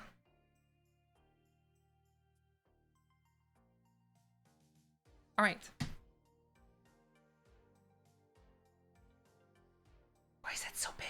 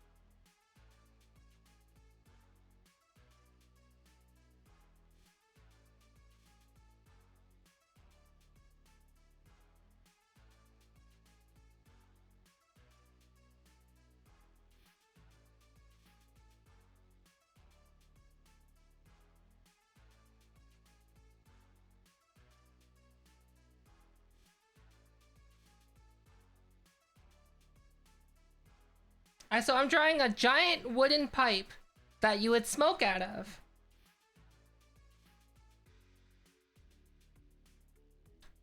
So I'm drawing a giant pipe made of wood planks.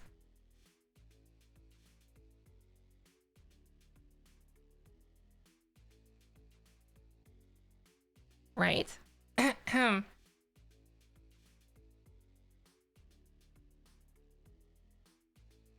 Yes, that is a brush angle. So we have a giant pipe made of wood, and then I guess here I'm gonna make this part transparent. There's gonna be like a little fire.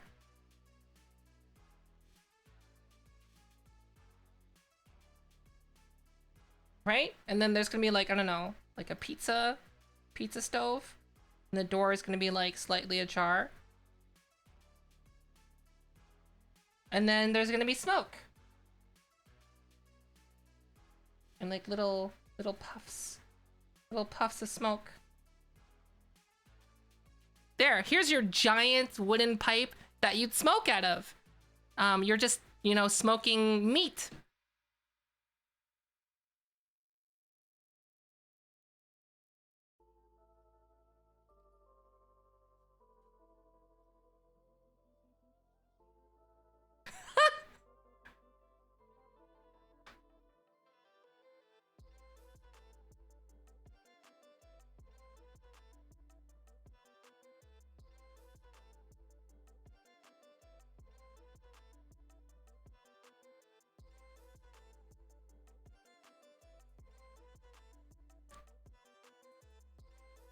There you go. Your giant wooden pipe to smoke meat.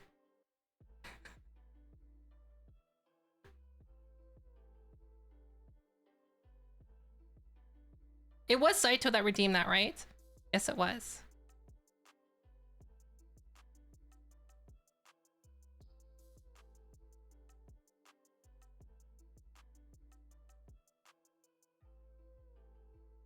There you go.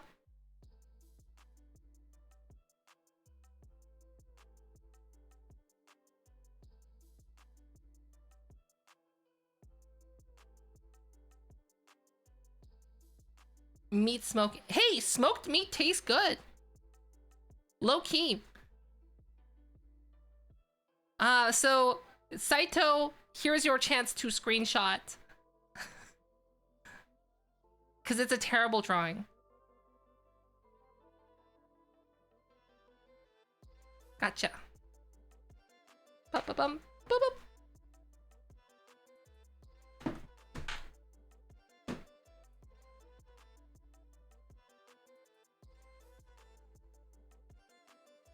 Bum ba bum bum bum ba dum bum.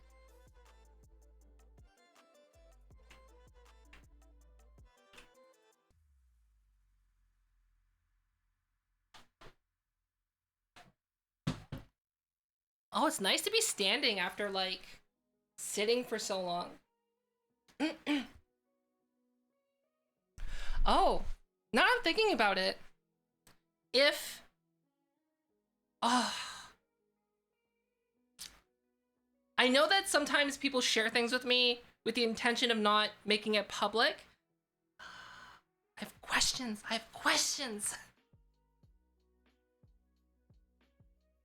Meat check? Meat check?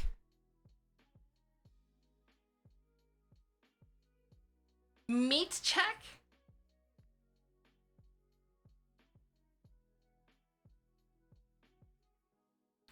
Who checks? Oh my gosh.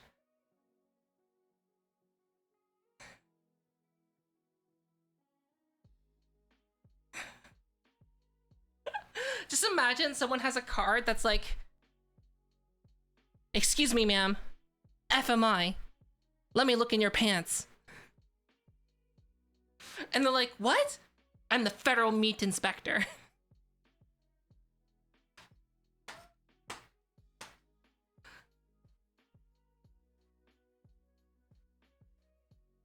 Whiskey. Yes, you, Whiskey. FMI. Federal meat inspector. Let me see your pants.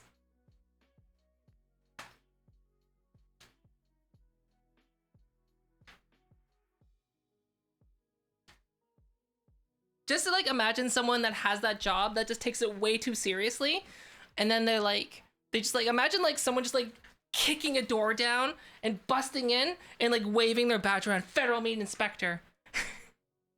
I mean, I'm here to chew bubblegum and inspect meat, and I'm all out of bubblegum.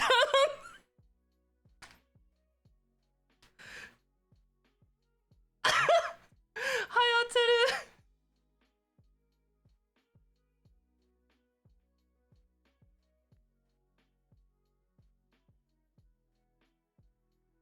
I see that you came at a time when okay, so how did we get here?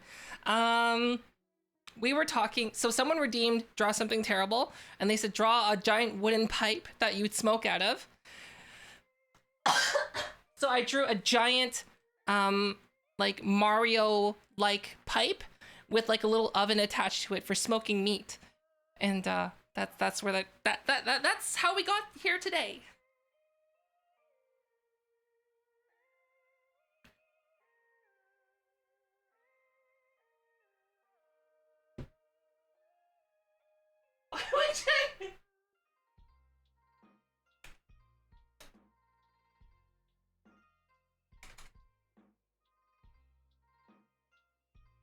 Um,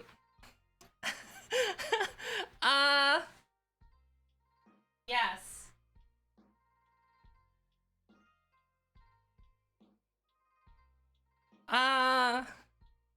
New topic. New topic.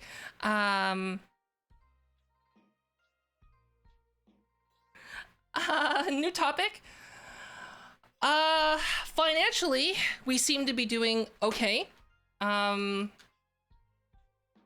Thankfully, the dog being so the moving the dog, our lovely dog, costs almost as much as a moving company to come into our house, pack all of our things for us, put it on a boat, then take it, then once it arrives in the destination country, take it off said boat, then move it to new destination and unpack it.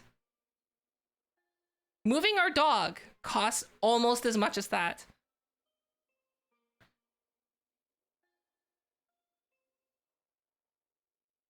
Oh, okay, so here's the thing. Otaru, I know that you're moving countries. Most airlines will have a policy that if the temperature is above 27 degrees Celsius, they will not allow you to put your dog in the cargo compartment for pets, because sometimes some airlines, their baggage, the airport's baggage people will just leave animals out in the tarmac, and well, you know, above 27 degrees, that can be fatal. So that's why.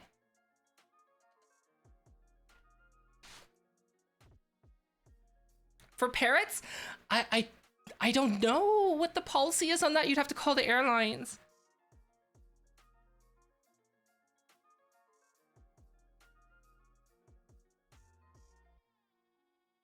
But here's the thing. So the airline fee for normally moving a dog, for a large dog, is $200. So it's really affordable. But the thing is that because of the time of the year that we're moving, it's going to be too hot. Our airlines, like, we can't accept it. I'm sorry. It's going to be a danger to your animal. So we can't accept it at this time. Which is like good. That's good that they're doing that, right? So the only alternative is to get a pet courier service, which is essentially someone physically taking a plane with your dog. So it's a cargo plane, and someone is going to be with your dog the entire time and then unloading. That's the only service that's available in Korea. So basically you're paying for the dog flying, the person flying with the dog, and that person coming back. So that's why it's so expensive. But that's our only choice. Because, like, basically our three choices are, we change the moving date, which we can't do. We leave the dog with someone else and pay for someone's flight to come and drop off the dog, which is very unfeasible. 3, give our dog up for adoption, not gonna happen. Or 4, go with that one pet courier service.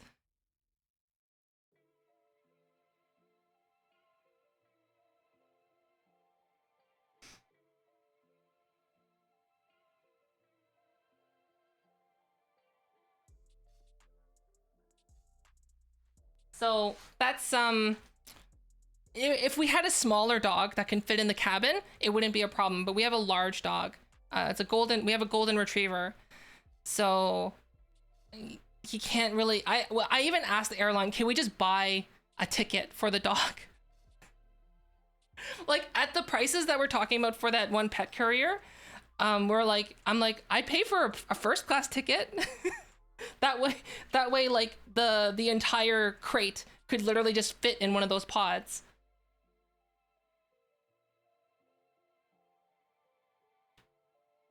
But and then we'd be like, you know, back in economy. Meanwhile, the dog is like in like first class getting pampered. But no, they said they can't do that.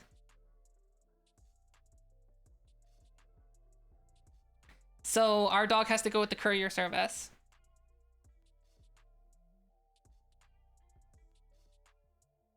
They're worried that they have no, it's just policy.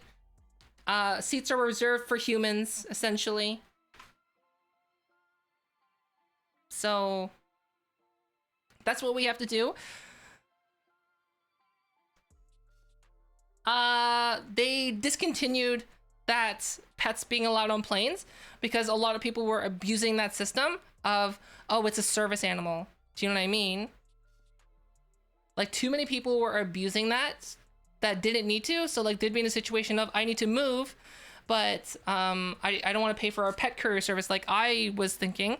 And like I was like, oh well, then I can just game the system and register my dog as a service animal, and then I can take it on the plane. Yeah, so that's why they canned it. Too many people were doing exactly what you're thinking.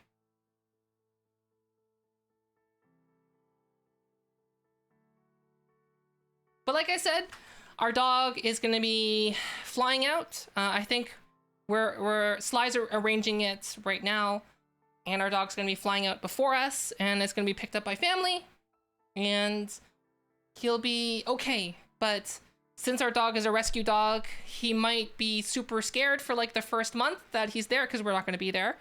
And he's not, I know exactly what's going to happen. He's not going to pee for 1 day. He's not going to poop for 3 days. And then one day it's just gonna all come out. Because when we first got him years ago, he did the exact same thing. But hopefully, his time with us has been enough to just calm him down, because we've noticed that he's been getting less and less nightmares as the more time he spends with us, which is good. It requires proof, correct. Oh, Wi-Fi, thanks for the follow. Yeah, you need proof. And like the thing is though, is that you need like, now service animals need to be like legit service animals. So like he would need to have like the certificate and training, and like our dog, yes, even though it's the same breed as most service animals, he's not trained at that level. Like he can barely roll over.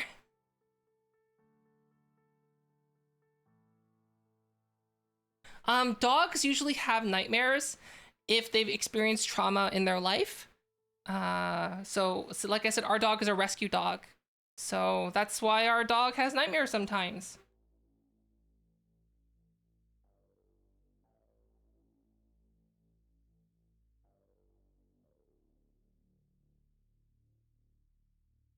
But that's what I've read online, and that's what one of the vets told me, is that it's from past trauma. Because essentially, our dog was rescued from a meat farm. And yeah, a meat farm.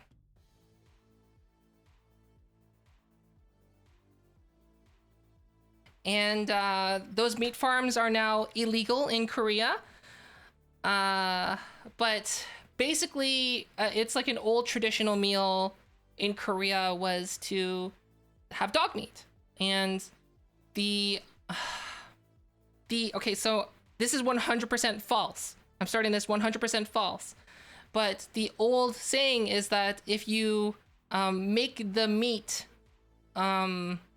scared, and scared before it becomes meat to eat, that energy that will go into the meat and go into you, and it'll energize you. And like that's so wrong on so many levels. And on top of that too, it's so non-intuitive to what actual meat is. So like, for example, have you ever heard the phrase happy cow, happy meat? Like think about Wagyu beef, for example. Those cows have song, like music played to them. They're massaged. They live the happiest, comfiest lives. They get the best grass on the plain. And that's the reason why that meat is so delicious. Like, stress releases a hormone into the meat that just makes it taste bad.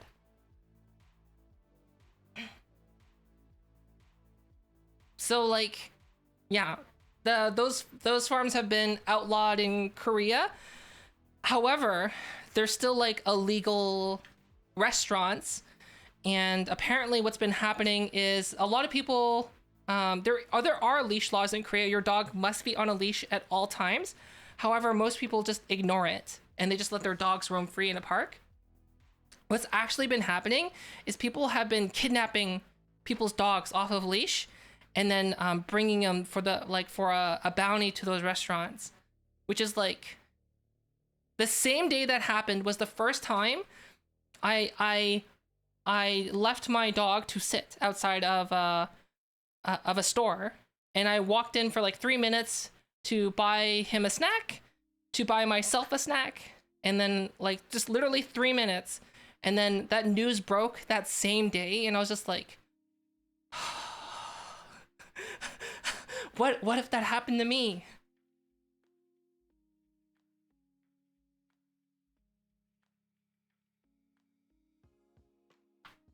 So so now basically we're gonna make sure that our dog is vigilantly looked after, because he's kind of learned how to get free of his harness. So if the harness is loose in a certain way and he shakes his body in a certain way, he knows how to break the link, like those like push down links. So, but if we keep the leash tight at all times, like not like super tight, but like taut, then he can't break free. So we're just being extra careful to make sure, because you never know, right? You never know.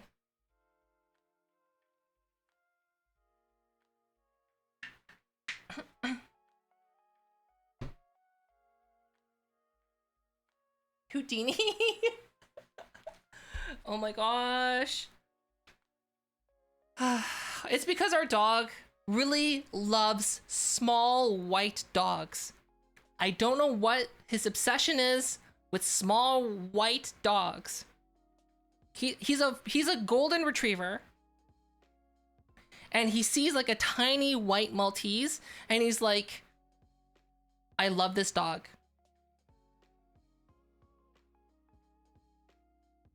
Time for liftoff, and like he gets so excited in the worst way possible. You know what I'm talking about. And but the thing is, he's fixed, so like he doesn't understand how to do those kind of things because he's fixed. And the thing is too is like he started trying to market. He's been seeing dogs mark their territory, and he's been smelling dogs mark their territory who haven't been fixed, and like he doesn't understand that concept. Like he gets the idea of marking with pee, but like he just does a normal pee.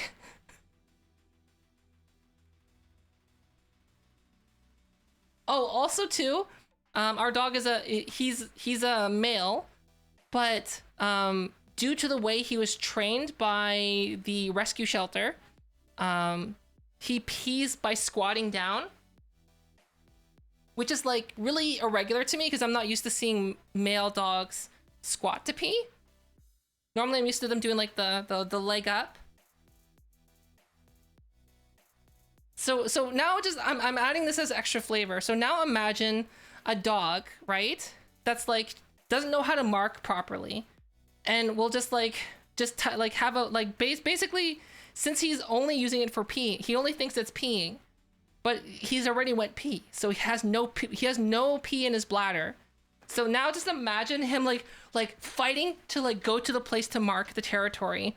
He squats down and he can't pee because there's no pee. So then he gets up and he squats down again, gets up, squats down, and like he's like trying to like get the littlest dribble of pee out.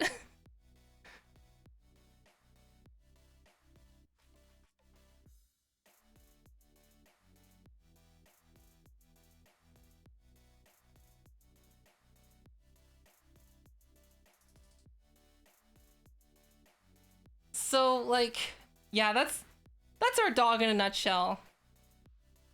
And I don't know what his obsession is with small white dogs. Because sometimes we bring him up to the other dog to meet them, and all he does is just like literally like presses his nose against the poop hole. Just like literally like, I must smell. What have you been eating? Ah, I see. You too are on the kibble diet. What a coincidence. Fancy seeing you here in this dog park.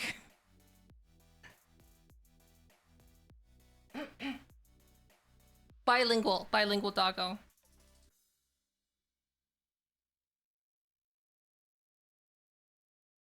Oh, okay, so the one thing we haven't really like had an opportunity to train our dog is our dog thinks that small animals are chew toys.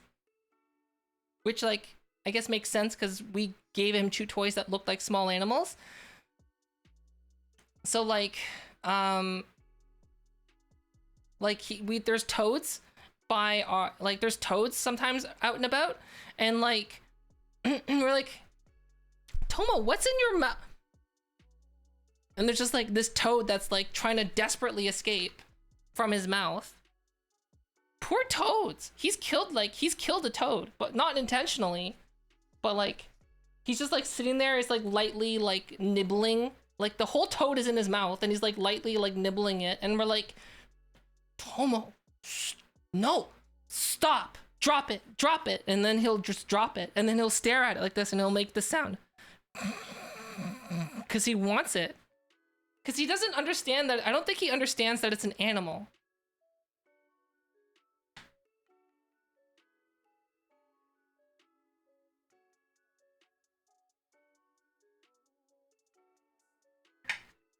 I think he thinks it's a toy.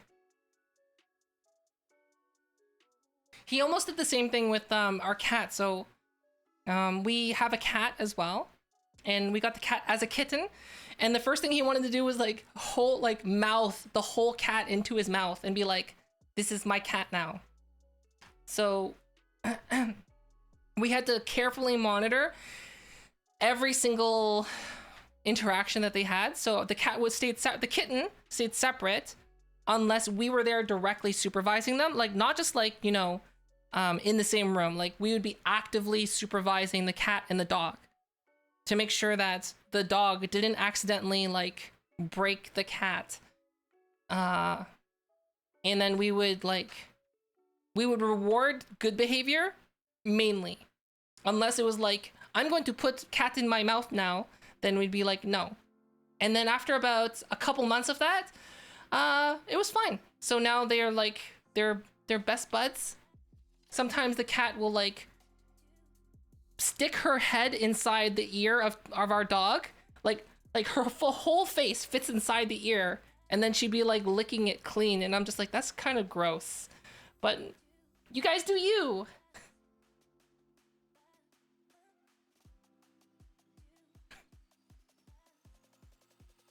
Hi, Luca. You guys do you. And then I've said this before. Our dog would be like, my turn. Lick, lick, lick. And then like we're petting the cat. And we're like, why is the cat so crusty? It's because like the cat's like, I've been cleaned by the dog. A joke.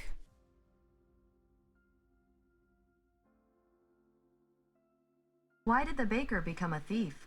Because he needed the dough.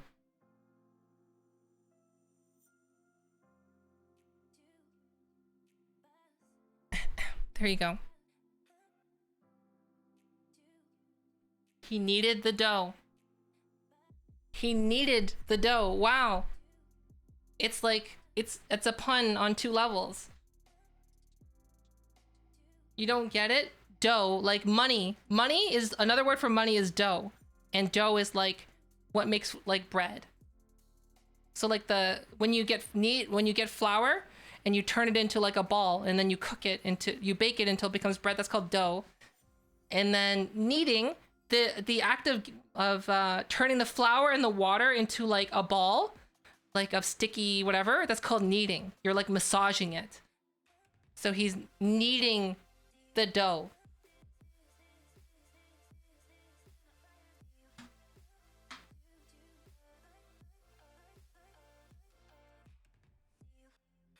I'm only the reason I explain that is because some people don't have English as their first language, so I mean, I want you to suffer in the puns just like I do. I'm like I said, those of you out there who are native English speakers, you get it. Not everyone has English as their first language. So like, if someone says, I don't understand the joke, I'll explain it.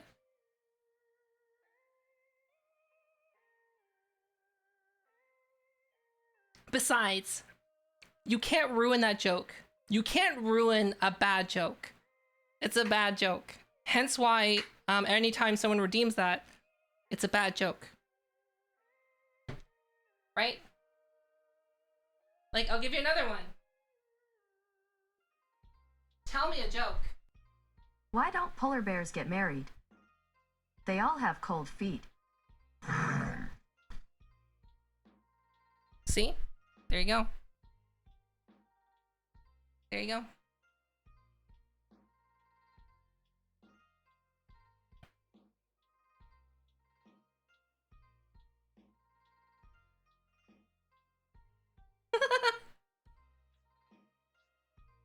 He knead the dough. Wow, CD random. On point with the baker joke. I'll give you points for that one.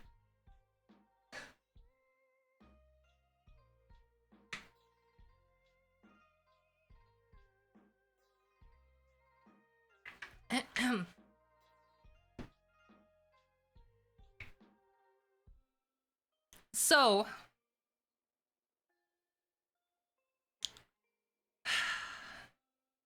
stream, chat, regular loyal viewers, people who are here for the first time. I've been talking to Sly. Due to my index controllers being broken, due to me doing face tracking on VTuber models, I think I'm going to get a Vive Pro Eye. I think I'm going to get a Vive Pro Eye.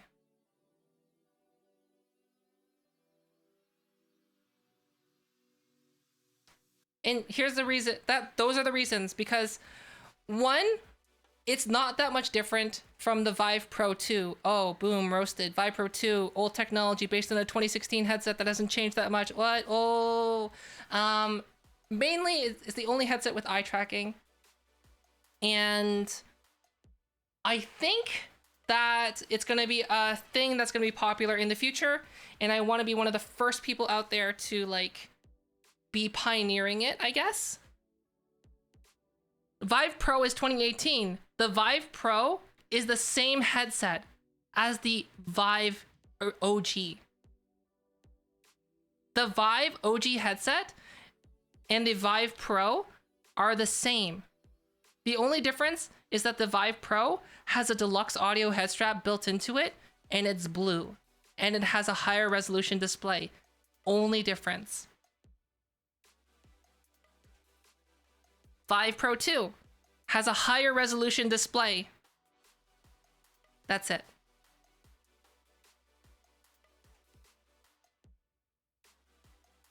Gary! Would that make iPhone moot for tracking? No. I think iPhone tracking is going to still be very valuable to VTubers in the sense of motion capture and for VTubing. But in terms of VR, is that people aren't going to be commissioning people or getting models for VTubing in VR. It's more, they're gonna get it because they want to have more social presence. It's like in essence, it's the same reason why people get full body in VR chat. They spend like $300 on Vive trackers so that in this one game that they play with friends, they can have their feet track. Is it necessary? No. It's really not necessary, right? Truly Night? It's really necessary.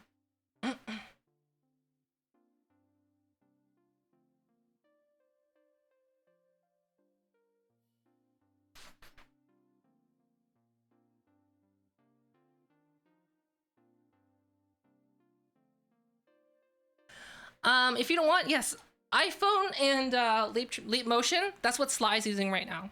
It does a good enough job. If you're sitting at your desk, you don't need all this full body capture, gloves.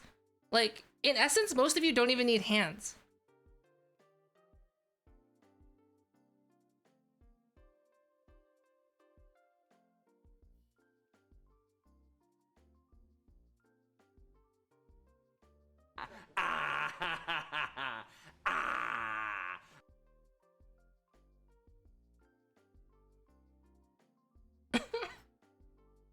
Well, yeah, I have the OG Vive. I bought my OG Vive with the deluxe audio head strap, with the 2 Vive controllers and the base stations for $500 US used a long time ago. And it's been serving me really, really well. And the only reason that I didn't want to get it before was because I was thinking, what's the point of having eye tracking if you don't have lip tracking? And then in addition to that too, it's like it had the Vive ones still. But like now after basically wearing out my index controllers, I kind of like the Vive ones because they're just so durable. So it's no longer become a negative for me. Yeah.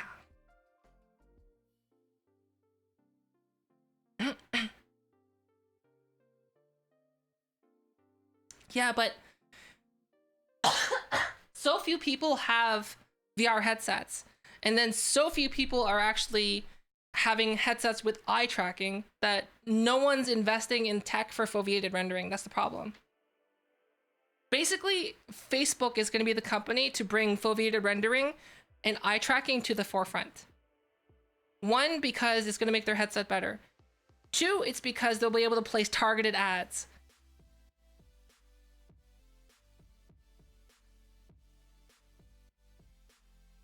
Like, as I was saying before, right? If Facebook can be like, hey, advertisers, like 70% of our customers who will view the advertisement for at least 10 seconds if it appears on the screen. So that's why we have the data of when people are looking at our ads and how long they look for and what will catch their eye. So you need to pay us more money because we're getting real useful data that you can never get before.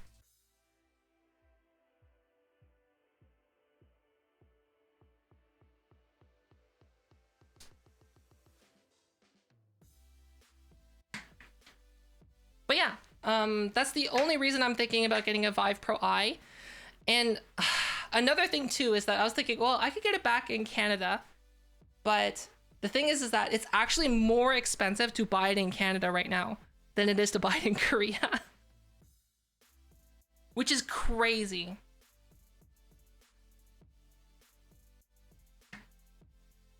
Yeah, like that episode of Black Mirror, or basically the plot of Ready Player One, the first one.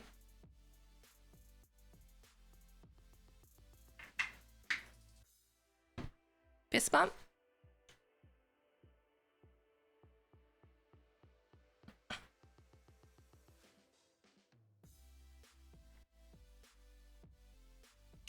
The wireless adapter, I would like to have the wireless adapter.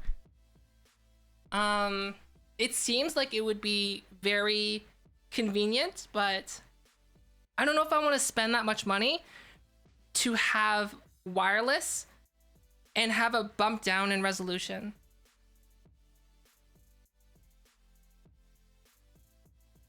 Because, like, put it this way, if I want wireless VR, I would just get an Oculus Quest.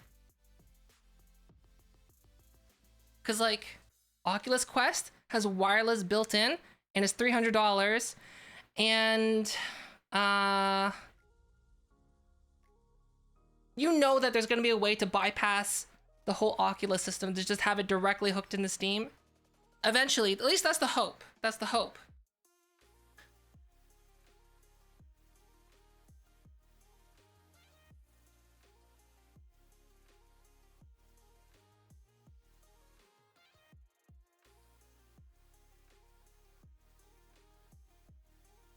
Wouldn't there be a bump down in resolution with the Vive Pro?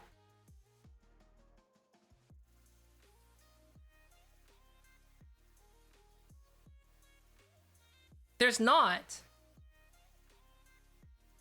Okay. So then my next question is, for those... Oh, okay, there's two problems. Problem one is I use ITX motherboards. Problem two is how much battery would it take in order for me to have it on for hours?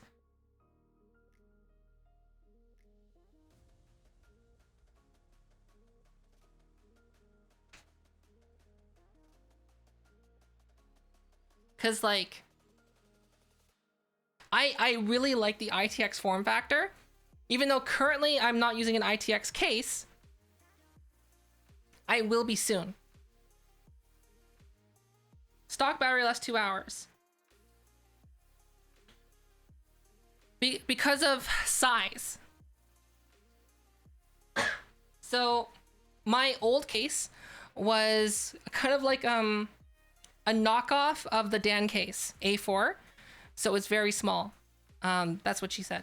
And then I was having cooling issues, so I needed a better CPU cooler because the ones that would fit inside a Dan case weren't cutting it. So I have a Noctua D15. And at the time, there were no ITX cases that were small that could fit a Noctua D15. So I have the Define R7 now. And the Define R7 also, by the way, an amazing case, super silent. I love it to bits and pieces. I might switch back to it when I'm in Canada. But I do have, so I'm going to be moving to Canada. I'm going to be taking my desktop computer with me on the plane. So I already have the case for it, and it can fit inside a carry-on luggage, and it fits a full-size graphics card, an ITX motherboard, and a Noctua D15 in the form factor that can fit inside a carry-on luggage.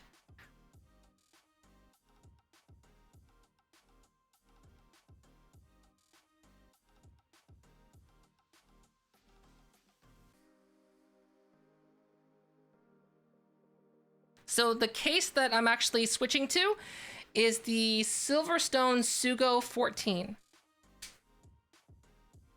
Yeah, it's the Silverstone Sugo 14.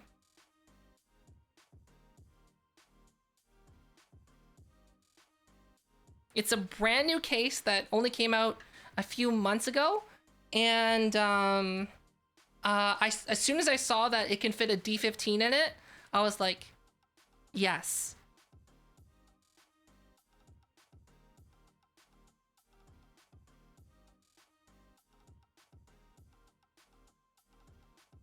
Oh, thanks for the follow, Rob.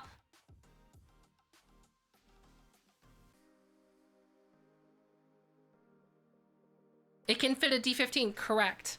So that is a very appealing case. Yeah, it is amazing.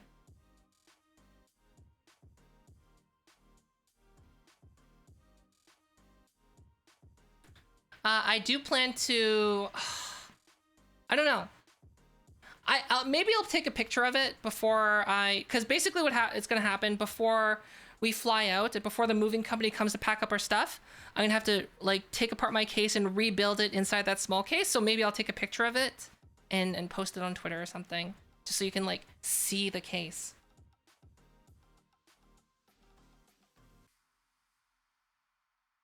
But like I said, ITX motherboard. I have an ITX motherboard. One PCI Express lane.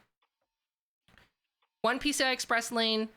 That's all I have because you only can fit one on an ITX board. So I have a 2070 Super, 32 gigs of RAM, a 5800X.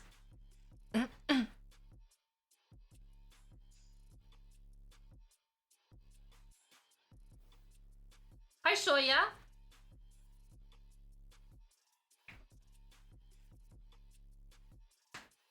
Yeah, I might do that. Also, I'm in talks with a sponsorship deal with Rococo.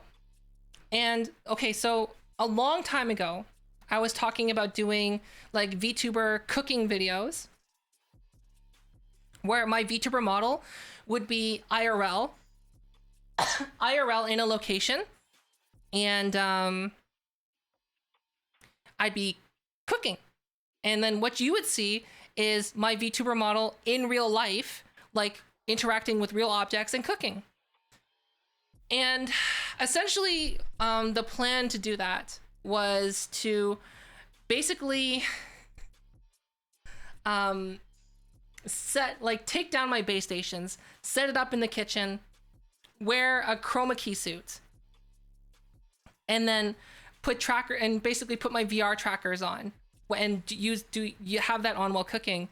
And it's really so impractical. I've actually done a test video of me making coffee, like grinding coffee, talking about the significance of coffee and how to make a really good cup of coffee on the cheap using a French press. I have it edited. I have it chroma keyed out. I don't like it. And the amount of work that it takes to set that up is just not nice. But what's really nice is having a motion capture suit, like a proper one, would allow me to like just keep my computer exactly where it is. I don't need to move it. Because no matter where I move in the house, it's still going to capture that motion capture data. And I can wear clothes on top of it. So I can have the motion capture suit on, put the chroma key suit on top of it, and then all the motion capture data is there. The camera's capturing the footage, and it's not being like interrupted with the trackers that would be on top of it normally. And it'd be a lot easier to set up and do, because basically it'd just be like camera, film. Versus the other way, which is move computer, move VR, recalibrate VR space, then film it, and then afterwards digitally paint out all the trackers.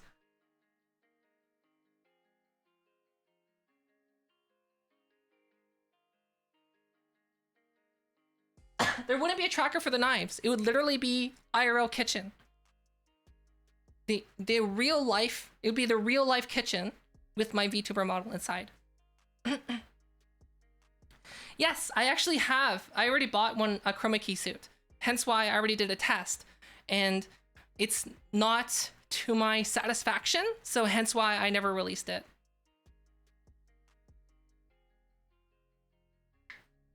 But I was just thinking about it recently when I've been talking with Rococo, and that's one of the things that I would like to do that's only practically possible while using a motion capture suit.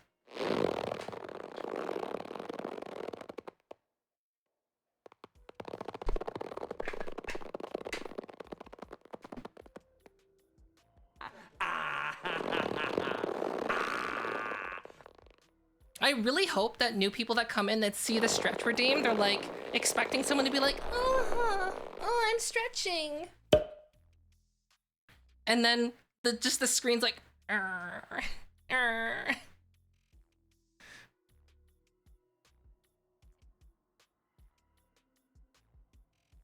So the biggest DIY surge of 2018 was how to make slime. Looking forward to next year's search trend of what do we do with all this slime?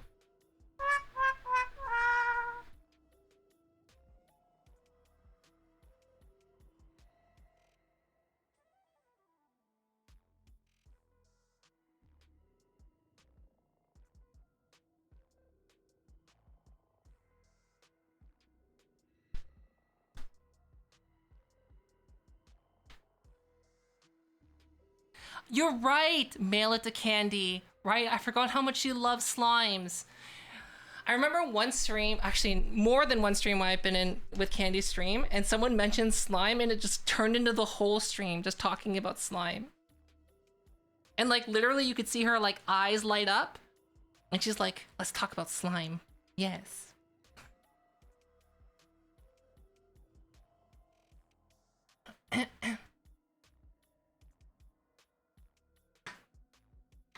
Me want the crunchy delight. Me want, yeah, my Candy impression. Me want slime. Me want the crunchy delights. I want the slime.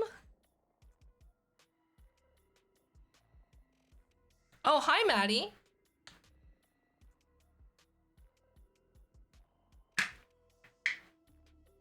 Hey, those of you who don't know who Maddie is, can we get a shout out for Maddie, please? Okay, Maddie Death, fellow VTuber, sometimes RL streamer, but Maddie Death was one of the people that I spoke to, and basically Maddie was one of the few VTubers that I knew who had a really like professional audio setup going on, and that made me think. I'm like, so wait, Maddie, what do you do? And so Maddie's like, I just have a mic that they stand near and they speak into, and I'm just like, that's like low-key kind of genius, because I would have never thought of doing that. So like, you should definitely check out Maddie. Lots of cool stuff going on there. And yeah, hi. Yeah, so like, I guess you could say like, Maddie, you're kind of my inspiration for this, just a little bit, for tracked mic. Cause like, I probably wouldn't have started using a desktop mic if it wasn't for that conversation that we had.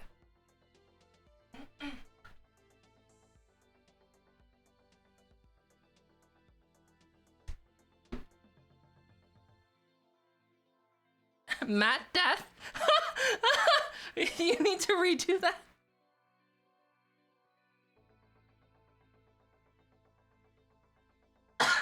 Oh, yeah.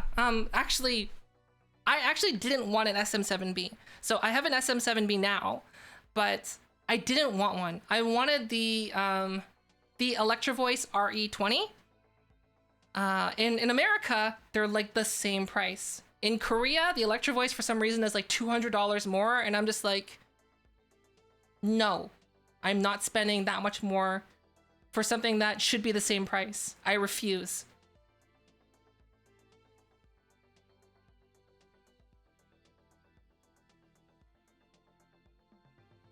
You have both? I want it, but I can't justify it now that I have an SM7B that I've glued a tracker to. Yes, that's right. I hot glued a Vive tracker to my SM7B.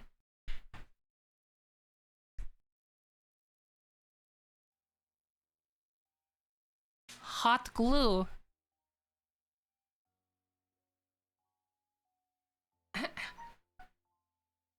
Yes? Oh, your hands smell nice. Nice. You put oil on it. I had a headache. Smell my gloves.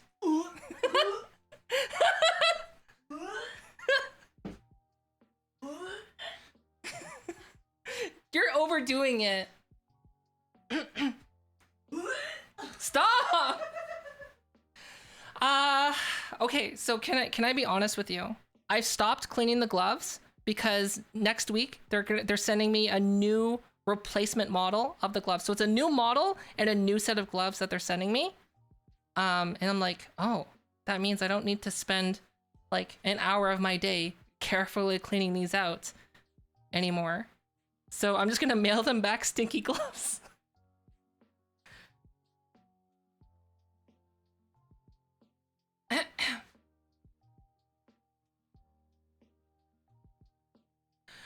Well, like, here's the thing. Any motion capture or VR gloves that are out there, all the motion capture / VR gloves that are out there that are under $3,000, so any of the sub $3,000 gloves are non-washable. Isn't that ridiculous? They're non-washable.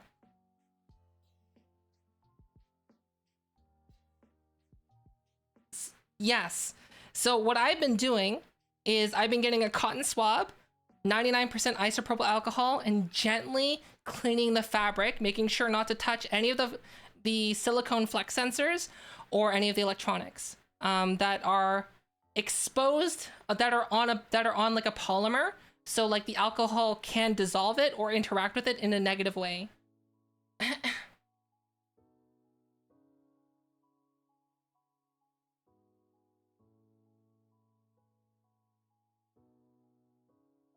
They cannot be washed with chemicals. They can be washed with a dry powder.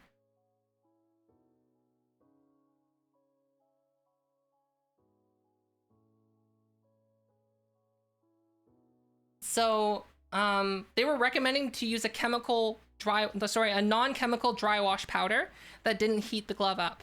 And I'm like, carefully swabbing it with isopropyl alcohol it is, against their wishes. Even though, like, I've only started, to be fair, I only started doing that after I was having tracking problems with one of the gloves. No, you can't send them to the dry cleaners because they chemically wash them, and you can't do that with these gloves. And here's the thing, is that it's the same with the Rokoko gloves as well, is like they're non-washable. The only gloves that I've seen that are out there that are washable are the Magnus gloves, which basically you can completely remove all of the electronics and the sensors and just wash the gloves themselves. And I'm just like, why aren't other gloves having this as an option? Why? Why?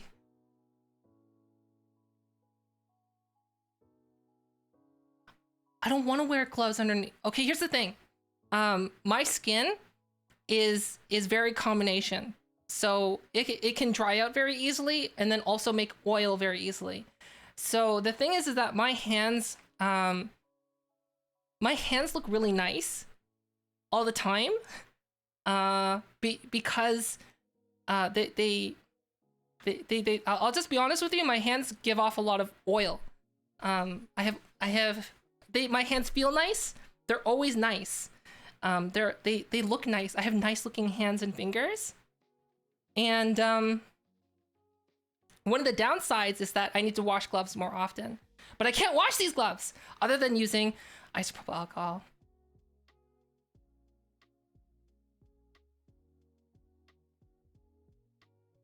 Gloves for your gloves. I don't want to wear gloves for my gloves because my hands would then they feel really not good. So I just spend the time to carefully wash them. Now, what's really nice is that the Rokoko suit, so the gloves are non-washable, but the suit is washable. So you know that's gonna get washed like every day because I'm gonna use it like every day. And those of you who play VR chat out there, I'm 100% so excited that they're gonna be implementing OSC, meaning that any motion capture data that you have from like an iPhone, from an Android phone, from the gyroscope to a full motion capture suit can be sent into VR chat to control things. So there's going to be people in VR chat that are going to be they're going to have full body via motion capture suit.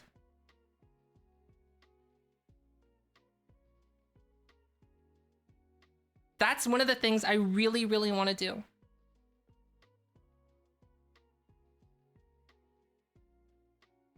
How expensive are the suits? The suit itself is $2,500 US. And if you wanted to have it send live data and not just record the data, but live data, it's I think it starts at $30 a month. So you need to buy the suit and you need to have the software.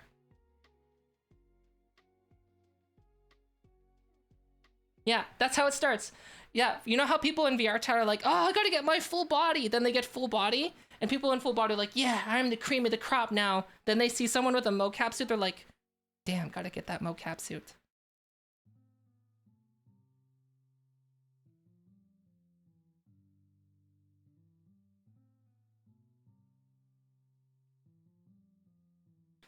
But the thing is like, people aren't gonna know that you're in a mocap suit.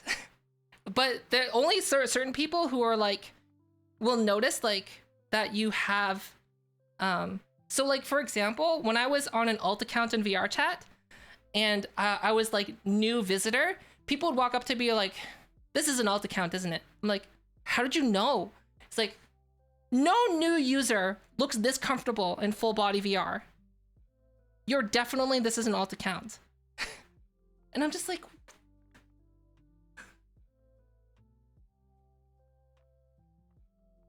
hi, Imp.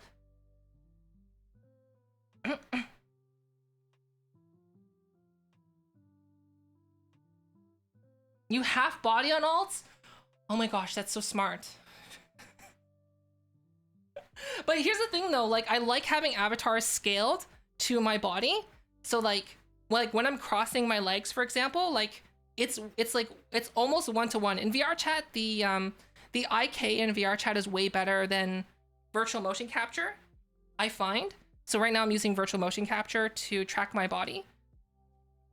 It's a little jank with the legs, but VR chat's leg tracking is actually quite good. You half body and alts. That's like low key. Kind of good.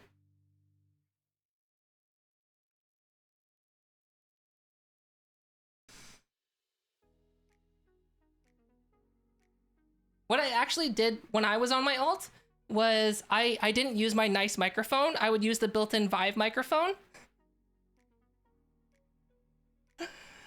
But still, people could tell.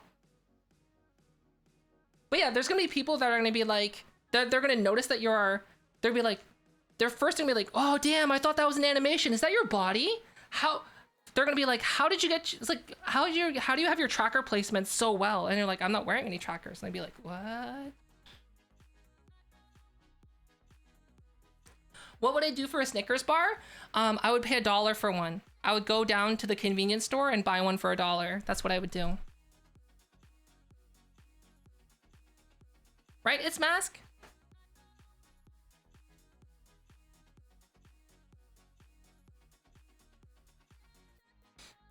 Without wearing a headset? Wait. Maddie Death, that's what I'm doing right now. I'm not wearing a headset. Well, I mean, I'm not wearing a VR headset. I have tracker, gloves, tracker, waist tracker, feet tracker. I know it's the dream. I have seen, so I was watching Corridor Digital and like they're still using that super janky looking head mount that they're using. It looks so heavy and so uncomfortable. I'm like, I don't know, like they're using accent suits. They're using accent suits and Rococo suits, like it's candy. And like, why can't they just afford like a decent head mount for their iPhone? I don't understand. Right? They have multiple accent suits. How?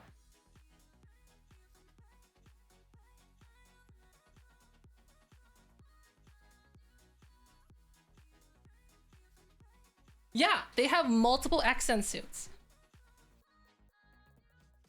And they have the Rococo suits as like throwaway suits that are like, you know, like for the less important things. I'm just like, why? Because it's less money. And I'm just like,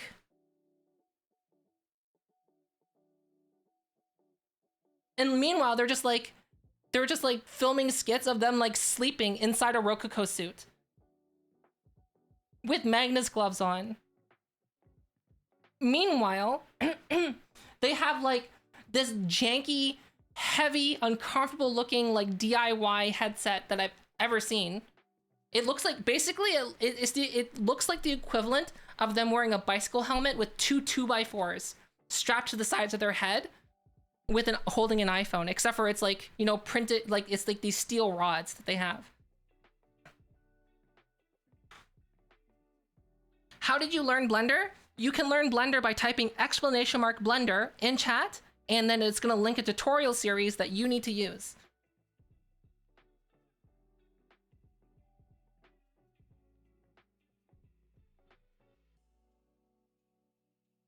But even still though, right? It looks very uncomfortable.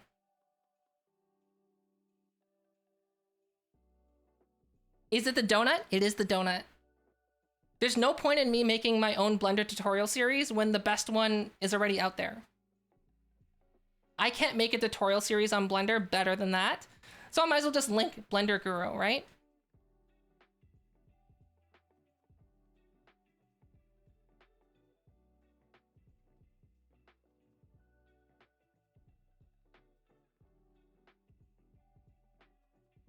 No, I haven't.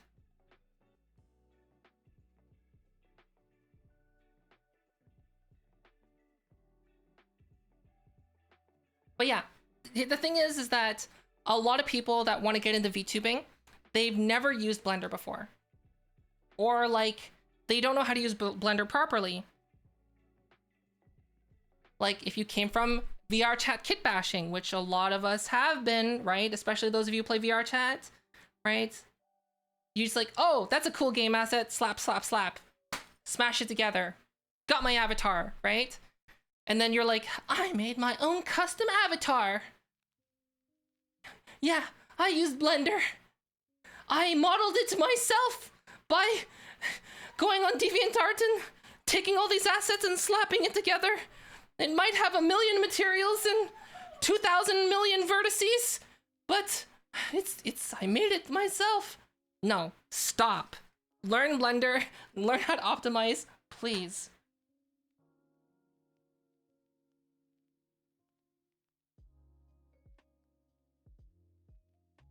Oh my gosh, I could go for donuts.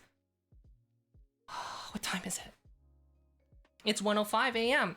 All the donut places are closed. The only places that are open are the Korean soup shops and pizza and McDonald's. Those are the only places we can order from.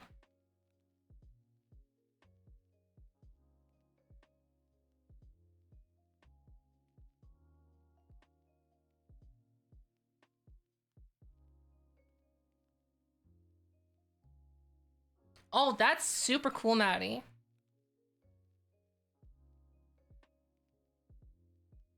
The Korean soups are not that bad. It'd be like kimchi jjigae, doenjang jjigae. Oh, sorry. Like kimchi stew, soybean stew. That sounds really bad. Fermented soybean stew, pretty decent. Kind of think of it like miso stew. It's like a miso broth with like big chunks of tofu, pork, sometimes beef. Oh, so good.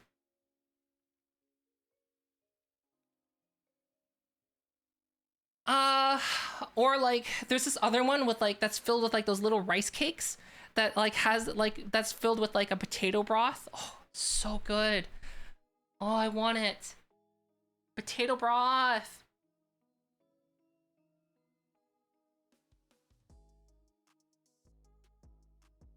But it's like it's 1 a.m. and if I was really that hungry, I could just end stream and cook something. Yeah, kimchi jjigae. It is really good. That's one thing I'm gonna really miss when I move back to when Sly and I move back to Canada, is the easy accessibility of just Korean food. I'm gonna have to make it myself. So like, when I was in university, when I lived on campus, we had like a kitchen. I would make kimchi. There'd be like this jar of like spiced pickled cabbage that I'm like slowly turning into kimchi.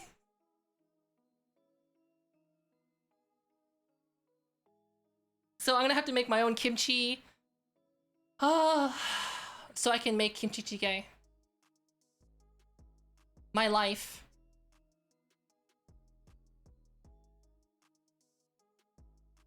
Oh, yes, yes. I am going to be on Sapphire's podcast. We're going to be doing it sometime next month. In the entire room smelled? No. Only when it was opened. Then it smelled. Because not a lot of people like the smell of kimchi.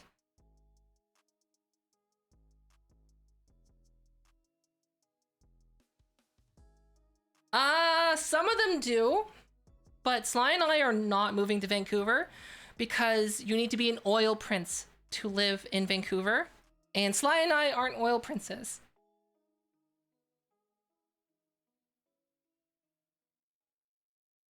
We're gonna be staying with family for a bit while we look for a house. We're gonna be buying a house. We're gonna be buying it in a place that has really good internet, but is gonna be away from the bigger city so that it's actually affordable. Like, you know, it's not like I'm gonna be like, where is it?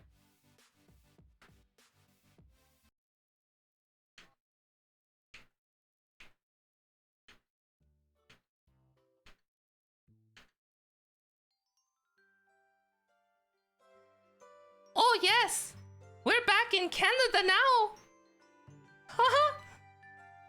I want to live in Vancouver or Toronto. Not any of these plebeian places. That's not a city. I need to have my Starbucks every day. My triple caramel macchiato with triple shot extra and the smiley face written on the cup. Yes. And then I need to have a house that has a big backyard in the heart of the city. And I want to do all of this with a 5-bedroom house, a basement, and the yard needs to be big enough to run around in with my dog.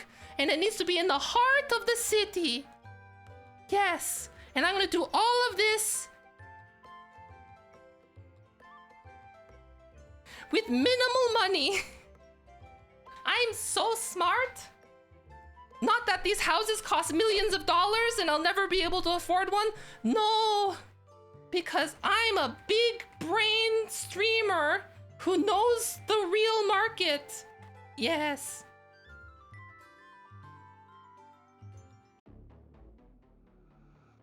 Yeah, those houses that I'm talking about go for like over $1 million.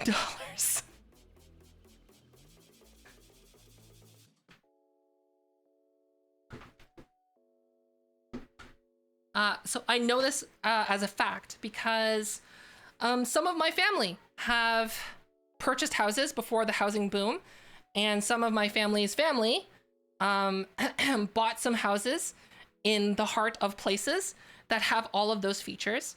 And they bought it for like $150,000. And I saw one of their neighbors' houses go up for sale. Let's just say my grandfather-in-law bought a house for $150,000. Very recently, I saw a listing for one of their neighbors' houses that was smaller for $2.5 million.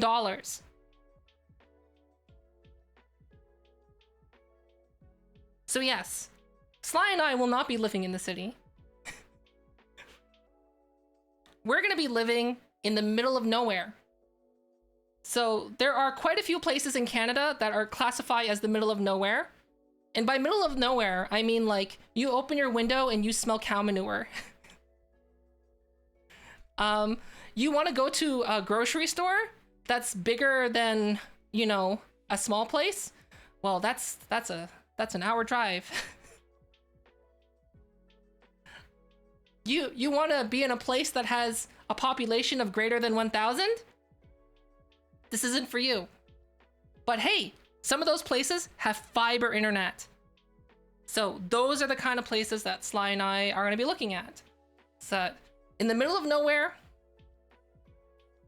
big house, big yard, low money, fiber internet.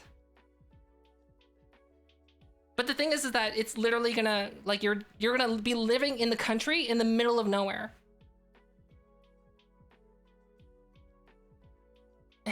Exactly.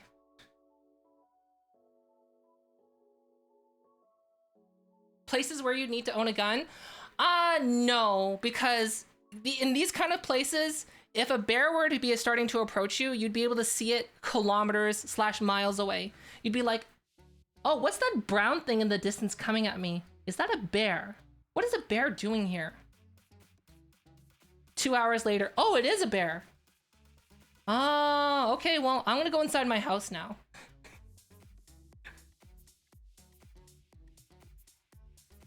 Yeah, so like, you can get houses for like very reasonable prices, like first time buyer reasonable prices. Why does the bear keep getting closer and closer? Well, let me get my lawn chair and pull it up.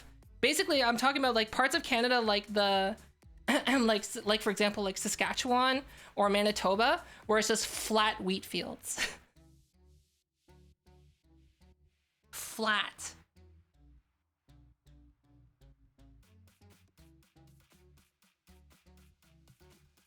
But like Canada, gun laws, non-existent.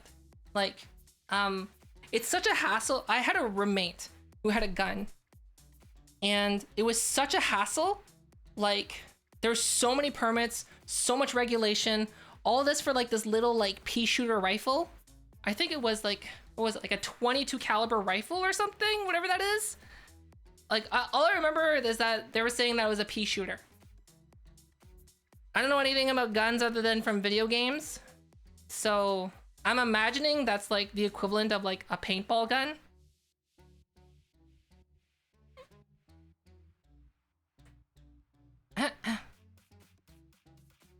It was an air gun? A cork rifle? But yeah, like, I don't see the need to have a weapon. Do you know what I mean?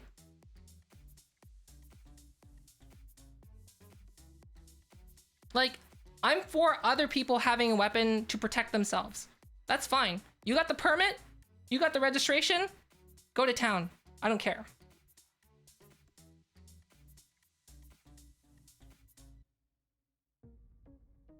But all I know is that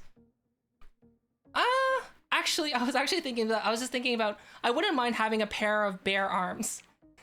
Like, just on the wall, a pair of bear arms. Because I have in America, you have the right to bear arms. In Canada, we have the right to bear arms.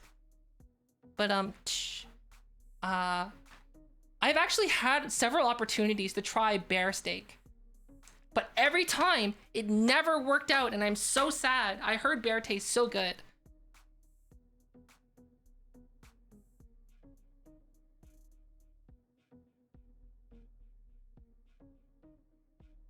Put a VR tracker on the bear.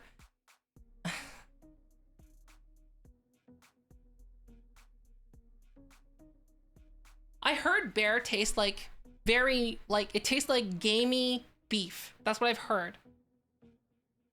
Like, it's very rich, very gamey, but like also a little bit tough because, you know, they're bears. But like, I heard it's really good.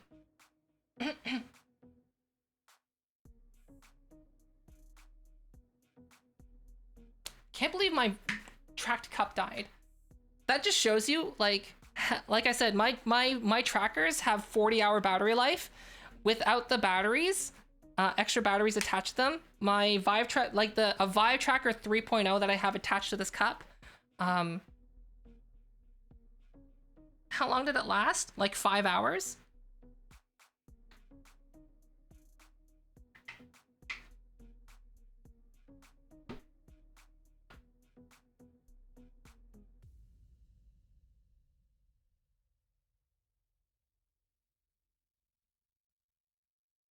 They're not often nice to outsiders. We're not gonna go outside. It's like, and then we're not gonna be like, hey everyone! Wait, we're not gonna be like, where is it?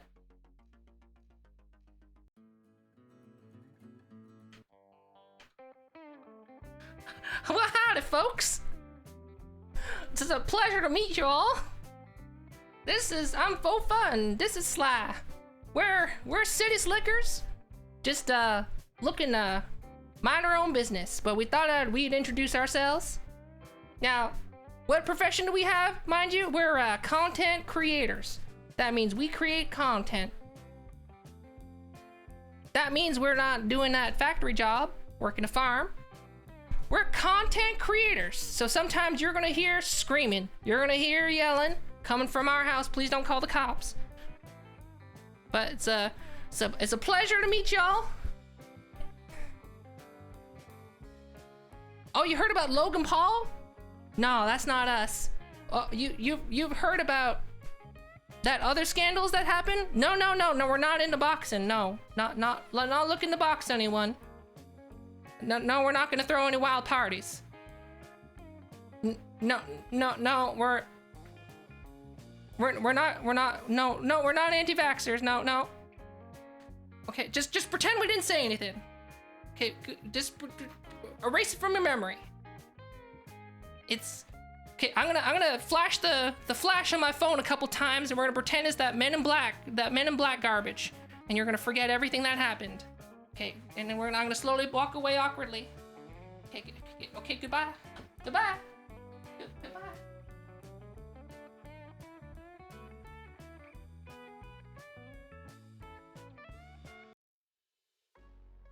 Yeah, so I'm not really one to share what I do, and like, do you know what I mean? Like, I know I've experienced it because I used to work at one of those department stores that went out of business that mainly had a clientele of old people. And basically, whenever they tell you, like, what are you studying? So at the time, I was taking one of my degrees, which is a degree in philosophy. And they're like, it's like, oh, so what are you studying? And I was like, philosophy. And they're like,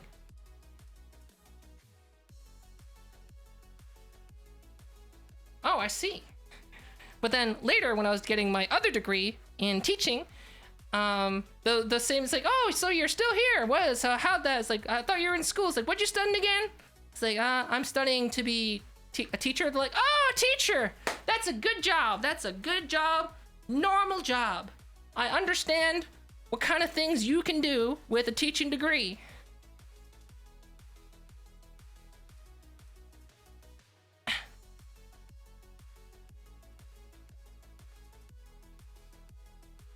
Yeah, I make videos on the internet like that hamster place, the gerbil, zgerbil.com. Is that what you're talking about?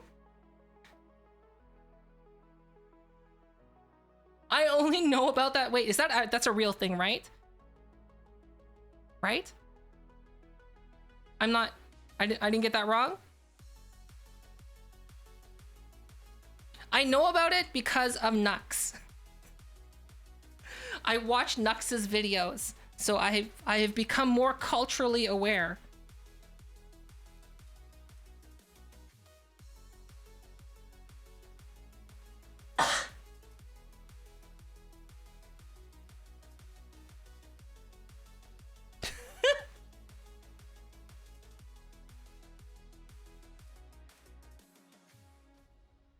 Yeah, you're right. They would probably think that was the case. So, it'd be easier for me to just say that I'm a freelance 3D animator, because like they would understand that, right?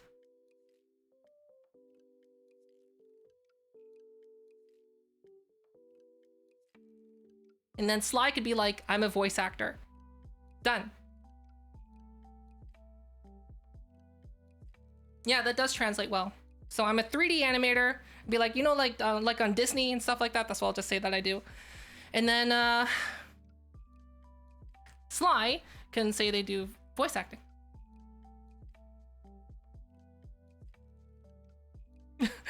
Oh, our nephew plays games all the time. Maybe you can help him start a YouTube channel. You know, Farmville Simulator. Jeez. Oh.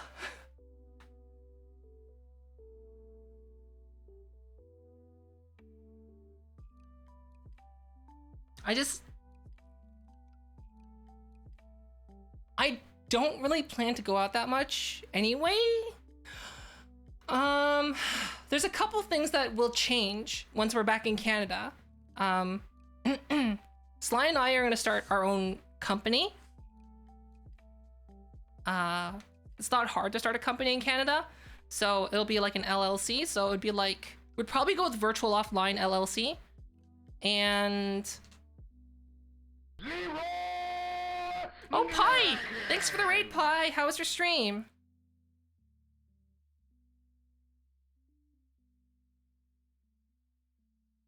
And for those of you who don't know who I am from Pi's stream, I'm Fofament. I'm a VTuber. I do cool VTuber stuff. And this is my own VTuber app that has a tracked microphone, a tracked chair. And then normally I would have a tracked cup, but the battery died. Paper. Snow. A ghost. And for those of you who don't know who Pi is a fellow VTuber who's super into not graphic design. I was gonna say graphic design because I was thinking about graphic. Don't laugh at me. Super into Unreal Engine and special effects. That's what they do as a career.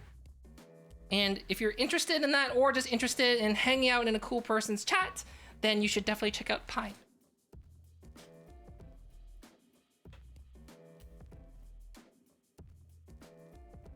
But yeah, I don't imagine myself going out very often.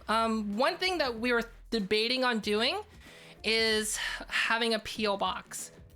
And the reason is because there have been times where we have to give out our address, and I'd rather not have it be my home address, if that makes sense.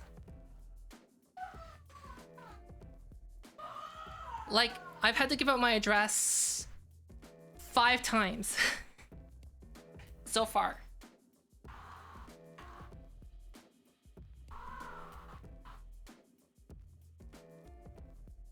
Hi, Dun.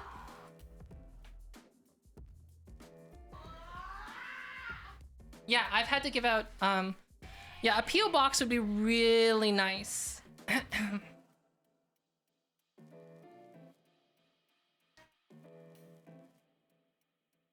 So we'd probably get a PO box. The only downside is then, you know, someone can figure out what city we live in.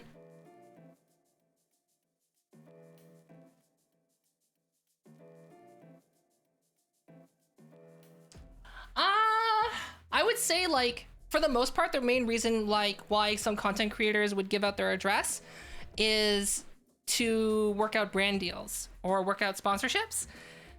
So that would be the main reason. And those would be the reasons why I've had to give out my address. And my IRL name. So, like, so for example, like, Rococo, who I'm trying to work a deal with, and that other company, and this other company, they have my real name. They know my real identity.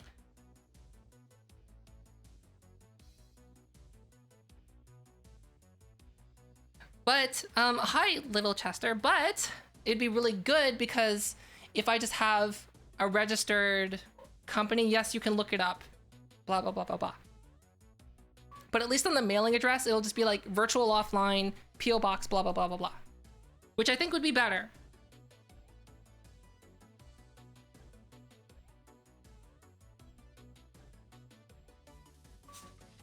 And like, dude, I know someone said like you should get a PO box before because they wanted to mail me something, but like,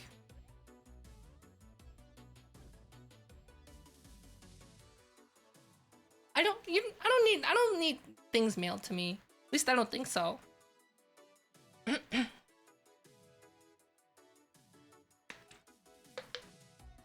But I would like to have a PO box. Specifically for privacy reasons.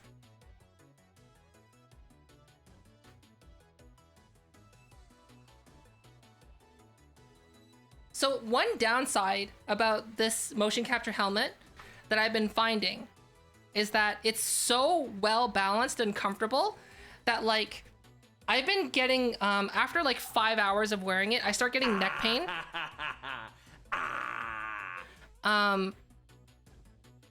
Like, it feels like at the base of my spine, where my neck meets my head, it feels like a little sore there.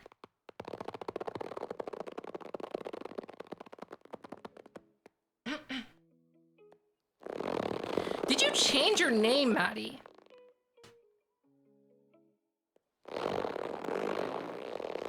Oh no, it's because your head is not really meant to hold a lot of weight, right? It can, but you're not supposed to wear something like you're not supposed to have weight on your head because it can cause headaches. So like it's crazy that like the weight of an iPhone is doing that. But like I said, it's comfortable. It doesn't feel like I'm wearing anything. It's just like over time, I don't know how to say it. Like you can feel the weight. It's kind of like if you were kind of think about it this way, right?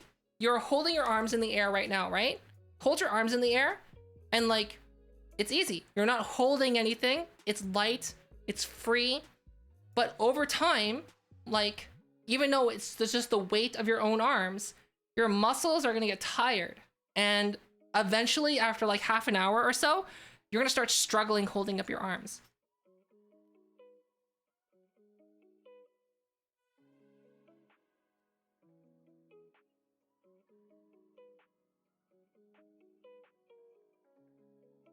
But that just, I think to me, that's a testament to like how well balanced this headset is.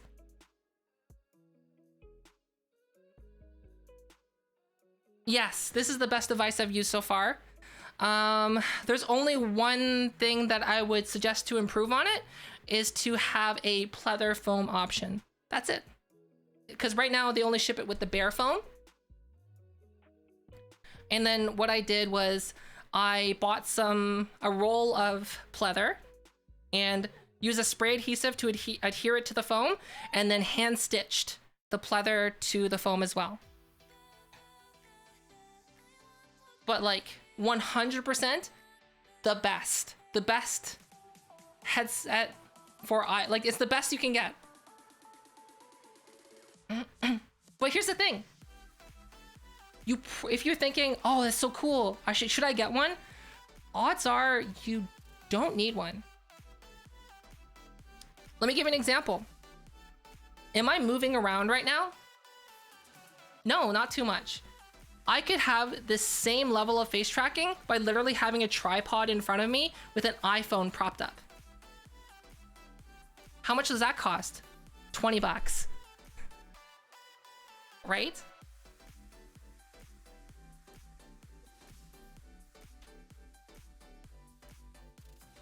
Or like if you're mainly sitting at your desk, just have your iPhone where your webcam would be. That's all you need. Most people don't need it. The only reason I got it is because I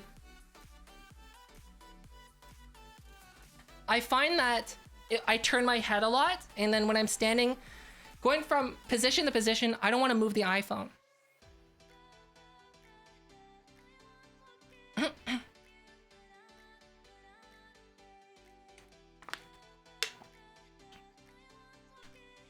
But like, it really depends on how you're streaming. So the thing is that this head mount, I would say if you really need a head mount, but you're only going to be using it for less than an hour at a time, just get the helmet and the monopod. That's all you need. If you're going to be using it, if you're going to be moving around, or you're going to be doing crazy things like flips or dancing or dynamic movement, then you might need one of these.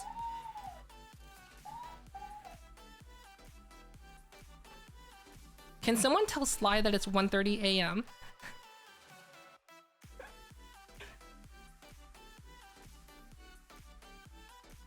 Just say Fofa says it's 1:30 a.m.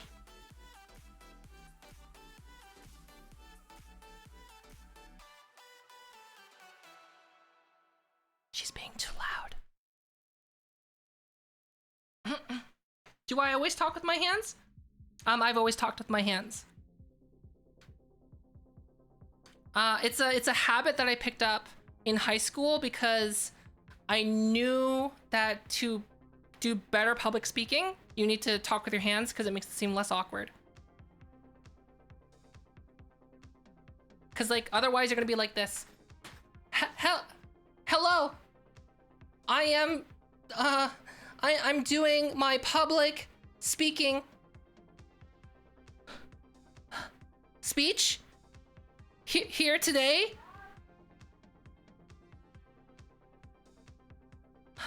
Oh, I'm missing the page. Do you know what I mean?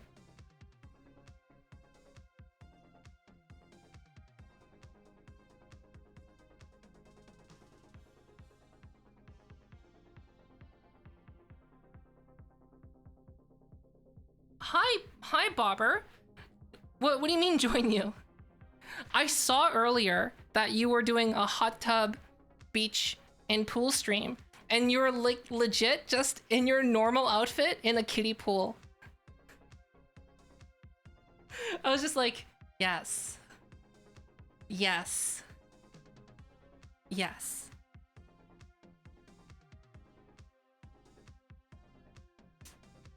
What do you mean it's time to kill all VTubers? Okay, Becca, see you. Bobber, you're a VTuber.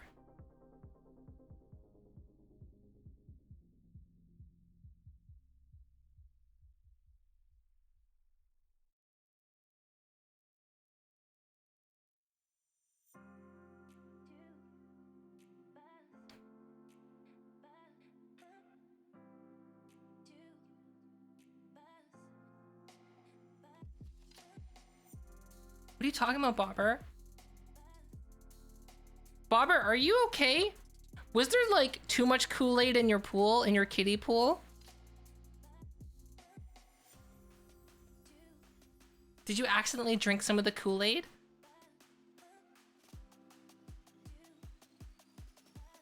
Or maybe you have a concussion from like the Kool-Aid man bursting through the door and like a brick hit your head?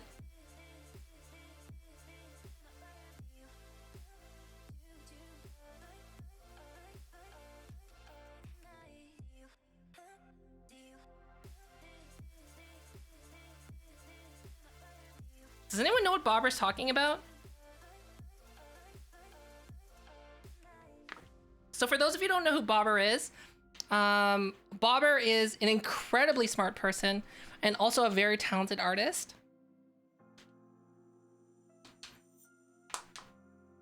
I don't think Bobber's normally here.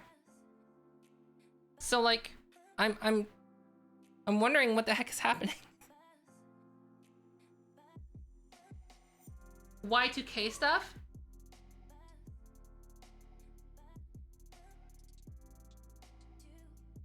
Dark humor? Hidden deep inside of him? Maybe. Maybe. But Y2K was 20 years. Oh my gosh, it was! Wasn't it? Oh! Wait. It'd be 20... Right now it's 2021. Okay.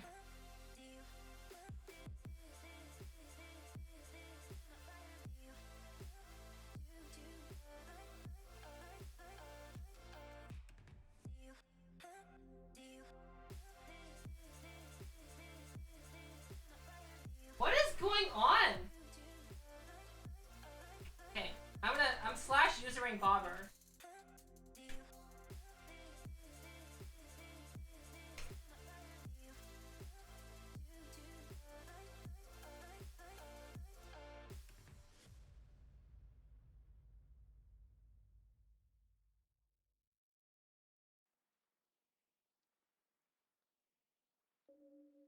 Bobber, what are you doing? Okay, now I'm gonna do another thing. I'm investigating Bobber now.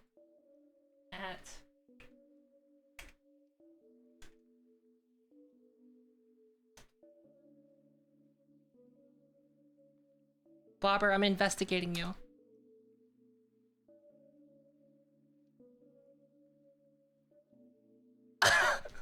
Wait, what? How? How is it 0 seconds? How is it 0 seconds? That's impossible. Unless like Bobber's like using Chatterino. Is Bobber a ghost? Is Bobber the ghost of Twitch? Am I being visited by the first am I being visited by the first spirit? And by the end of tonight, I'm gonna be visited by the second spirit? Spirit, tell me. Paper, snow, a ghost. Spirit, tell me. A ghost.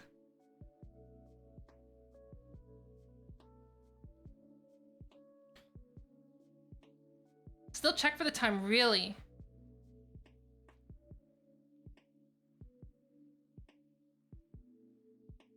Gary!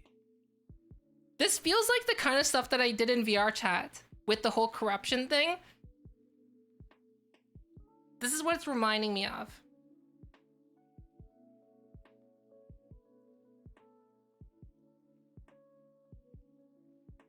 I don't think Bobber's account would be compromised because they were streaming earlier today. Right? And like Bobber is kind of like one of those big brain people, so I don't see Bobber being one of those people that would be like, oh, I got an email to download more RAM to instantly make computer into hot Russian wife. Okay. I click to download my computer to turn into hot Russian wife. Wait, what? What do you mean all my email accounts have been compromised?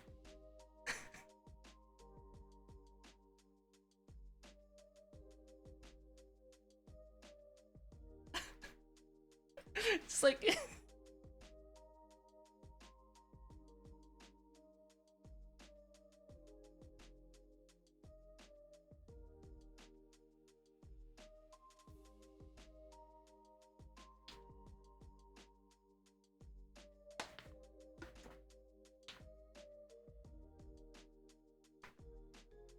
Did Bobber download more RAM? Maybe. Maybe Bobber downloaded some more RAM. Oh, thanks, Obi. Bobber, did you download more RAM? Is your computer infected? Do you have millions of dollars locked away and only I can help you?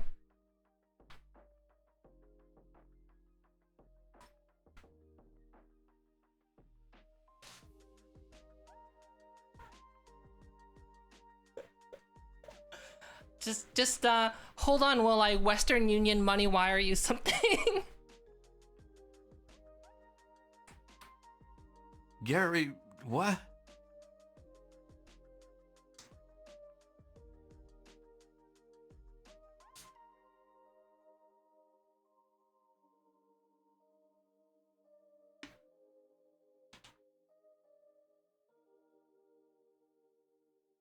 It's powerful?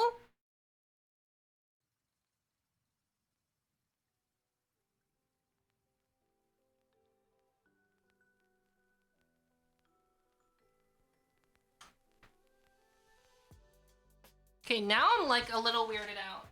Okay, let's go to Bobber's Twitter just to see if there's any news posted there. Let's go.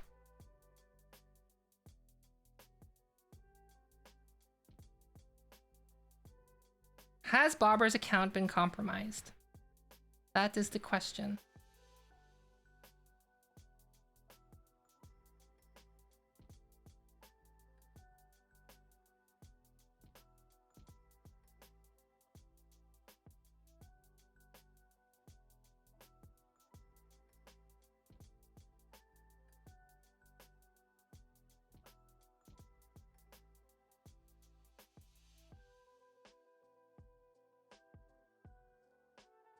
No. It could be. It could be.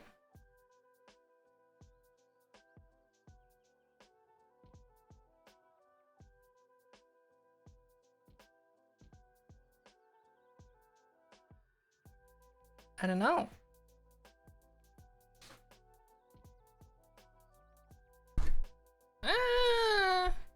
I'm guessing something weird's happening.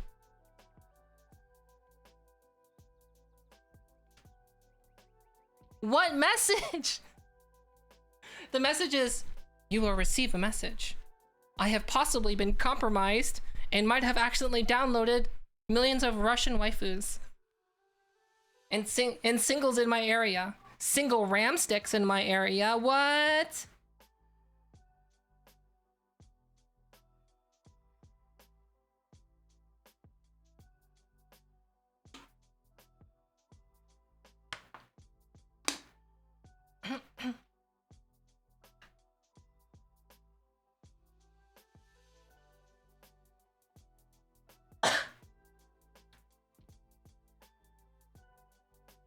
Single RAM sticks can't be configured. Who needs to have dual channel? Just have mishmash of everything. That's why I only use SD RAM. That's right, not DDR RAM, SD RAM.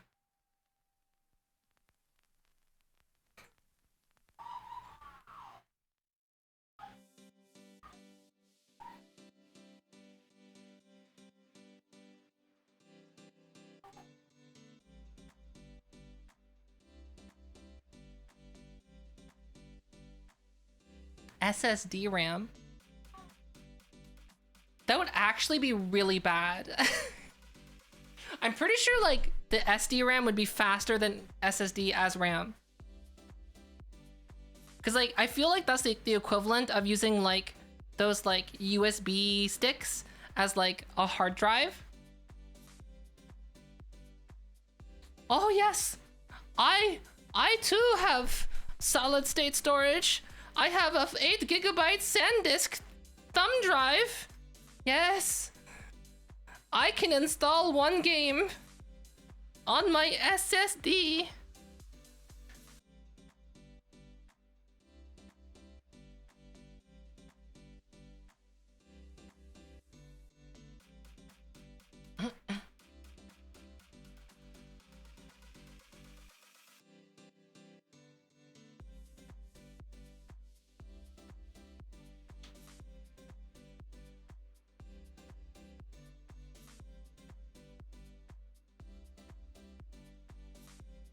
What do you mean the machine is angry? Machine. Also, this is like actually, I don't know if I like the feeling of the pleather. I like the feeling of the foam more. But the downside is the foam is really hard to clean. Whereas the pleather is literally just grab a wipe with a disinfectant wipe and just wipe it clean and it's clean.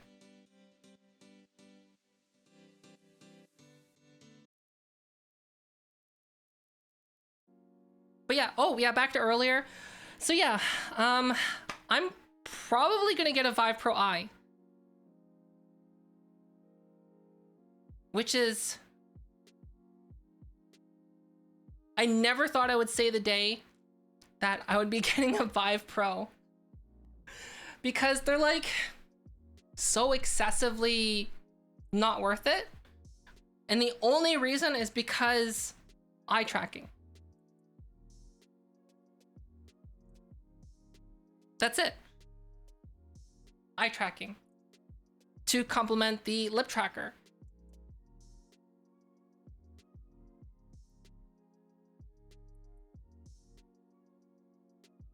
And then I guess the only comparison that I could do is VR face tracking versus iPhone face tracking. Cause like I know a lot of people are curious about that, and I think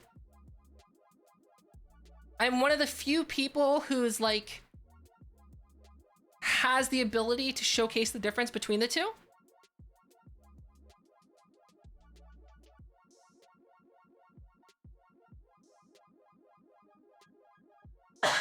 What did the binary translate into anyway?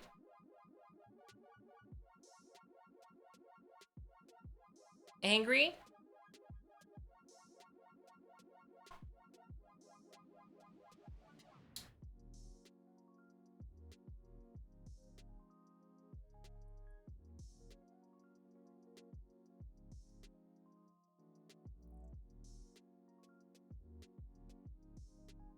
right?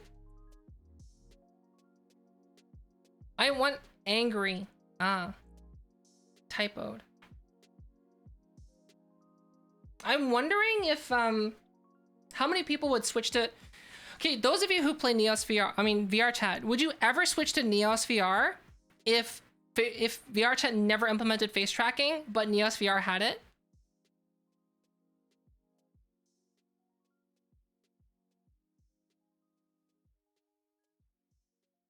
Hell no. Why?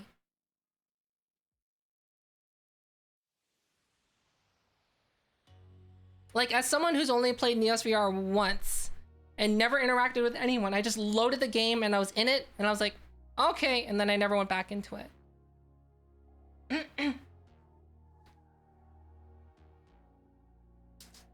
Where all your friends are? Is a niche? Is it though, Jarno? Is it though? Jarno, do you have full body tracking?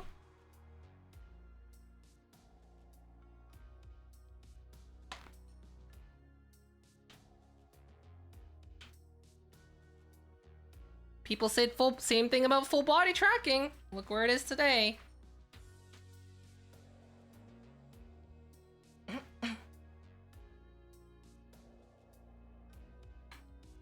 Oh yeah, there is gonna be a new headset with all the features. It's gonna be by Facebook, I guarantee it. Facebook is gonna be the first one to market with that. Because what's that other headset that everyone's talking about that has like the hip tracker? What is that one called? The one that's made by a company with no track record?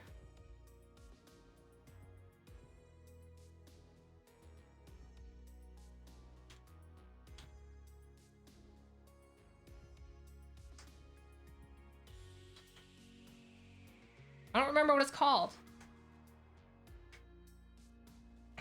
There's a VR headset that's gonna have built-in eye tracking and face tracking, but it's made by a company who has no... They're not known for making anything. Decagear, yes, that's it, the Decagear. I have zero expectations for Decagear because it's made by a nobody company who's making a bunch of bold and big promises, and essentially you need to be like 100% wary of any companies that come out of nowhere that make bold and big claims. No matter how much stuff they can show off, it means squat. And especially like with right now how you can like pay to pre-order from their website only, it's just like I'll wait until it comes out.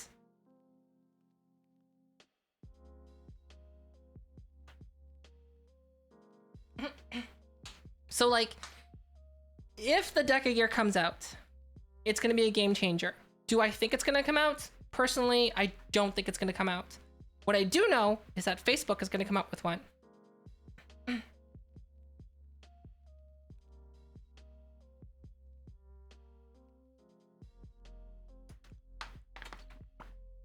And then there's gonna be people who will not want a Facebook headset, and they'll probably get the Vive Lip Tracker.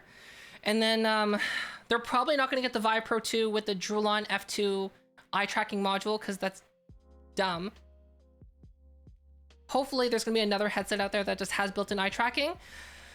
There is the HP Reverb G2 Omnicept Edition that comes with eye tracking, lip tracking, heart rate sensor.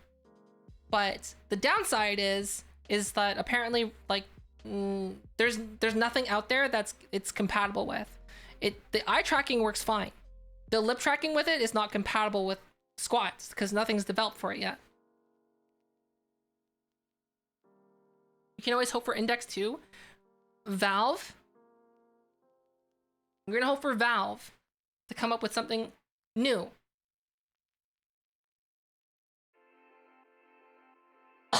I'm surprised they even came out with the Valve Index, to be honest. Because, like... I think the Valve Index is just gonna be one of those things that's just gonna exist until it dies.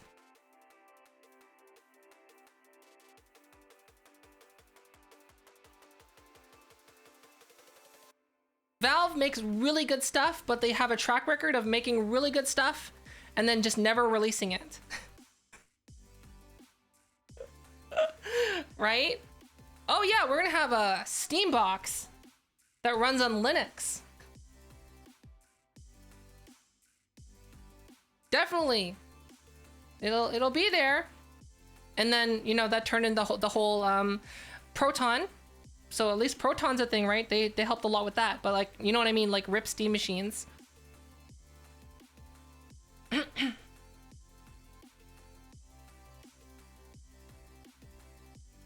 But you could say that Steam machines were made irrelevant because of Proton.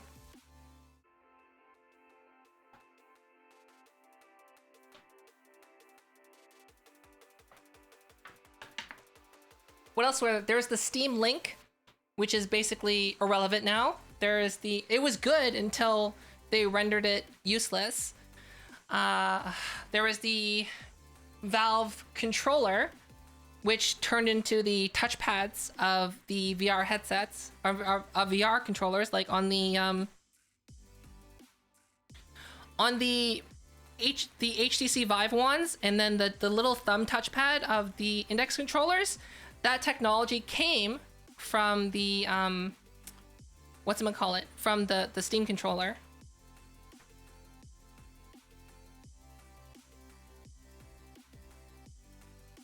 So, I mean, like, they're filing patents for all this stuff. One can hope that they're going to come out with a BCI interface headset that is non-invasive. Who knows?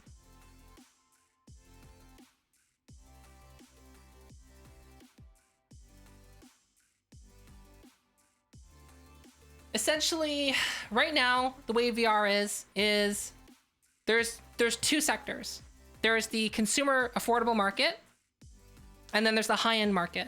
And right now, Valve operates within the high-end market because they're not going to be able to make a headset that's going to really be able to compete. Given by their track history, they're not going to make a headset that's meant to compete with the Quest. So they're going to come out with like some giant chungus thing that's probably going to be the high end. It's probably going to have BCI. It's going to come out, I don't know, in like 5 years. Something ridiculous amount of time. In the meantime, Facebook is being like, yeah, we have the Quest Pro. It's $399 and it will serve you ads, but it has face tracking. Poggers.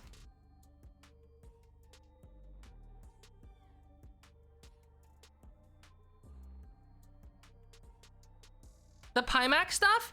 Why? Pimax seems so excessive. Pimax is very... Oh, Squid Fender, see you. Thanks for popping in. Pimax is... You have to run a separate software to have the headset compatible with SteamVR. And it's very front heavy. And it's very expensive. The only thing that you would want a Pimax for is if you want that big chungus field of view. Like... You want to be able to like see the world, then yes, the Pimaxes are great, but it comes at a huge compromise. Oh, thanks for the 10 bits.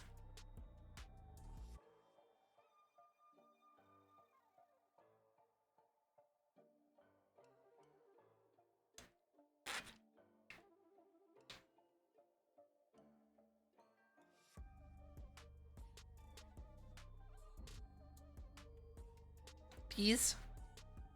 I'm excited to get the new gloves. I don't know what I'm gonna do to should I just start wearing gloves underneath them? Oh, it's gonna be so uncomfy. Maybe with the new design, there'll be less... Maybe the new design will be washable. That would be cool. Right? Washable gloves. That'd be nice. I doubt them. I doubt they will be washable, but that'd be nice.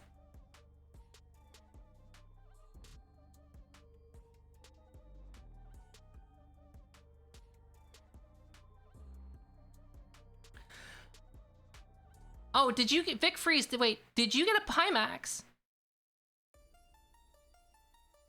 Here's the thing. Why am I thinking about getting a Vive Pro Eye? 1, it's cheaper than it is in Canada. 2, it has built-in eye tracking, not with a special module. 3, it has like snap-in support for the Vive lip tracking module. That's it. That's the only reason why I want one.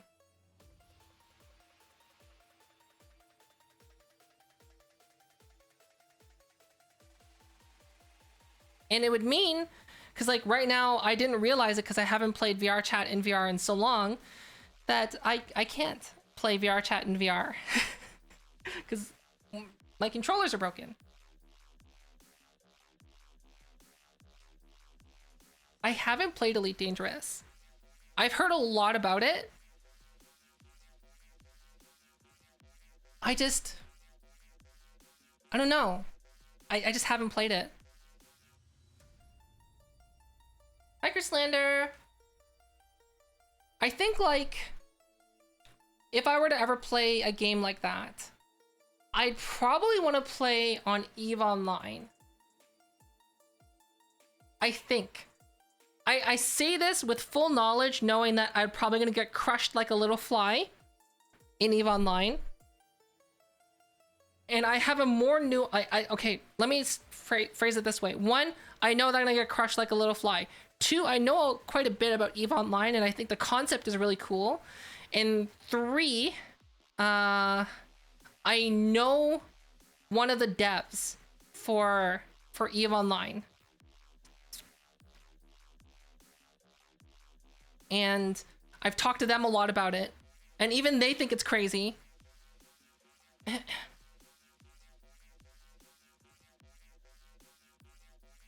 Oh yeah, I know one of the devs IRL.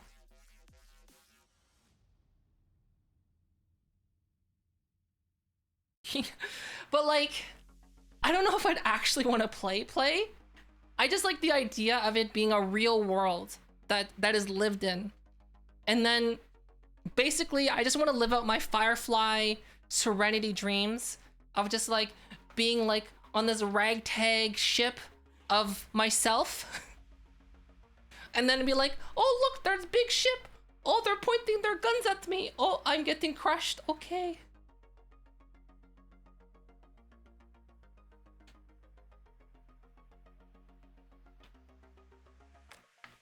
There goes my money. My IRL money.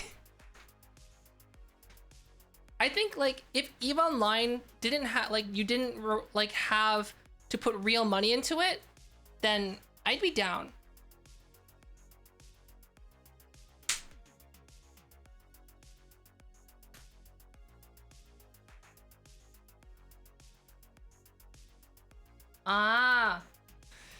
No.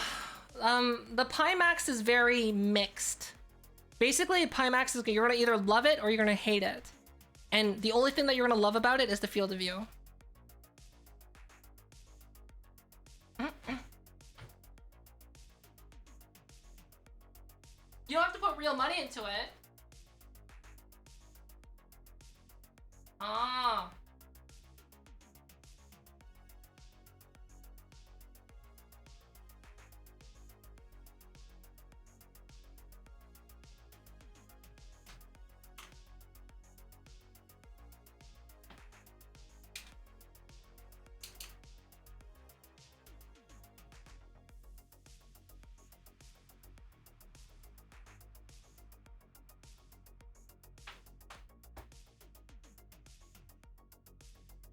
But for No Man's Sky, it's not a persistent world. That's the thing.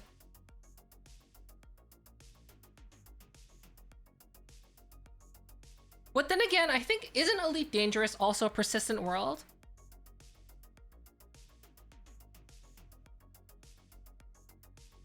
Isn't it?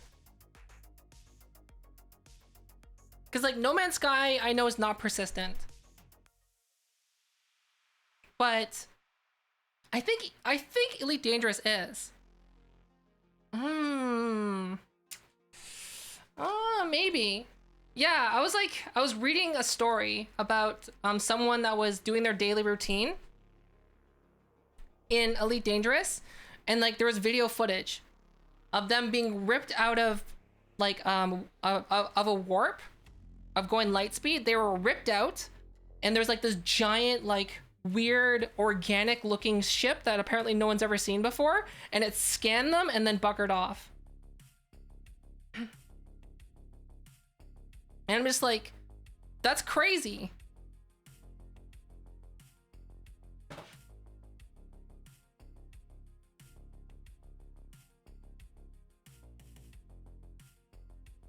Isn't that crazy?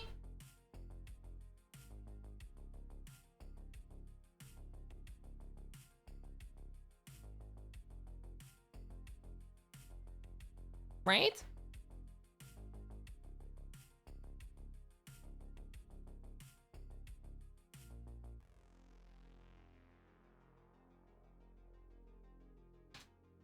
Oh, was I only getting the neck pain because I had it in a weird place? I just adjusted the placement of my head mount again, and all of a sudden, like, my neck feels better. So basically, the only thing that makes this headset uncomfortable is user incompetence. Great. It's user incompetence.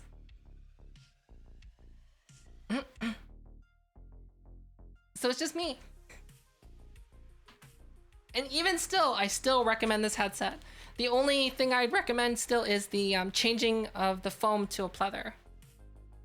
User error. Yeah, exactly.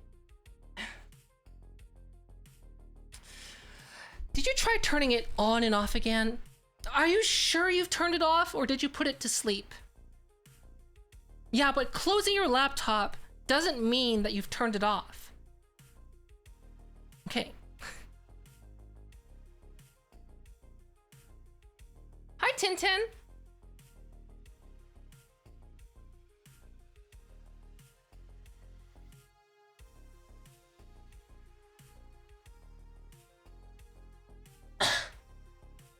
Interesting.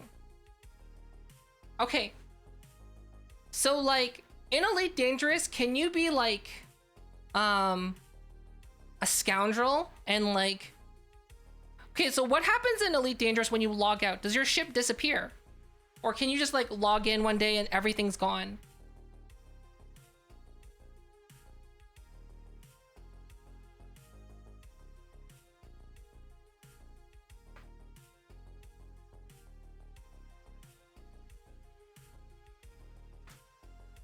Because, like, that's something I'd like to know.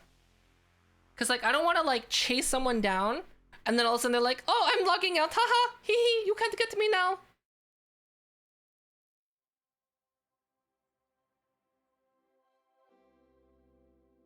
Players are non-persistent. That can be something to exploit if you're non-persistent, though. Right?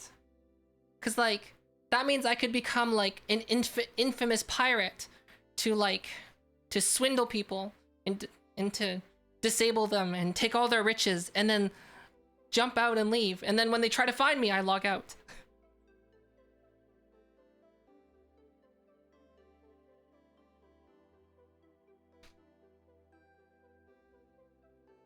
It just disappears when you're offline.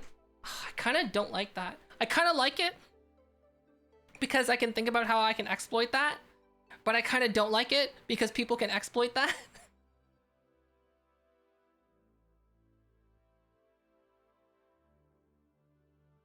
But you have to go to stations. Ah, okay. Okay, they thought of things, okay. What did you come to? It seems like you've come to someone's stream. That's what it seems like you've come to. Unless you're like, maybe you should go take a shower.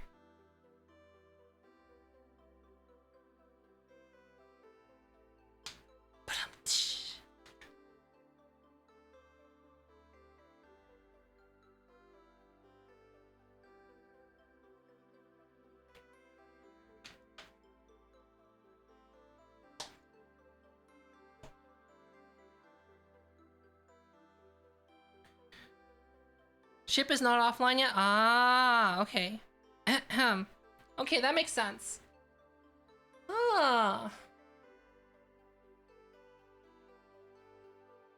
Because basically, like, in these kind of games, I like to go PvP, and basically my favorite ship style is to get, like, a giant cannon laser, tiny ship, and giant engine.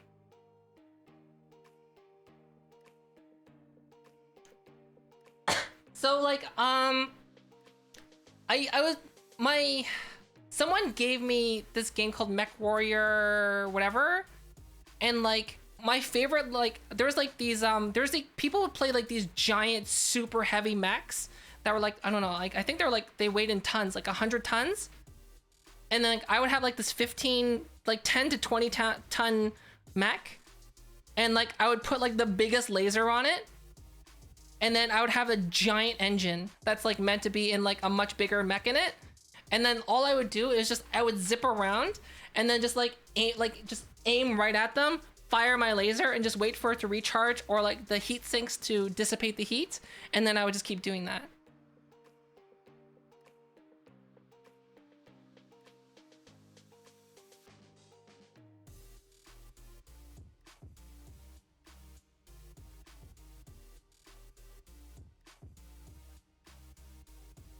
So like, I'm thinking like if I had a spaceship, I'd want something that's like small, highly movable, small, fast, and has a cannon that can do like a decent amount of damage, that if I were persistent, I can whittle someone down over time. Like, I'm not talking about like, you know, boom, one shot. I'm literally talking about like, if someone had a much better ship than me, but if I was persistent, I could take them down over the course of like hours.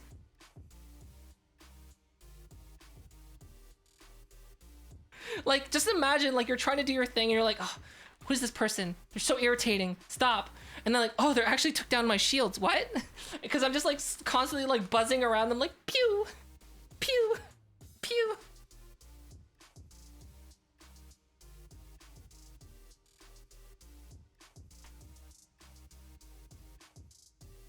It might have been, I don't know.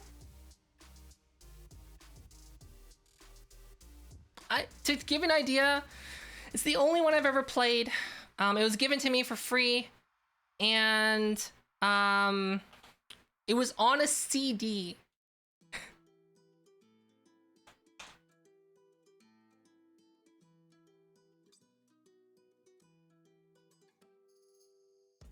Hey, I wouldn't mind doing that, because like, here's the thing, if you're really fast and you're like, you have to peace out, you can just peace out because you're faster than them in theory.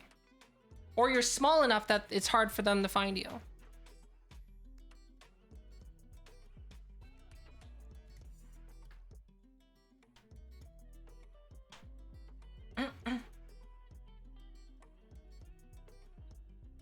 Yeah, it has to do like enough damage to consistently whittle the shield down.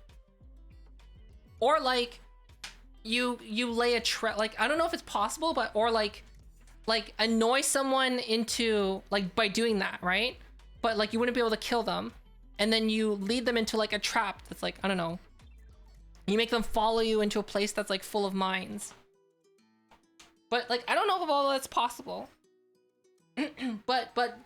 But basically, I'm a troll. When I play those kinds of games, I'm a troll. That's what I do. I don't use any exploits that are against the rules, but I will use the most annoying crap as long as it gets me what I want.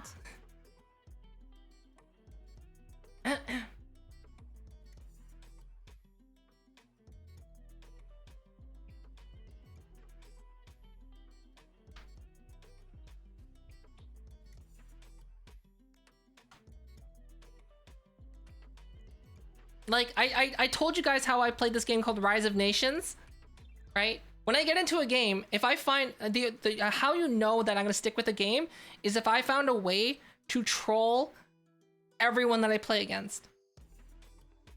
So like, I'll tell the story again, since I think I've only told it once. So Rise of Nations is like Age of Empires. And essentially I had what was my record? 300 wins. 300 wins, 100 ties, 0 losses.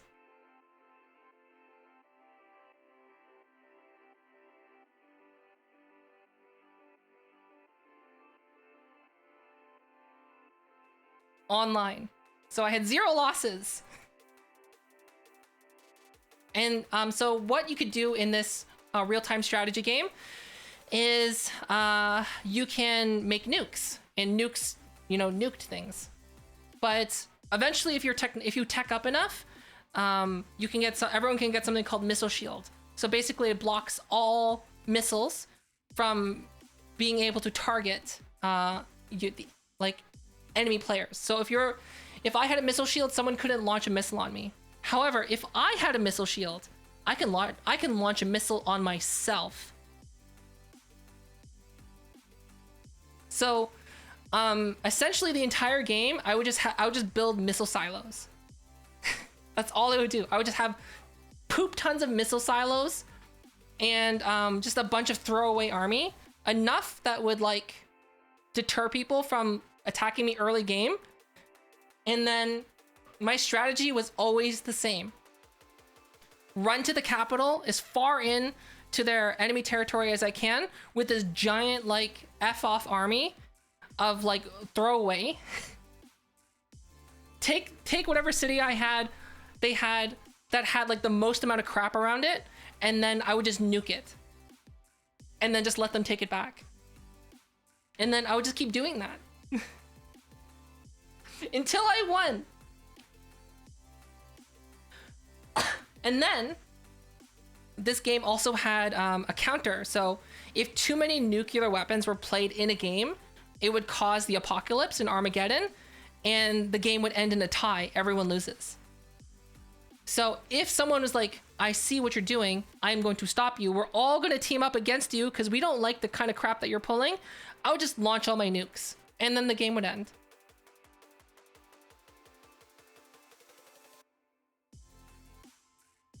Hence why over 300 wins, around 100 ties, 0 losses.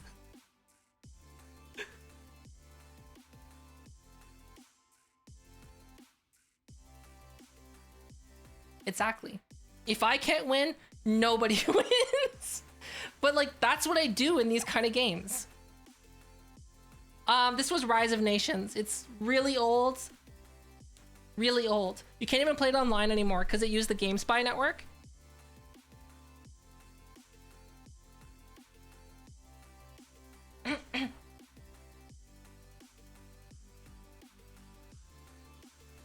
Zero losses.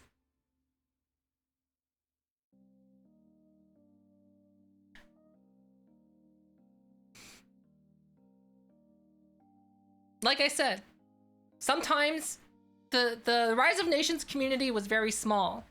So sometimes people would see me and they would remember my name, and then they would just like, it's you, and they'd leave. And then they would like do like the new matchmaking, and they get matched in and join the lobby again. They're like, this is the only lobby, isn't it? And I'm like, yes.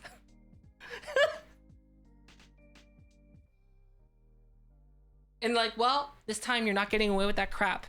And then I got away with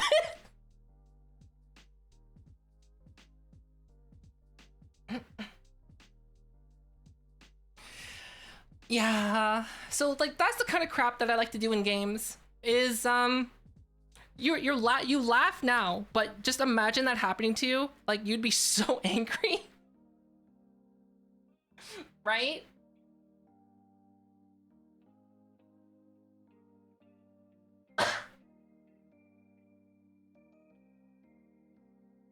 Yes. Deal with my minions. Ha ha ha. My minions being ICBMs.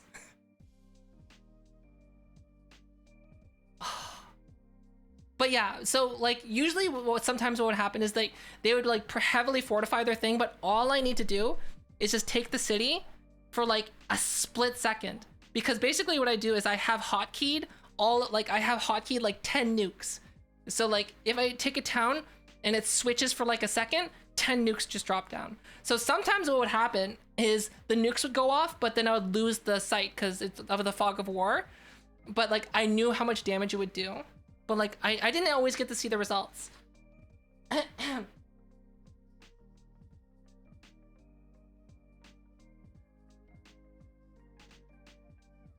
I kind of like, so that's like in Elite Dangerous.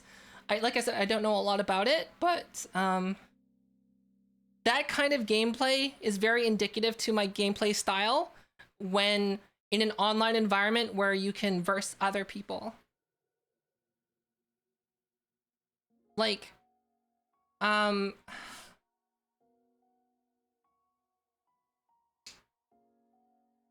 in terms of games that require a high technical skill, I don't think I'm good enough to do those kind of games.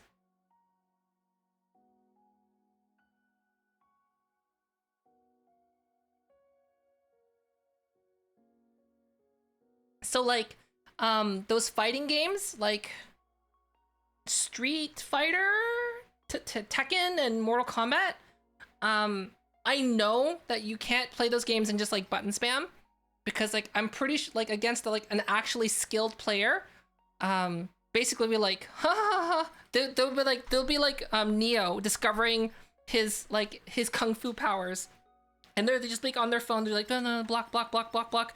Okay, I'm done with you. Psh, dead. And that's basically what it's, I'm pretty sure what it's like if you're like a button spammer on those games.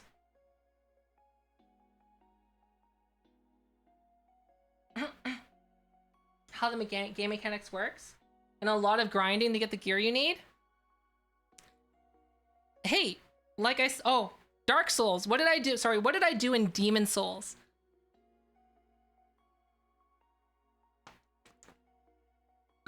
So in Demon Souls, I felt sympathy for dying, because, you know, it sucks, right?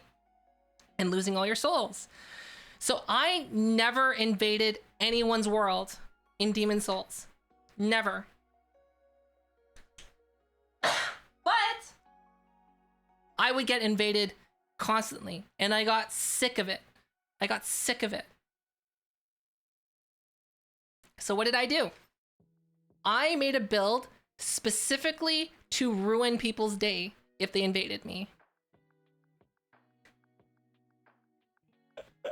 Because what's really nice about Demon Souls, the Souls games, is you basically have unlimited inventory space. No, I had a plus 10 scraping spear.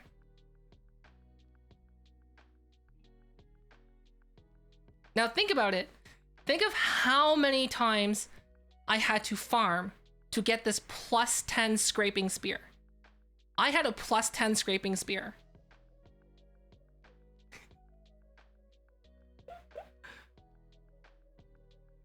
What a scraping spear does is it's a boss weapon.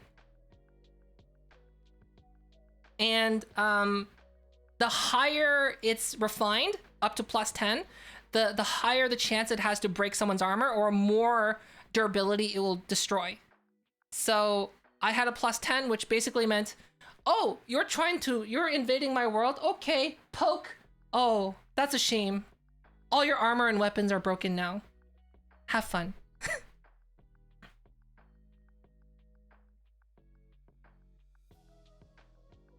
It's like, I wish I was exaggerating, but no, it would literally be like, poke, your stuff's broken now. So like, that's why I really wanted to play Demon Souls when it came, they made the remaster. I don't have a PS5. Cause like, I basically just wanted to do that again. Cause I'm like, I know there's gonna be a ton of new people. I know there's gonna be a bunch of trolls, and like, I don't want to invade. Oh, I could invade other people's worlds, but I think that's a bit excessive. Invading other people's worlds and just destroying all their gear. I think it's too far. That's going too far.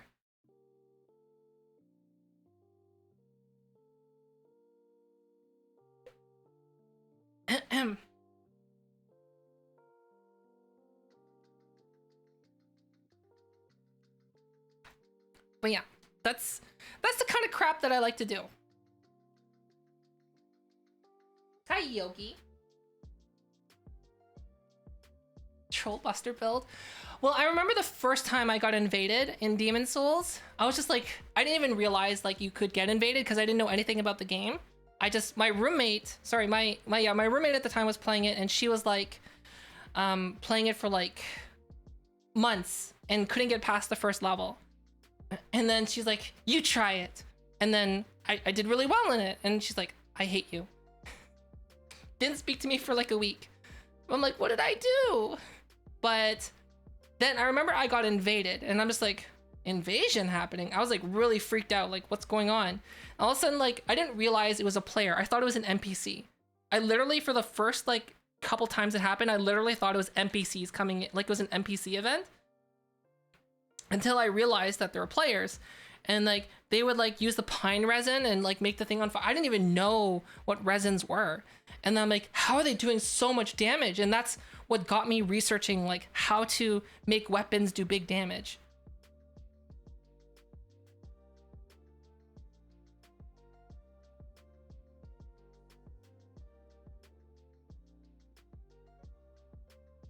Cause like I remember exactly the world that it was. It was the world with like those weird mining people with the pickaxes. And then you come in, then all of a sudden like I got invaded, and there's like just someone standing there above the stairs, and they just pointed at me. And I'm just like confused. Pine resin. I'm just like, okay.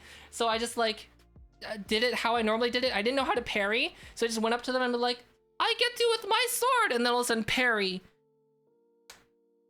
Riposte. Dead. And I'm like, and then they would just be like, point down at me, shake head.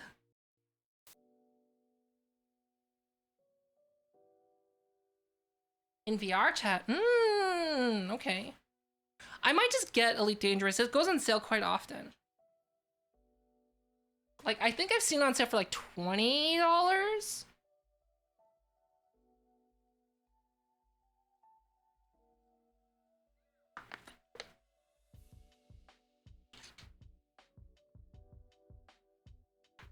There is that one headset out there, the Vario. Oh, hey, if you really want to play Elite Dangerous to the max, just get a Vario headset. Yeah, it's only 60 hertz. Yeah, it doesn't have a great field of view, but it has super crisp clarity. So crisp that it's legible like it would be in real life. Downside, $5,000.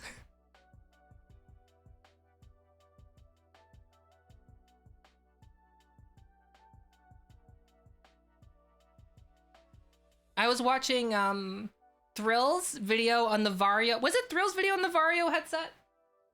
It was either Thrill's video or VR Oasis. I don't remember.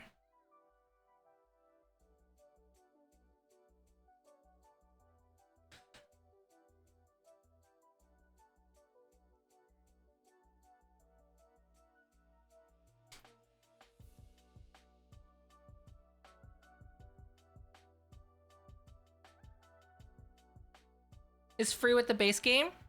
I don't know anything about ED.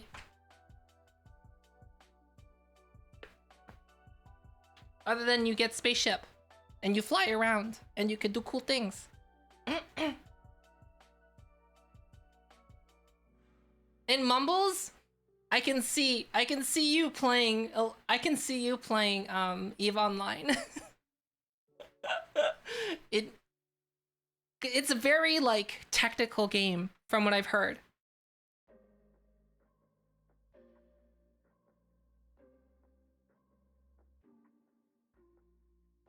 I just like the stories that I hear. Like, what really drew me to thinking about EVE Online is those ridiculous stories in heists that people did in EVE Online. Literally, like, so like people would like go undercover and infiltrate like a corporation for like years to work their way up, only to destroy it and disappear into the vastness of space.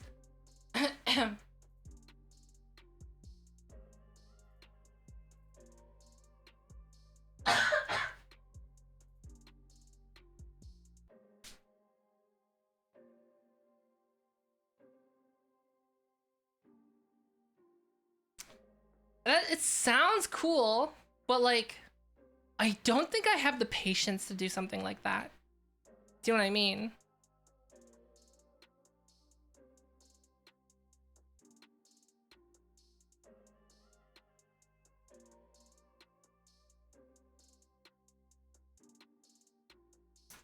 The one thing...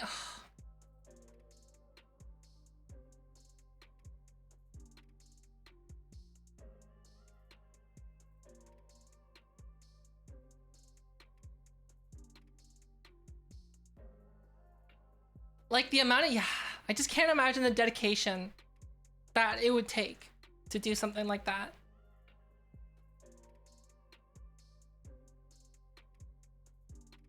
Like... It would literally have to be like your second job, right? And what's that other game that hasn't come out yet that like people are spending big butt tons of money on? What's that game called again? People are buying spaceships. It's become a meme. Star Citizen, yes. I think Star Citizen will come out. Oh, Bobber. Thanks for the 2 gifted subs. Thank you. I do think Star Citizen will come out. Eventually. Am I gonna buy anything in Star Citizen before it comes out? No.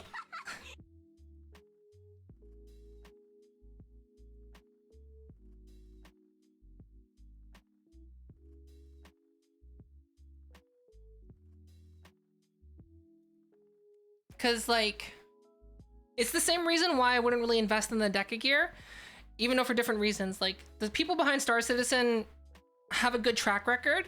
The downside is what they've done so far with Star Citizen. Yes, they're innovating, but it's like they never stop innovating. They need to stop. They need to stop so they can release it. But no, they're like, oh, let's keep improving. And then basically, who knows when the game's gonna come out. But like with the Deca gear, there's like 0 history. So like, you know.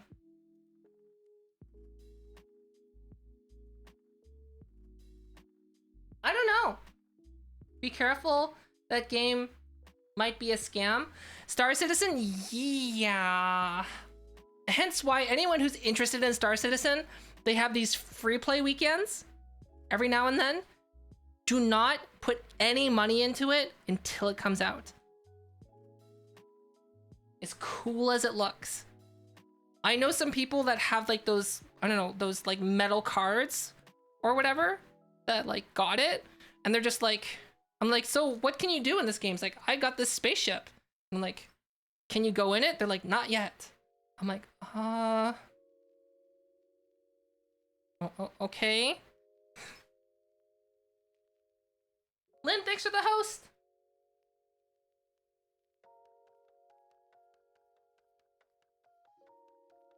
I think Star Citizen is probably going to be like a more successful version of Duke Nukem Forever. It's probably going to somehow, something's going to make it go bust. And then a studio is going to pick it up and they're just going to release it. I have a feeling that's what's going to happen. So I do think it's going to come out, just not in the state that people want.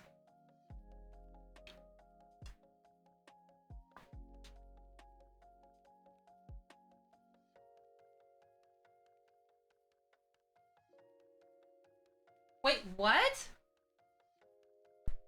Why is Harris Heller on Twitch? I thought Harris Heller left Twitch. Wait, is it because Harris Heller is no longer affiliate, so they can dual stream?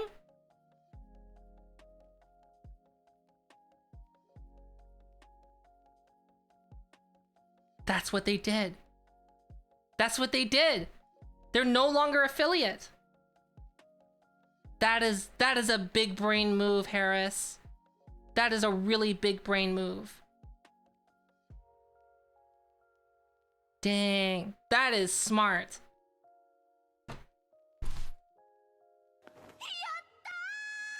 Spats. Thanks for the 3 months. Yay!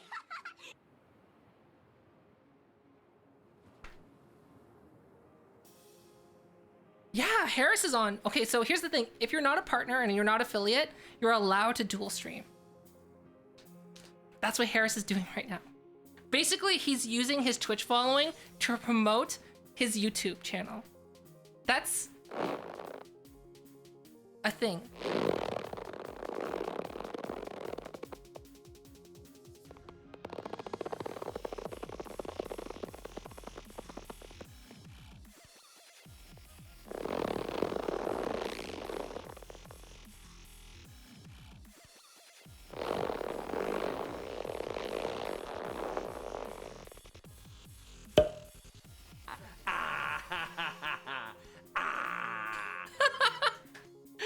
Oh, I can't get over that combo.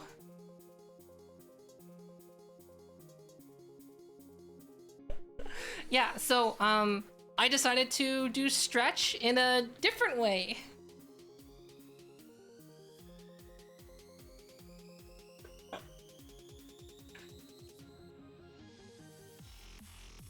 Combo wombo?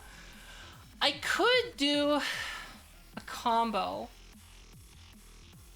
It would cost the same amount of channel points as getting them both, but it would guarantee timing.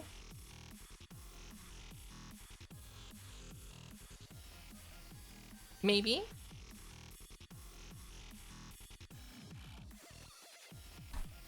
Yeah, it could. Oh, hey Spats. Did you get your bananas? Okay, Wraith, see you. No.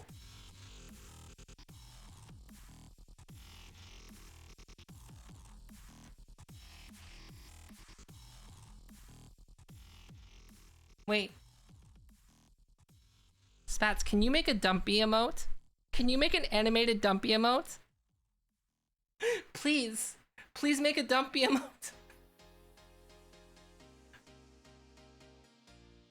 Oh, okay, hold on, I'll show you. All I have to do is search in my emotes and go look for dumpy.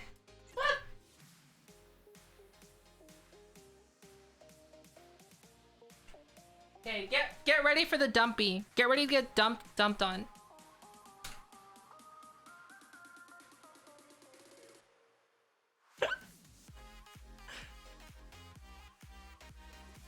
No, look, it's animated. It's Mars Dumpy.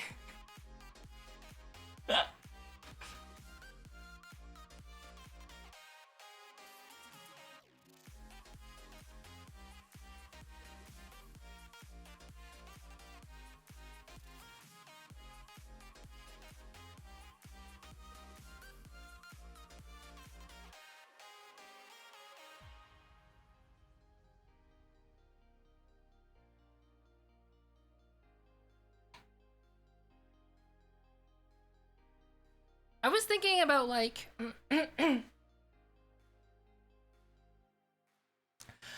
the VR chat devs actually ban people for modding their client to have facial tracking? Would they actually do that? Has there been a precedent set where like if the modding is not malicious that they would do it? Because, like, in my eyes, if I was a mod, I'd be like, any modding is bad modding. Ban.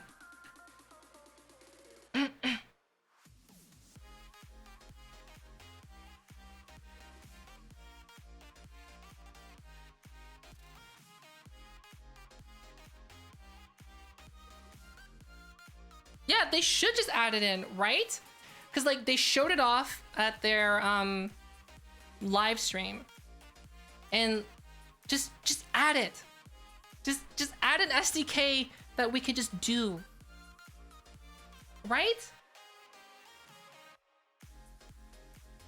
Then people can stick out their tongues and make it fly all over the place.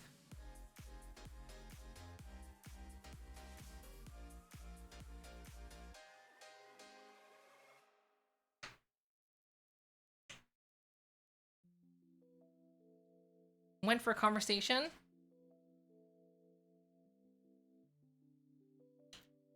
Cause like,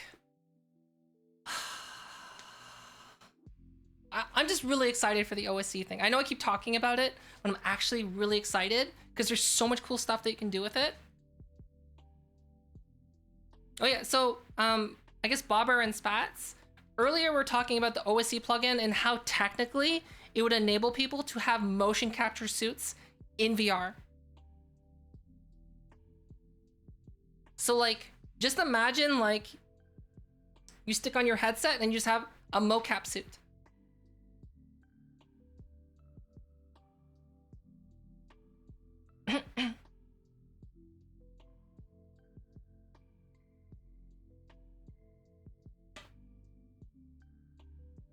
Yes. Okay, so someone Phased Dragoon, I think they said they're one of the coders behind Callus Row, came in and started talking about the OSC, and I remember vaguely hearing about it. So after that stream, I went and I watched the live stream, I read the documentation, and I just went, holy crap. You can basically send any motion capture data to VR chat and it'll work.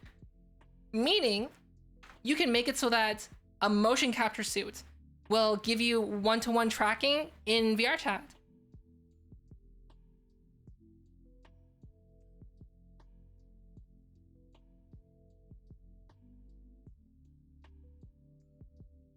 Odd West, thanks for the follow. So I'm just like, holy cow, that's so cool. Or like people who are dancers in VR chat, because there's like a whole dancing community, you could just have more trackers. So instead of having like the standard headset, the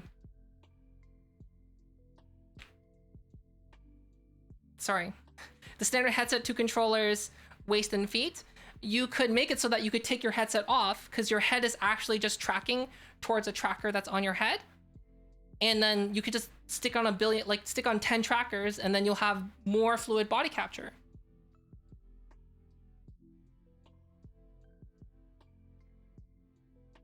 What are you talking about, Rami?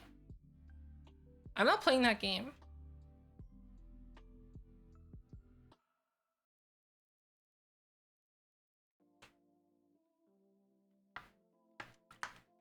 So, when that feature comes out, I want to be the first, like when it officially comes out, I want to be the first person in VR chat to have a mocap suit. Other than a dev.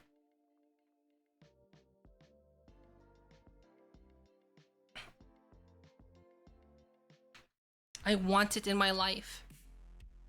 And then like that enables like for you to have VR gloves. Oh, that'd be so cool. And then like you can have like the control, like, oh, okay. So you can have a model, right? So imagine like, yes, you still have to have controllers, but imagine like someone's model, right? And like they're holding controllers that they can toggle on and off so that you can see the controllers or not.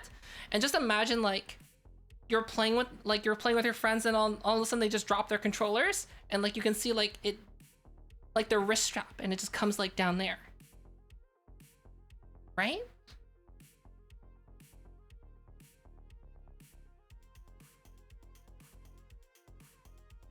Jared, thanks for the follow. I think that would be like super cool. The only thing is that I'm a big dum-dum. Basically, like that Mar Dumpy emote that you see, that's just imagine like if you're looking, like if you take like a side slice of my head to see like what's going on inside my head, there's just the Mar Dumpy emote. That's the only thing that's in my head. Mar Dumpy.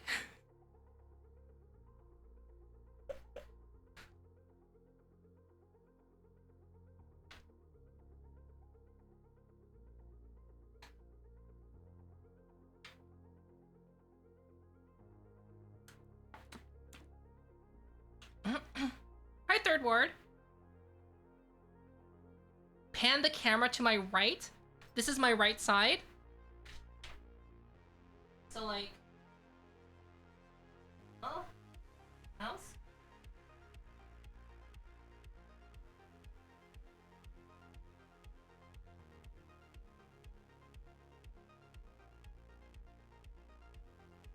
There you go. You finished streaming? Okay. Go drink some water. Can you make burgers? No. No, my burgers. No. My burgers. No. I need them. Ah, the hug. Mr. Panini, thanks for the follow. I love how it looks like you're hugging on the side. Does it? Yeah, look. Mwah. The burger. I want burgers. I would like to buy an hamburger. Yeah, I would like you to make me an hamburger. The burger. The burger, Juseo. No. Did you take out Tomo? No. You said you're gonna take him out. You did. You did. You did. I poked you. Ow! I was right. What's that from? Is that from the cat? Yeah. I was like patting the ground, and then the cat walked to be under my hand, and I just kept patting the ground. And the cat's like, "Stop it! I don't like you patting me." And I'm just like, I just kept patting my hand in the same direction, and then she just wouldn't leave, so she started scratching me. And I'm just like, "You're a dummy, cat. Just leave. You came here when I was already patting my hand. What do you expect?"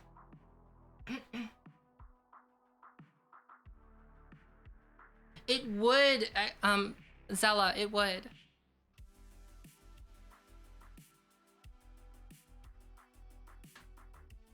You posted in Discord? Wait, what do you mean, Whiskey? No, it's not whiskey. It's wise stuff. It's a wish giver. That's hey. Wish.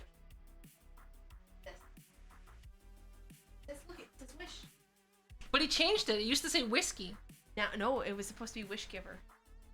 Why didn't you just change it to Wish Giver? So we call him Wishy Wash.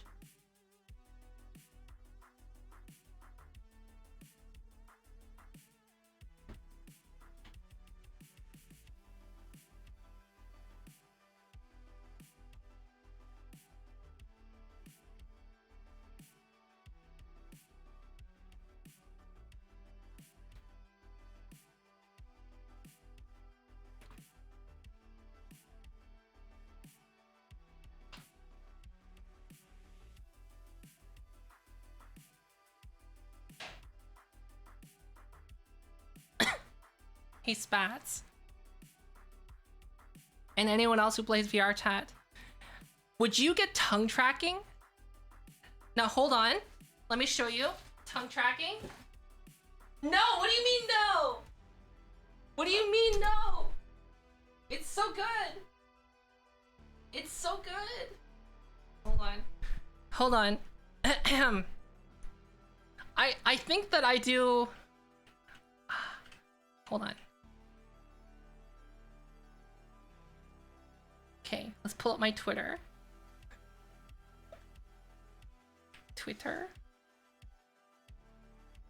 And I'll open that image.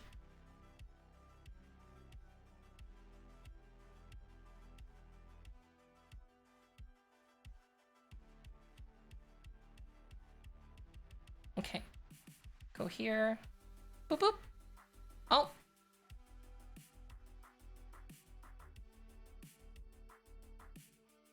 Boop boop.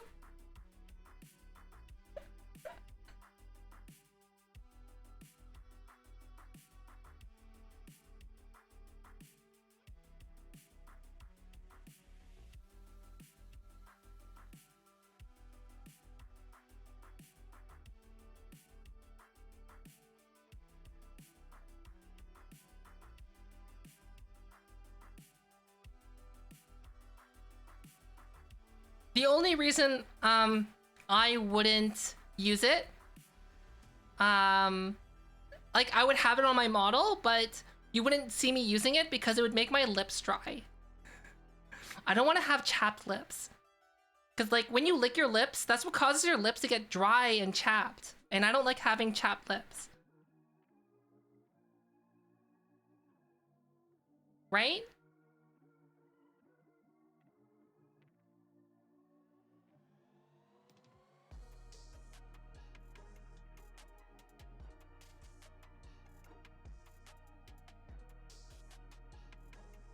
eats all of them. Eats all of them? What do you mean eats all of them?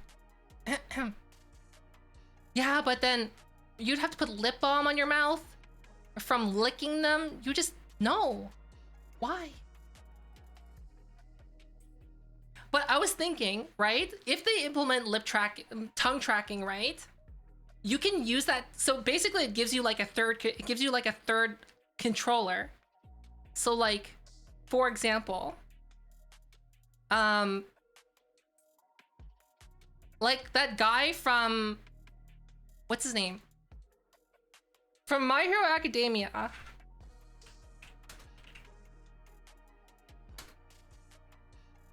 Belly button laser. Ahem. Yeah, this. So you can have a belly button laser that is controlled, like you can control the direction just by moving your tongue around.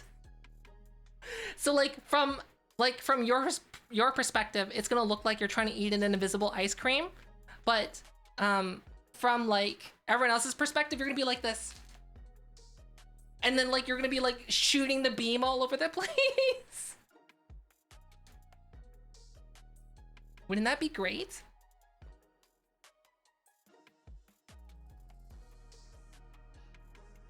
I guess you could be like Froppy. That sounds like a nightmare to deal with in terms of dynamic bones. What if it shoots a bit too low?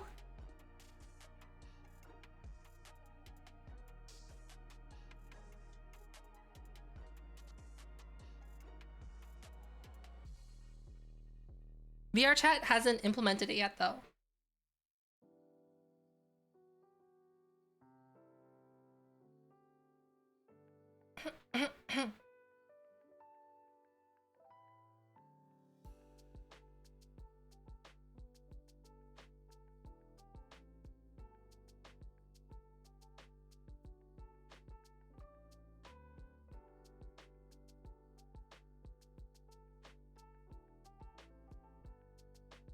Beat them to it.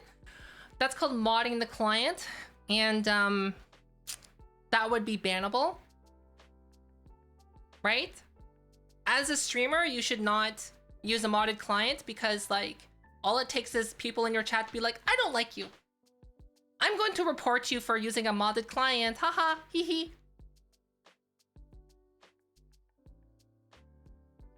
It'd be really apparent though, because everyone knows face tracking is not in VRChat. Right?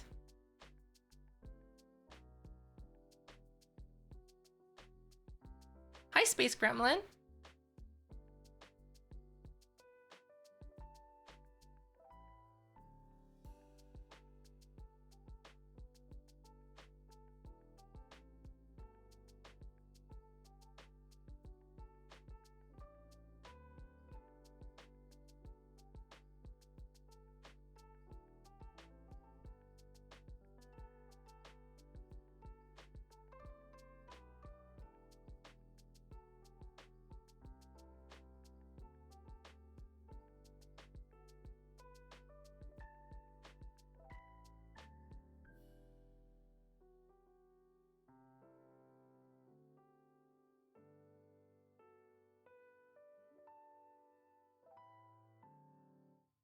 Okay, wait. Hold on a second.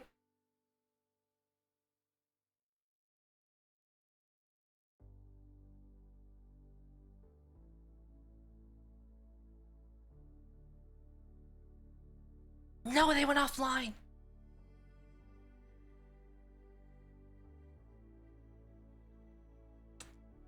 I wanted to troll someone. But they went offline! Thick Jimmy, hi? That's thick with 2 C's.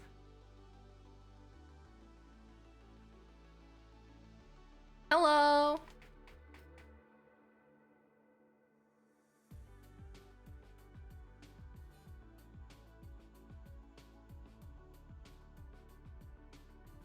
It is thick with 2 C's.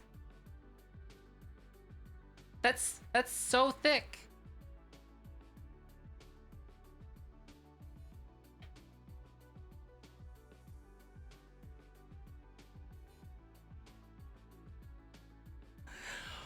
Wow, they speak. It's Thick Jimmy. It's the Thick Jimmy. Hi, Thick Jimmy. Welcome. How are you?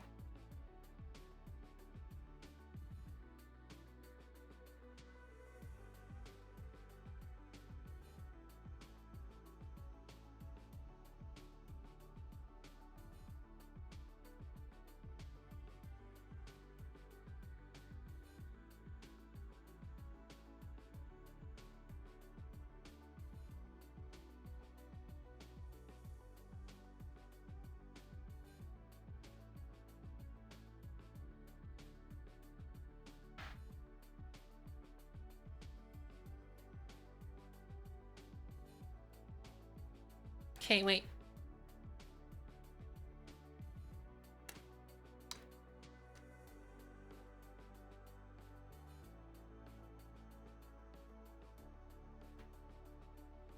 Oh, my cheek puff does work. Okay. I thought I broke it. So, there is this Unity game dev that I started watching on YouTube, and their videos are super helpful, super polished, and really well done and super informative. Currently, I think they're new to Twitch. So what I'm gonna do is I'm about to do some investigation. So give me a second. I'm gonna unmute their stream. You can also bring this one. By the way, people ask me why I don't switch from the index for streaming and media creation and doing all this. Close Thrill. Okay. All right. And then I need to change, hide my chat identity, because I know that he probably has some cool commands, because like that's some of his videos is how to do cool integrated Twitch commands. So now the fade is kind of from here to here. So I'm gonna be like, hey yo, do you the numbers in and out have expansion compression? That is kind of the thing. Any cool Twitch chat commands? It's one of those things that you know, sometimes you wonder if it's good to see how the sausage is made, but I believe it is. I believe it is. Do you do any cold Twitch chat commands? We have you can do exclamation Pablo Pets. I mean, that's a pretty cool one. But that's about it. We do, like, we have done chat integration. We have like made there you go, Pet Pablo. We do you guys want to pat someone? Which is all played with chat commands, so you know. But I definitely want to grow that at some point. Do you guys want to pat someone? Having some thoughts of like a more interactive thing to do with commands. Okay. So this person, I've seen their videos on YouTube. They're super informative. They have a really cute cat as well. He was scratching the post. So you can do pet for him, for the little guy. Oh my gosh. Oh, that's so cute. Okay.